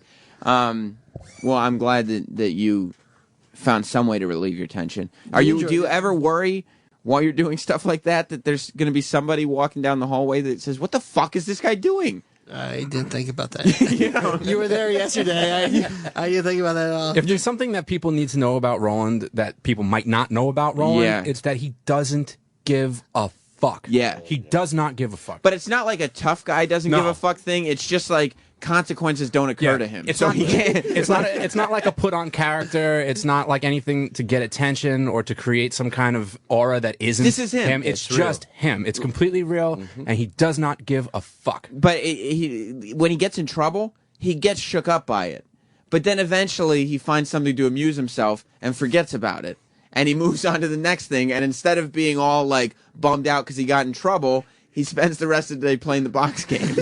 Like Roland, and he doesn't care if he gets in more trouble because it doesn't occur to him that it could happen. It's been well documented that Roland will fall asleep in meetings, right? And like you would think that's bad, but then he'll joke about it right there with his boss right in front of his face. He'll be like, "Oh, I hope I don't fall asleep at this meeting." Literally. The big boss, like I'm talking, not like the big boss to us. Like we have 3 bosses, they're tiered. Our third boss will say, "Roland, you gonna join us for this meeting?" While he's sleeping, and instead of Roland saying, "Yes, sir, I'm sorry," and getting all like shaken up, he'll open his eyes, he'll cross himself, and say, "I'm just praying for your soul." and his excuse is. His excuse is because that way, if they think I'm doing something religious, they can't bring it up to HR. It's Jesus. I love Jesus. He's asleep. Just because I pray to Jesus, it doesn't make me a criminal. It's like T-bowing. Yeah. That's what Camposing. That's what it is, though, Roland. Right? It's not that like you sit there looking at your bosses saying, "I don't give a fuck." No, when your bosses throw down the gauntlet, you're like, "Oh shit, I'm fucked." And then eventually you kind of just amuse yourself with something else, and something pops in my head, and I go, "All right, might as well do it." Yeah, like your focus is such that you have a one-track mind, and when it's playtime, it's playtime. You enjoyed it, Roland. I can't tell you how much I enjoyed it. Just watching you run around. You go out up and down this hall, going out to the lobby. You go upstairs. Like, oh yeah, so many people who are powerful at this company had the opportunity to see you spending an hour of your time running around putting cardboard boxes on people's heads. Roland, you know what you need to do? You need to go up to the 37th floor, you know, where you could see over by reception, and get like a fishing rod with some line and put a box on it. That way you could just lower it onto people's heads from the 37th floor. Danny just took the game to the next level. And it's the greatest because who wouldn't want to do that? It's like, we have a fun job. We work in radio, but then when we're off the air, it's still corporate. Okay, so I'm not talking about to the ditch diggers. I'm talking to the people who like have to go to a corporate environment to work. When this show ends, the only difference between this environment and the environment that I'm sure a lot of you guys out there working is that we don't have to wear shirts and ties, and you do. Right. But aside from that, it's the exact same place. So who that works in a corporate environment hasn't at one point thought to themselves, you know, it would be fun if I could just run around cubicle to cubicle, throwing a box on people's heads as they try to get work done and watching them get pissed off. Like the box is already, he used the same box for everyone, and it's already in pieces. Steve Sturniolo, when he did the Lisa Lamp, he kicked Roland in his leg and ripped up the box. And I said, "Hey, you've been boxed." Yeah. Actually, Steve Sturniolo, who I called the Pitbull yesterday because he just goes after people, texted me and saying, Roland is just acting out because he needs constant attention. No, I don't think that's true. I don't think that's true either. I don't think Roland thinks to himself, look at everybody, look at this, everybody, because he'll just do it like, you'll just look out of the corner of your eye and realize Roland's doing some dumb shit again. Like he just does it. It's not the action that's defining the person. It's the person. So Roland doing this, I just see Roland trying to amuse himself. It was somebody like intern Matt. That's someone who's just trying to get attention. He wants to make sure everybody sees him. Right. Whereas Roland's going to do it whether you look or not. Roland just wants to have a laugh before he has to go home. I do. Like Roland, if you're outside his office having a conversation with someone in a cubicle or something, he just starts winging garbage at you, whether it's cans or anything. He just finds whatever he finds on his desk and just starts throwing it. Like, and this is how you know it's not for attention, because he shares an office. It's just him and the sex man. It's Roland and E-Rock in that office, and out of nowhere, you'll walk by the office and just hear Roland yell at E-Rock, "Shut the fuck up!" and chuck a handful of pens at him or whatever's on his desk. It could be something he needs. It could be a whole bunch of talent documents. He just takes the whole pile and throws them in E-Rock's face, and he doesn't know anybody's outside the door watching. He just does it. And I guess again, you two are like brothers who just constantly, like, your chair has wheels on it, so of course you have to play with them and roll around the office, and he just rolls his chair over to E-Rock and starts punching him in his shoulder, and it's two little kids. It really is like that movie Step Brothers. It is like, you guys, you're both over 30 years old. Don't touch my drum kit. Yeah. Or Liam soda bombed us once. It was awesome. Liam from Talent? Yeah. What do you mean soda bomb? He got like a club soda and just threw it on the ground and exploded. This is a place of business. I was laughing so Eric got so mad, I couldn't stop laughing. It was like the greatest thing I've ever seen in my life. You know, I just remember. Do you remember, Sammy, back at CBS, back when we had that gig, where Roland's gag over there was just to pour water on the floor for no reason whatsoever? Yeah, we'd be sitting in the K-Rock offices while the show is on, and Roland would just turn, and it was just one big office back then, and Roland would just turn, and he'd look at us and say, "Hey, Sam, I gotta go," and he'd take an entire bottle of Poland Spring, and he'd put it next to his crotch, and then he'd just pour the bottle out onto the carpeted floor. Like, he wasn't just pouring like a little bit out for his homies, like half a bottle of water. He poured it all out. And it's like soaking into the, and you know, a lot of the floors at radio stations, you know, people should know this, like it's not just the floor, No. like wires and shit is underneath the floor. Generally- Steve got electrocuted once. Generally, the floors are raised, yeah. and they run wires under the floors. So when you're pouring water at Mars, Yes, this sir. is true here too, right? Absolutely, yes. So when you're pouring half a bottle of water directly onto the floor in one spot, it's gonna seep through the carpet and drip onto the wires, correct? Yes, absolutely. I got Steve once because Steve sat down and Steve C? Steve C goes, "Damn it, Roland, no more water." Got a little jolt. Imagine him with fucking liquid ass. Were you around when we had liquid ass? Yeah, but I didn't find it as funny though. That was the worst when we had It liquid. stunk. Dude, I did it to Eric for a long time. I don't know if he ever figured that shit I out. forgot you did that.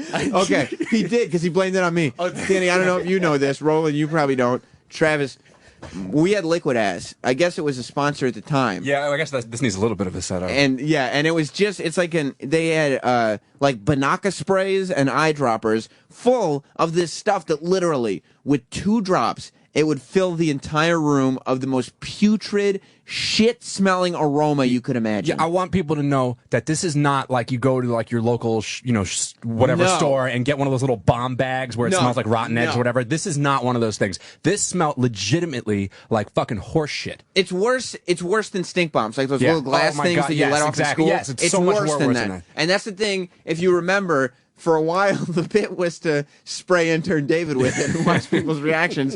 So at one point, we actually, like, I went down with him to Starbucks, and I sprayed it all over his jacket, all over his shoes and his pants and everything. Like, he just stunk like shit. And he walks into Starbucks, and he keeps asking people for help. And the whole time, like, I'm watching him, and people are asking him if he stepped in shit, or, like, they're trying to find out if there's something wrong in the bathroom, and it's just, wafting out into the air. And it was just so funny because I was outside the restaurant, or the Starbucks, and just to watch people, because you'd watch a guy talk to David, and then David shake his head, and then David check his shoes because I don't think I stepped in it.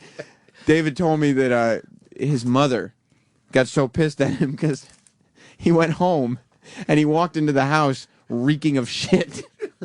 And so she had to wash all his clothes. And then even off the air, like, he'd go to the bathroom and one of us would just spray his jacket with liquid ass. And he'd come back and he'd go, no, you can't do this anymore. My mom says I smell like shit. She gets really mad. You can't do it anymore. You can't do it. That's a great impression. That's him. Damn. Damn, that's a good impression. So we had this liquid ass, and I still have it somewhere. I don't know if it expires or whatever, but it's in our offices here. But, I mean, it was the type of stuff that we had to hide because it was so pungent that it wasn't just a prank. It was like, all right, that's fighting words. Like, if you're going to spray me with liquid ass, you want a war here because this doesn't come off. Mars went long form with this one. For over the course of a winter, he would just take the eyedropper and he'd squirt a little bit on E-Rock's jacket. And we're going to tell him this. He's not back until Tuesday because he's taking Monday off too. Prince Nagel is? Yeah. But he's taking a nice 4 days for himself, but he'll find out about this now that you're admitting it. On the ass part of his jacket, Mars used to come in, like, and it wasn't every day. It was like every 3 or 4 days, he'd squeeze a little more. Until one day I remember, like, Mars saw me, like, looking around the office, like, what the fuck? And then Mars would be like, yo, wait, what are you doing? And I go, it smells like shit in here. I think either somebody sprayed the liquid ass or something. And Mars, yo, you can't tell anybody this. I go, okay. And he goes, I've been spraying Eric's jacket for like a month. And I go, why? And he goes, because fuck Eric.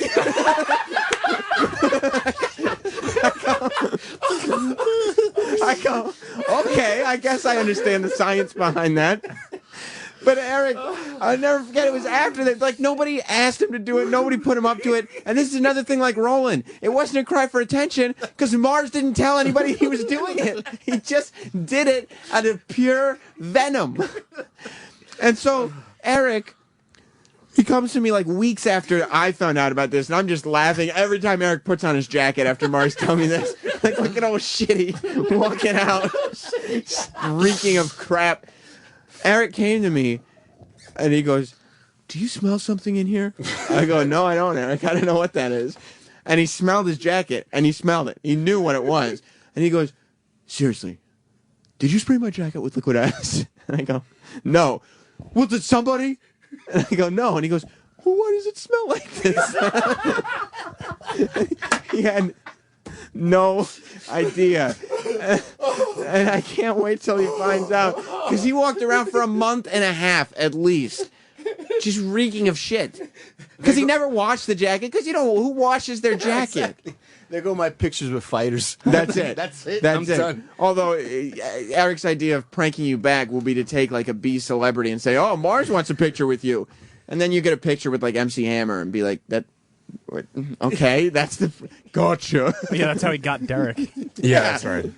You know, it's a shame that a lot of the reasoning that bad things happen to Eric is just for that exact reason. There's really no reason. It's just fuck Eric. Can I tell you something though? It's safe to come out on the air because he doesn't work here anymore. Steve C. I used to drive that motherfucker insane, and he didn't even know I was doing it. With what? With the BlackBerry. Do you know what I used to do with BlackBerry? I know what you're talking about. You know, right, Travis? Of course I do. Okay. And then I have something after that. Steve. Well, if we're going to start in with Steve C stories. Steve C was the producer, the old, producer here. I'm sure if you've been listening, you know who he is. He's still on some of the production. But yeah, you know who he is. We used to drive him out of his mind crazy, and he didn't know it was us. We had two studios. We were at K-Rock, and then we'd do the walk over to XM. So he'd get to XM, and he'd be like, and he was an absent-minded guy.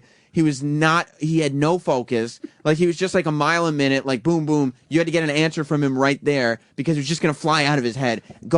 Everything was going on at once for this guy. He was worried about his website. Because he's worried about his website 1 minute. Steve, are you working on your website? No, we're on my website. I don't know what to do. It's like, that's how he dig himself into so many holes. So, like, little things you'd throw a monkey wrench in, and it would just fuck up his whole thing because he'd be worried about this. So he'd get to XM after doing the K-Rock. What are you doing over there? I know. He's playing with tape. What are you rolling? He's playing with a thing of Scotch tape. What, you have to fix your box? No.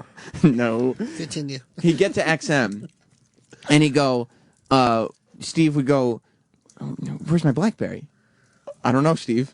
He'd go, oh, fuck, did I leave it at Steve? I lost my BlackBerry. And he'd lost it several times.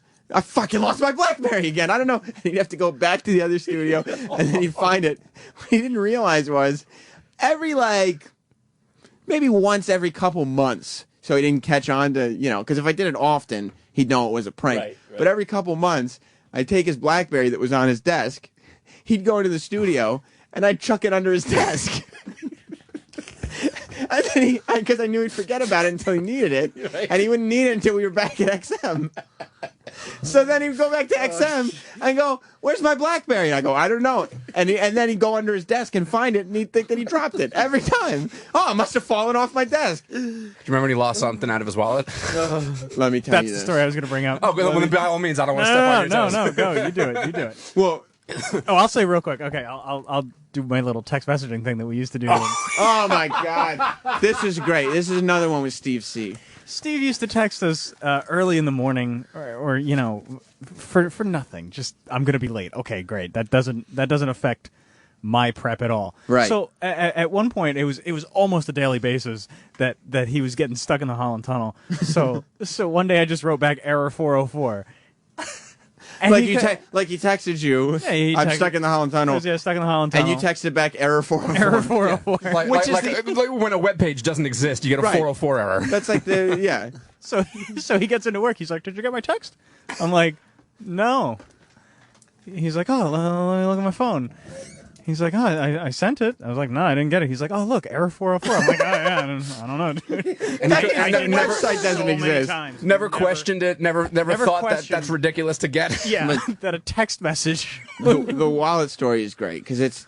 Man. He sent the way it It was an started. intern, with, right? Yeah, he sent an intern out to go get him something. I don't know what it was. It doesn't even matter, I don't think. And the intern left Steve, went out, got him his stuff, came back, and when he was handing Steve the stuff, he left Steve's credit card on some random desk at K-Rock that wasn't being used. And so, I don't know, was it you that found it, Danny? I don't recall. I just remember seeing it there, and it was just like, well, I mean, why would we just be nice and give this back to the man? Of course we need to fucking torture this guy somehow. And so Danny and me both knew the card was on the desk. And we knew it was Steve's card because it had his little business thing on it. And so that's when I informed Danny, if you chuck it under the desk, you'll never find it. So we took the card and threw it under the desk. And then next thing you know, we don't know. He hasn't asked anyone about it, but about an hour later, he's yelling at an intern for losing his credit card.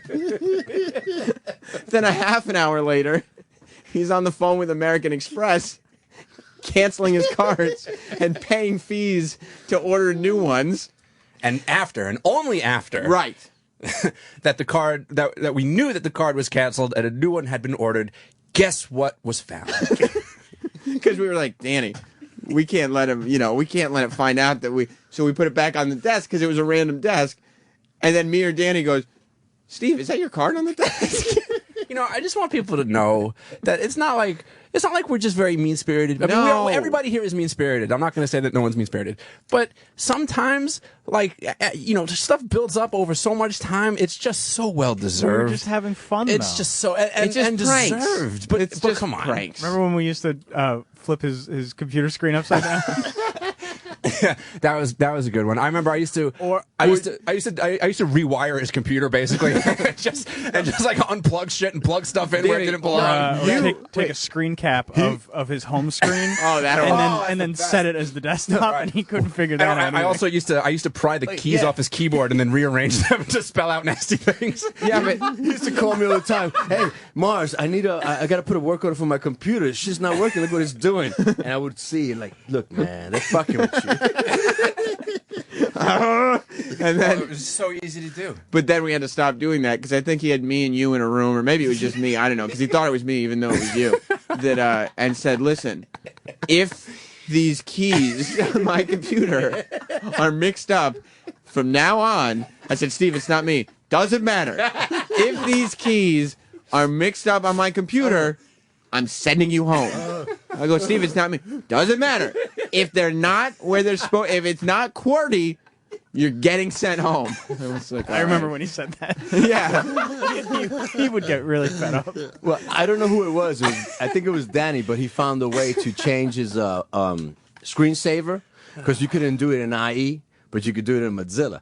And Danny would come and he would change his screensaver all the time to meat spin or fucking just gay guys. Oh, you was mean that you or Derek? Who would just put gay always porn? changing. I think that was Derek mostly. Yeah. Just put gay porn pictures. on. Derek did that till, he did it here. It was a lot easier to get away with doing these horrible things when we were on an island, so to speak. It was on 57th Street, so we had the entire place to ourselves. We just mentioned 4 or 5 HR issues in one sentence, but when there is no HR department to report to upstairs, you can get away with a lot more. And if anyone in HR is listening or enjoying the show today, none of this actually happened. We're just kidding.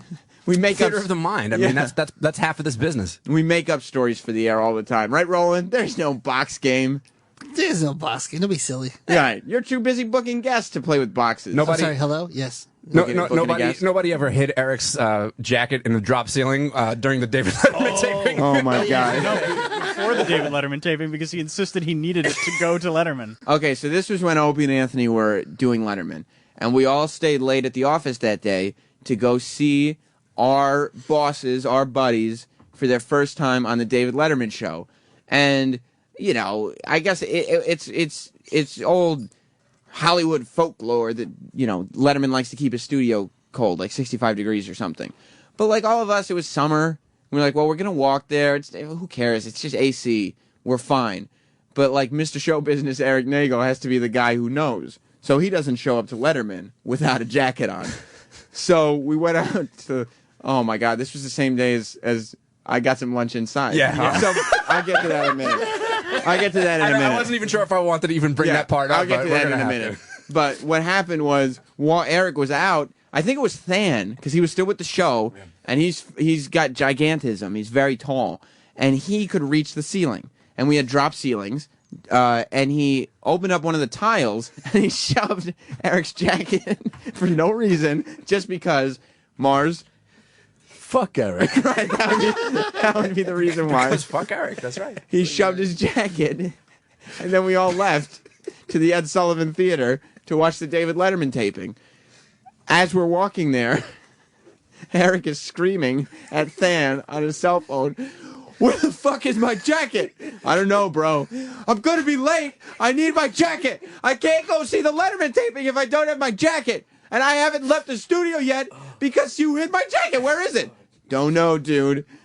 Eventually we had to tell him because he insisted that he couldn't go. But that was the same day that he was already pissed off because Steve invited us all out for pizza as a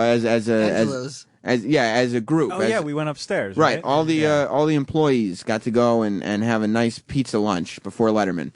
And on our way out, Eric wasn't there when we discussed this. He was wherever. But on our way out, we noticed that Eric had already bought lunch for himself, and he had left it at his workstation. And it was a nice salad. It was one of those in New York. They have a whole bunch of restaurants where you can make your own salad, and you put it into a plastic bowl, and you mix everything up, and blah, blah, blah. So that bowl is sitting on Eric's desk, and Eric is nowhere to be found. Probably dropping a deuce, knowing Eric, the way we know Eric. And so Travis, being the whimsical, good-natured ribber that he is, thinks it would be funny to put the bowl, which has a cover, in the garbage can. And I gently placed it in that garbage. And so Travis places the salad on top of the garbage, in the garbage can, with the lid sealed, on top of everything, with the idea being, we'll all have a good laugh, then Eric will take his salad out and eat it. Now, most people would probably just leave it at that, right? But I mean, because that's a pretty big statement on its own, right? Like, hey, fuck you, I'm gonna put your shit in the garbage, like that. That's insulting in the first place. But Than, who the last time we talked to him was on the after show when he came back in with Laszlo a few months ago, he specifically said that to this day, Eric is his least favorite person who works for the show. He still has venom towards Eric, and Than was always the one, I think, who took the salary difference the hardest. Well, the rest of us kind of were like, okay, and got over it. And Than always, and the lottery thing was Than's thing. When Eric won the lottery with the daily newspaper, these are all old bits, but Eric's good fortune got under Than's skin in a big way, which it was what it was. Than sees the salad in the garbage that Travis has put there, and he walks over with his size 14 shoe, and he stomps like 3 times as hard as he can, crushing the salad, emptying the bowl, getting dressing all over his sneaker into the trash can where it's completely inedible. Even if you wanted to eat garbage salad, you still couldn't eat garbage shoe smush salad. And we go, oh my God, I can't believe you did that. Let's get the fuck out of here before he realizes this. So we're all scurrying out. And Eric, as we're leaving the office, is coming in the office. We're like, oh, fuck. And we go, okay, we feel bad. So somebody says, Eric, we're all going down for pizza. Do you want to join us? And Eric said the one sentence that haunted him for years after this, and we should bring this back to the table so it haunts him again. He said, no thanks. I got a salad inside. Now, you talk about Than's fucking venom for Eric. Yeah. And let's not forget that it was Than's doing. Than was the guy that wanted to get Eric the Christmas present all those years ago that he did, which as some of us recall, was a T-shirt with the words printed, I bring nothing to the table. And it was the one that day when Eric read the T-shirt. That's the infamous drop that still gets played. I bring nothing to the table. Got brought up. So, yeah, Eric's taking his lumps. Eric has certainly taken his lumps. And let's just say he went hungry for lunch that day, and he did make it to Letterman on time, but after the rest of us. Sam, what an ass you are. What do you mean what an ass I am? I would never do that to him.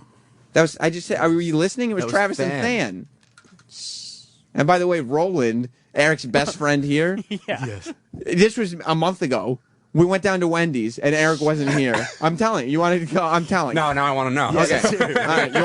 You want to hear what Eric's best friend in the world is? We're talking sugar. It was best friend or best man? Just best friend. Okay. Just best friend. Wait, why not best man? Oh, Roland want to see Harry Potter. It was the opening night. So I had my wand. This one, okay. If we're isolating people because we're telling old stories, why don't we bring you up to present day to a month ago? I had too much sugar. You know that. Roland and me went down to Wendy's for lunch. And Roland likes to get the large, the supersized, whatever the big one is. That's for Roland because sometimes he has a stressful day. He needs a little treat. And so Roland decided to get himself an enormous barrel of Mr. Pibb, which is a sugary soda. It's like Dr. Pepper, Mars. Okay. And a large Frosty on the side with his meal.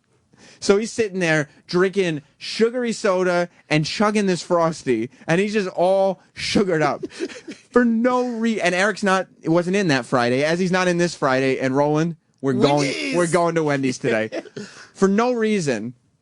Roland takes his ketchup that he's poured into one of those cups. It's not a packet, and he just goes, "Fuck him!" And he takes it and he pitches it behind himself and smashes it into Eric's file cabinet. Then he starts opening ketchup packets and just opening them and chucking them at all of Eric's stuff. And then eventually, he pours it. Eric had a picture printed out of like Opie and Ron and Louis C.K. and Ricky Gervais and everybody. And then Roland goes, "What the fuck does he need this for?" And he pours ketchup all over the picture. So Roland goes, okay, I'm gonna get in trouble for this. And he wipes all the ketchup off and he throws the picture in the garbage. He wipes everything off. And then I go, "Oh, Roland, so it's good. You're taking it easy on him. He'll never know." And then Roland goes, "Yeah, but fuck him." And he takes his fries after he's cleaned everything, and he starts smearing fry grease. He takes French fries and starts smearing fry grease all over his monitor, all over his phone, and then... Didn't some other people take some shit for this? And then, they almost did. Roland thought he was going to smear fry grease into the keyboard, but since Roland is a very strong guy, he was pushing a little too far, and Eric ended up with mashed potatoes in between his keys because the fry got smushed. And on his phone? And on his phone and everything. And then Roland goes, "Shh, don't say anything, don't say anything." I go, "Okay, whatever, dude. You've lost your mind. But okay." So Eric comes back on Monday. I came late I came at and he 7. goes, "Who was in this office after we left?" I go, I don't know. Whatever, I don't know. I find out later in the day, he emailed the Ron and Fez staff. He told Bruce. me. And he emailed Bruce. And he emailed Travis. He told me, and he's like, "Can you?" Roland got boxed. He emailed Travis. He emailed the Ron and Fez guys, and he goes, "Da. There was somebody in this office. You know, I think was it the Ron and Fez guys? I'm gonna have to contact security." He's about to contact security until Roland goes, "Are you contacting security?" And Eric goes, "Yeah, I'm gonna find out who made a mess in my office." They're just gonna pull up the cameras. Yeah. Stupid Roland. And Roland goes, "Shut the fuck up! I did it. I was just kidding." It's a joke. A kid. And Eric goes, "What?" And Roland goes, "I was kidding. It was a joke. I kid." And then for whatever reason, Eric goes, "Okay," and that's it. Now I'm pretty sure that me and Eric don't have any problems, and the problems that we did have in the past were all pretty minor, but we still don't have that friendship that maybe Roland and Eric share, or maybe even Sam and Eric share. And I haven't done anything remotely close to the vile fucking despicable They're pranks. things They're that you guys jokes. have done to that boy. Aren't you almost glad you're not friends with Roland? Yes. Yeah, you can't get close with Roland because either he will prank you or you'll do something that you didn't even realize that pisses him off, and he'll just be vindictive and motherfuck you at every turn. Correct, Roland? No. Correct, Roland? Yeah. Yeah. But yeah, I mean, I don't know. I think it should, for me and Eric, it's all good-natured ribbing. Yeah, but there's never any ribbing back. That's like listen, I'm all for. I was in here with Troy a couple weeks ago. I was taking shots at him left and right, and he gave it back to me. I'm all ready for people to give it back to me. Well, and not just to you, but to anybody. Like if I was Eric and I was taking the amount of shit that Eric takes, and the best comeback that you have is to like, oh, I'm gonna make you take a picture with someone that you don't want a picture with. Like that's not on the same level of comeback. Like he really needs to step some game up. And I for one am in the Eric corner on this front, where I would like to see Eric take some of the shenanigans that get doled out on him. I want to see him take those shenanigans to another level to the people that are doling it out. You got it. Remember what he did with Fan and the Lost DVD? Oh yeah, that really pissed off Eric's greatest prank. But even in the grand scheme of things, but it still pissed him off a lot. Amazing. Yeah, it still wasn't that great. It pissed off Than. Than, who used to work here, was a giant Lost fan, and he had his Lost DVD box set signed by like 4 or 5 members of the cast. And then the guy who played John Locke was in studio. And Eric was like, he went around, and I guess Travis, a big Lost fan, he went around grabbing the people's box sets who wanted to get them signed and said, I'll take care of this. Everybody said, okay. And Than's box set, everybody said, to Than from whoever. To Than from whoever. So Eric's handing him the box sets. He goes, this one, could you make this out to me? It's Eric. He goes, okay, Eric with a K. Could you make this one out to Travis? Okay. Could you make this one out to Nate? And John Locke wrote, to Nate. Da-da-da-da-da-da. And Than goes, what the fuck, dude? He hates that. He doesn't. Which is the actor, hates it. Which is the actor I got autographed that says "Too Sexy Man," and they signed it. Nick Swartzen. You got Nick Swartzen to sign a poster to. You to got the Sex Man. What did Roland do to me? Who's the guy that's in Eastbound and Down? Danny McBride. Danny McBride. Yeah, oh yeah. He had Danny McBride sign my picture with him to Travis, the bearded woman. Oh, I remember that. Because he told him that's what you guys call me on the show. Roland goes, I only assume there's going to be a Dr. Gay signing at some point. Oh, yeah, Dr. Gay. I was in there with Roland, and Roland was like, yeah, it's just for Travis, but we call him the bearded woman. And then Danny McBride goes, you call him what? And Roland goes, the bearded woman. And Danny McBride goes, so should I make it out to the bearded woman? And Roland goes, yeah. Roland was photobombing some pics yesterday that came out of the Travis camp. I had seen Michael Hall was in, who's the star of Dexter. But let me tell you, I was trying to get out of the way. I'm sorry. Mr. Coke Logic cleared that right up. He's good for a Photoshop. Yeah, Roland's as large as Roland is, he's incredibly easy to remove from photos. Well, that's because he's very round, so it's like an easy shape to just kind of. You wear solid color t-shirts. Exactly. It's easy to get a big, large section out. It's very easy. Well, let me tell you about this Argentium stuff. Roland, what a segue! Holy shit! Danny, Mars, Travis. I don't know if you know about this. Why does he use the bed? I'll never understand why Steven Singer wants to do this, but I can understand why the rest of you want to get some Argentium. It's the king of all silver metals, and it starts at only $149. It's more pure than sterling silver. It's brighter than platinum, white gold, and sterling. It's low maintenance because it's tarnish resistant, and Argentium is responsible and ethical because it's produced using only recycled silver. It's a beautiful thing. Check it out now online at IHateStevenSinger.com or call him up. He'll tell you all about it. It's 1-888-I-HATE-STEVEN-SINGER. You can even visit him in person at the other corner of 8th and Walnut in Philadelphia, Pennsylvania. And if you do, I want you to ask for a few things. Go to Steven Singer's store. It's a great store. They give you drinks. They give you cookies. And they're free.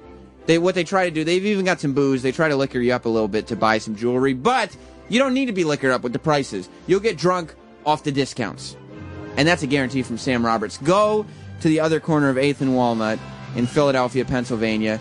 Ask for Turbo Joe. Let Turbo Joe and Steven Singer know that you heard about this on After Opie and Anthony Live, and suggest to them that they dropped the whole Superman bed thing, because it just doesn't make any sense. I don't understand why he does it, and I want you to make that point clear to Steven Singer, too. I hate StevenSinger.com for all your jewelry needs. I know everybody's a fan of Bobo. There's a new idiot in town, and he's been on hold for the last 3 hours and 5 minutes. Are you kidding? Is it really? Jordan, Yeah, it's me. you're still on. You've been on hold for a while. Oh, yeah, well, it's okay. I've been enjoying the show. That's not Jordan. What's the voice? The voice? It's just me on helium. Jordan, I think it's Jordan doing a character. Oh, yeah, it's me. It's me doing a character, you know? Well... Oh, yeah, it's me. Good one, Jordan. You are good with the impressions. So what? Yeah, I see on not the. good at impressions, yeah, but you suck at wrestling interviews. You just said you Twitter whatever. I can't deal. Jordan, I'm afraid of Jordan. I don't want to get in on this on any level. I don't want to. Jordan, that's Danny talking. On the let's string this along or anything. Hi, Jordan. Because I think that Jordan is a very, very scary individual, and I wouldn't put it past a Jordan kind of mind to come at somebody with a knife.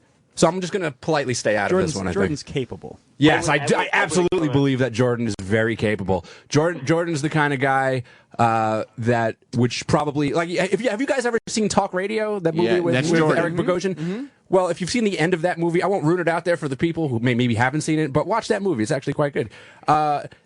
The end of that movie reminds me of this Jordan person. Jordan, are you capable? I'm capable, but only if you push me to the fucking edge, that's all. How far have you been pushed? Let me see. I don't think I've been pushed that far. Okay, good. Since I was 13. How far has Sam Roberts pushed you?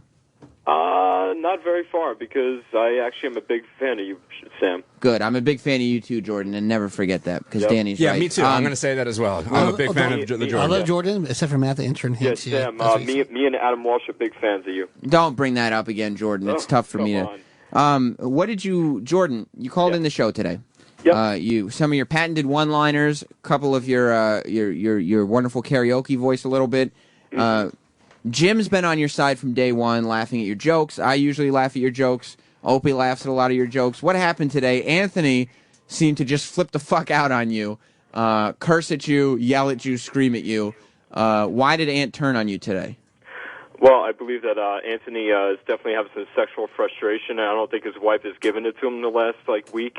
So Probably not. It's just all bottling up. You mean his ex-wife? Because I would assume that she hasn't given it to him in over a decade. Still married. No, Ant's not been married for some time. Oh, is that the truth? That is. Oh, wow. Then I hope he doesn't fucking molest me in this bomb shelter. Okay, that's a good call, actually, because he does have a bomb shelter, and he's known to molest people. Yeah, I've seen his karaoke things, and he looks like he can only sing when he's drunk. So yeah, why do you think though that today of all days, he flipped out on you like that? Because he's probably getting sick and tired of seeing me on hold. You think so? I don't know. Well, we'll see what happens tomorrow at F.H. Riley's, because it's going to be quite a show. Well, Ant hasn't pushed you that far. No. You're a fan. I know he's just being. He's just busting balls. Oh yeah, he's busting balls. He's a good guy. You know, I know people that know him, and he's just he just plays a wise ass on radio. Now, who do you know that knows him? Jordan? Yeah. Well, I'm not going to throw out any names because I don't want to name drop. But if well, why don't you do it? Name drop. Let's have some fun. Okay, there is somebody I went to karaoke with. This guy Bobby D is like an older guy, and he's actually related to Anthony, I believe. It's probably a lie. Jordan. Yeah, it is. See how scary this is? This is fucking scary. Does it creep you out when people are just like unapologetic, I just make things up all the time. I like Bobo, but because I know that Bobo is so harmless, and He's very harmless. It's like, you know, and you just know, you don't get any vibes off of Bobo. You see Bobo, you know exactly where you are, and you know exactly where he is, and you know where you are with him. He doesn't know exactly where he is, but yeah, exactly. So, but I get a completely different vibe from Jordan, where I feel that you could joke, and he might think it's funny at the time, but he's the kind of guy that'll try to find out your address and wait for you somewhere. Well, and liars, like people who... I'm not the only one that got mugged, you know? People who lie all the time, like chronic liars, are also very unpredictable. Because it's like they tell you everything's fine until, like you said, Danny, They're waiting for you, and you don't know. Don't they make for good radio? Like, most of the guys on your show are compulsive liars. No, just you. Sure. I'm kidding. I'm busting balls, Sam, Jordan. You just told a big lie. No, I'm just kidding. I'm just busting balls. What compels you to sit on hold for 3-4 hours at a time? I'll do anything to get onto the show. That's all. I like that. And when you're on, you're grateful. Well, I'm very grateful because it's one of the best shows. I'm sorry I didn't listen for so many years, but I was going through a lot of addiction problems and all that, and I'm back. Yeah, you know, my brain's still a little bit fucked up. I go off the handle a little bit, but sure. I'm just a good guy, and I like to entertain, and I like to do what I got to do. You know, I shoot from the hip. I tell it like it is, and I don't take shit from nobody. That's your thing. You know what I mean? It's like if you want the real skinny. Does anybody agree with me that Jordan sounds a hell of a lot like Ant's brother Joe? Talk, Jordan. Say, I'm in a YouTube cover band. I'm in a YouTube cover band. I hear Yeah, it's sort of there. Because like if you just flip the channel on, you'd absolutely think it was Brother Joe. Yeah, this is not Brother Joe. This is Crazy Lying Jordan. It's the bass in his voice. I'm a baritone. Are you? Yeah, well, I can sing opera, and I might break it out tomorrow, so I'm going to shock everybody. Well, I guess there is a party going on at F.H. Riley's tomorrow. It's there in Long Island, on the other corner of 8th and Walnut. Is that right? It's on New York Avenue in Huntington. In the heart of Huntington Village. Huntington Village. Oh, excuse me, I forgot there. Well, I know where I'm not going to be. Because he'll be there. Well, thank you for calling. And tell me this, Jordan. You were on hold for 3 hours. Was this exchange that we had, was it worth it? Yes, it was worth it because I got to talk with great guys, and I know Danny, and I know his friend Michelle, and oh boy, Danny. Yeah, I know a lot of people. That's where the fear comes in for you. Well, I have a relative who got in touch with me, and we're not close. You know, we probably haven't seen each other or spoken in easily 8 years, I guess. And she found me on Facebook to let me know that she knows this character who comes on the show a whole lot. And he's a regular. Yeah, he's a regular on the show. But you probably told her, you know. And so she gets to me, and I just kind of gave my opinion of the situation and my warnings. And if she turns up missing in a ditch somewhere, I'm not going to be surprised. Do you know anybody that I know, Jordan? Loved ones or anything? Not yet, but I hope to try out your mom's cookies soon. Yeah, you won't. I mean, I keep my social circles small for a reason because I don't need it, Jordan. You know what I'm saying? I just don't need the stress. That's okay, man. You just have to relax, okay? Is that a Southern guy? Is that Cleveland at your house, buddy? Yeah, that is Cleveland Brown. That is just nasty, Sam. Those fucking cookies suck. Must be a different Cleveland Brown. I've seen the show. Must be a different one. All right, thank you, Jordan. Thank you, guys. Have a great weekend. Hey, Jordan. He's gone. I'm sorry. I should have let you got him. How much time do we have left, Travis? Not much, right? No, you're done. No, I'm not. I'll tell you when I'm done. done. No, you're done.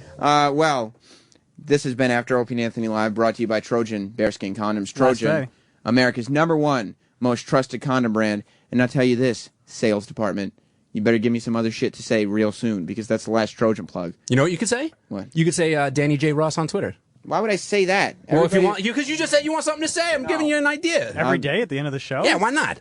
It's a little weird. Besides, that's too complicated. People remember something like Not Sam. That's where you'll go. But then they'll be confused, and they're not going to sure if they're hitting the right one because you're Sam, but it's not Sam. So is it really the right Twitter account I'm looking for? Wendy's.com. Wendy's.com is the website to go to. Oh, I'm headed and down everybody, there right now. please, let's not forget, fuck Eric. Fuck Eric. That's why. I wish we could have talked about our new friendship with Donald Trump. Maybe we'll get to it on Monday when After Opie and Anthony Live continues. Stay tuned. Ron and Fez are coming up next. Peace. Opie and Anthony show is now over. For real this time. Check out the O&A show on Facebook at facebook.com/Opie and Anthony. And catch Opie and Anthony live Monday through Friday from 6 to 10 a.m. Eastern. Ron and Fez are next. Hey.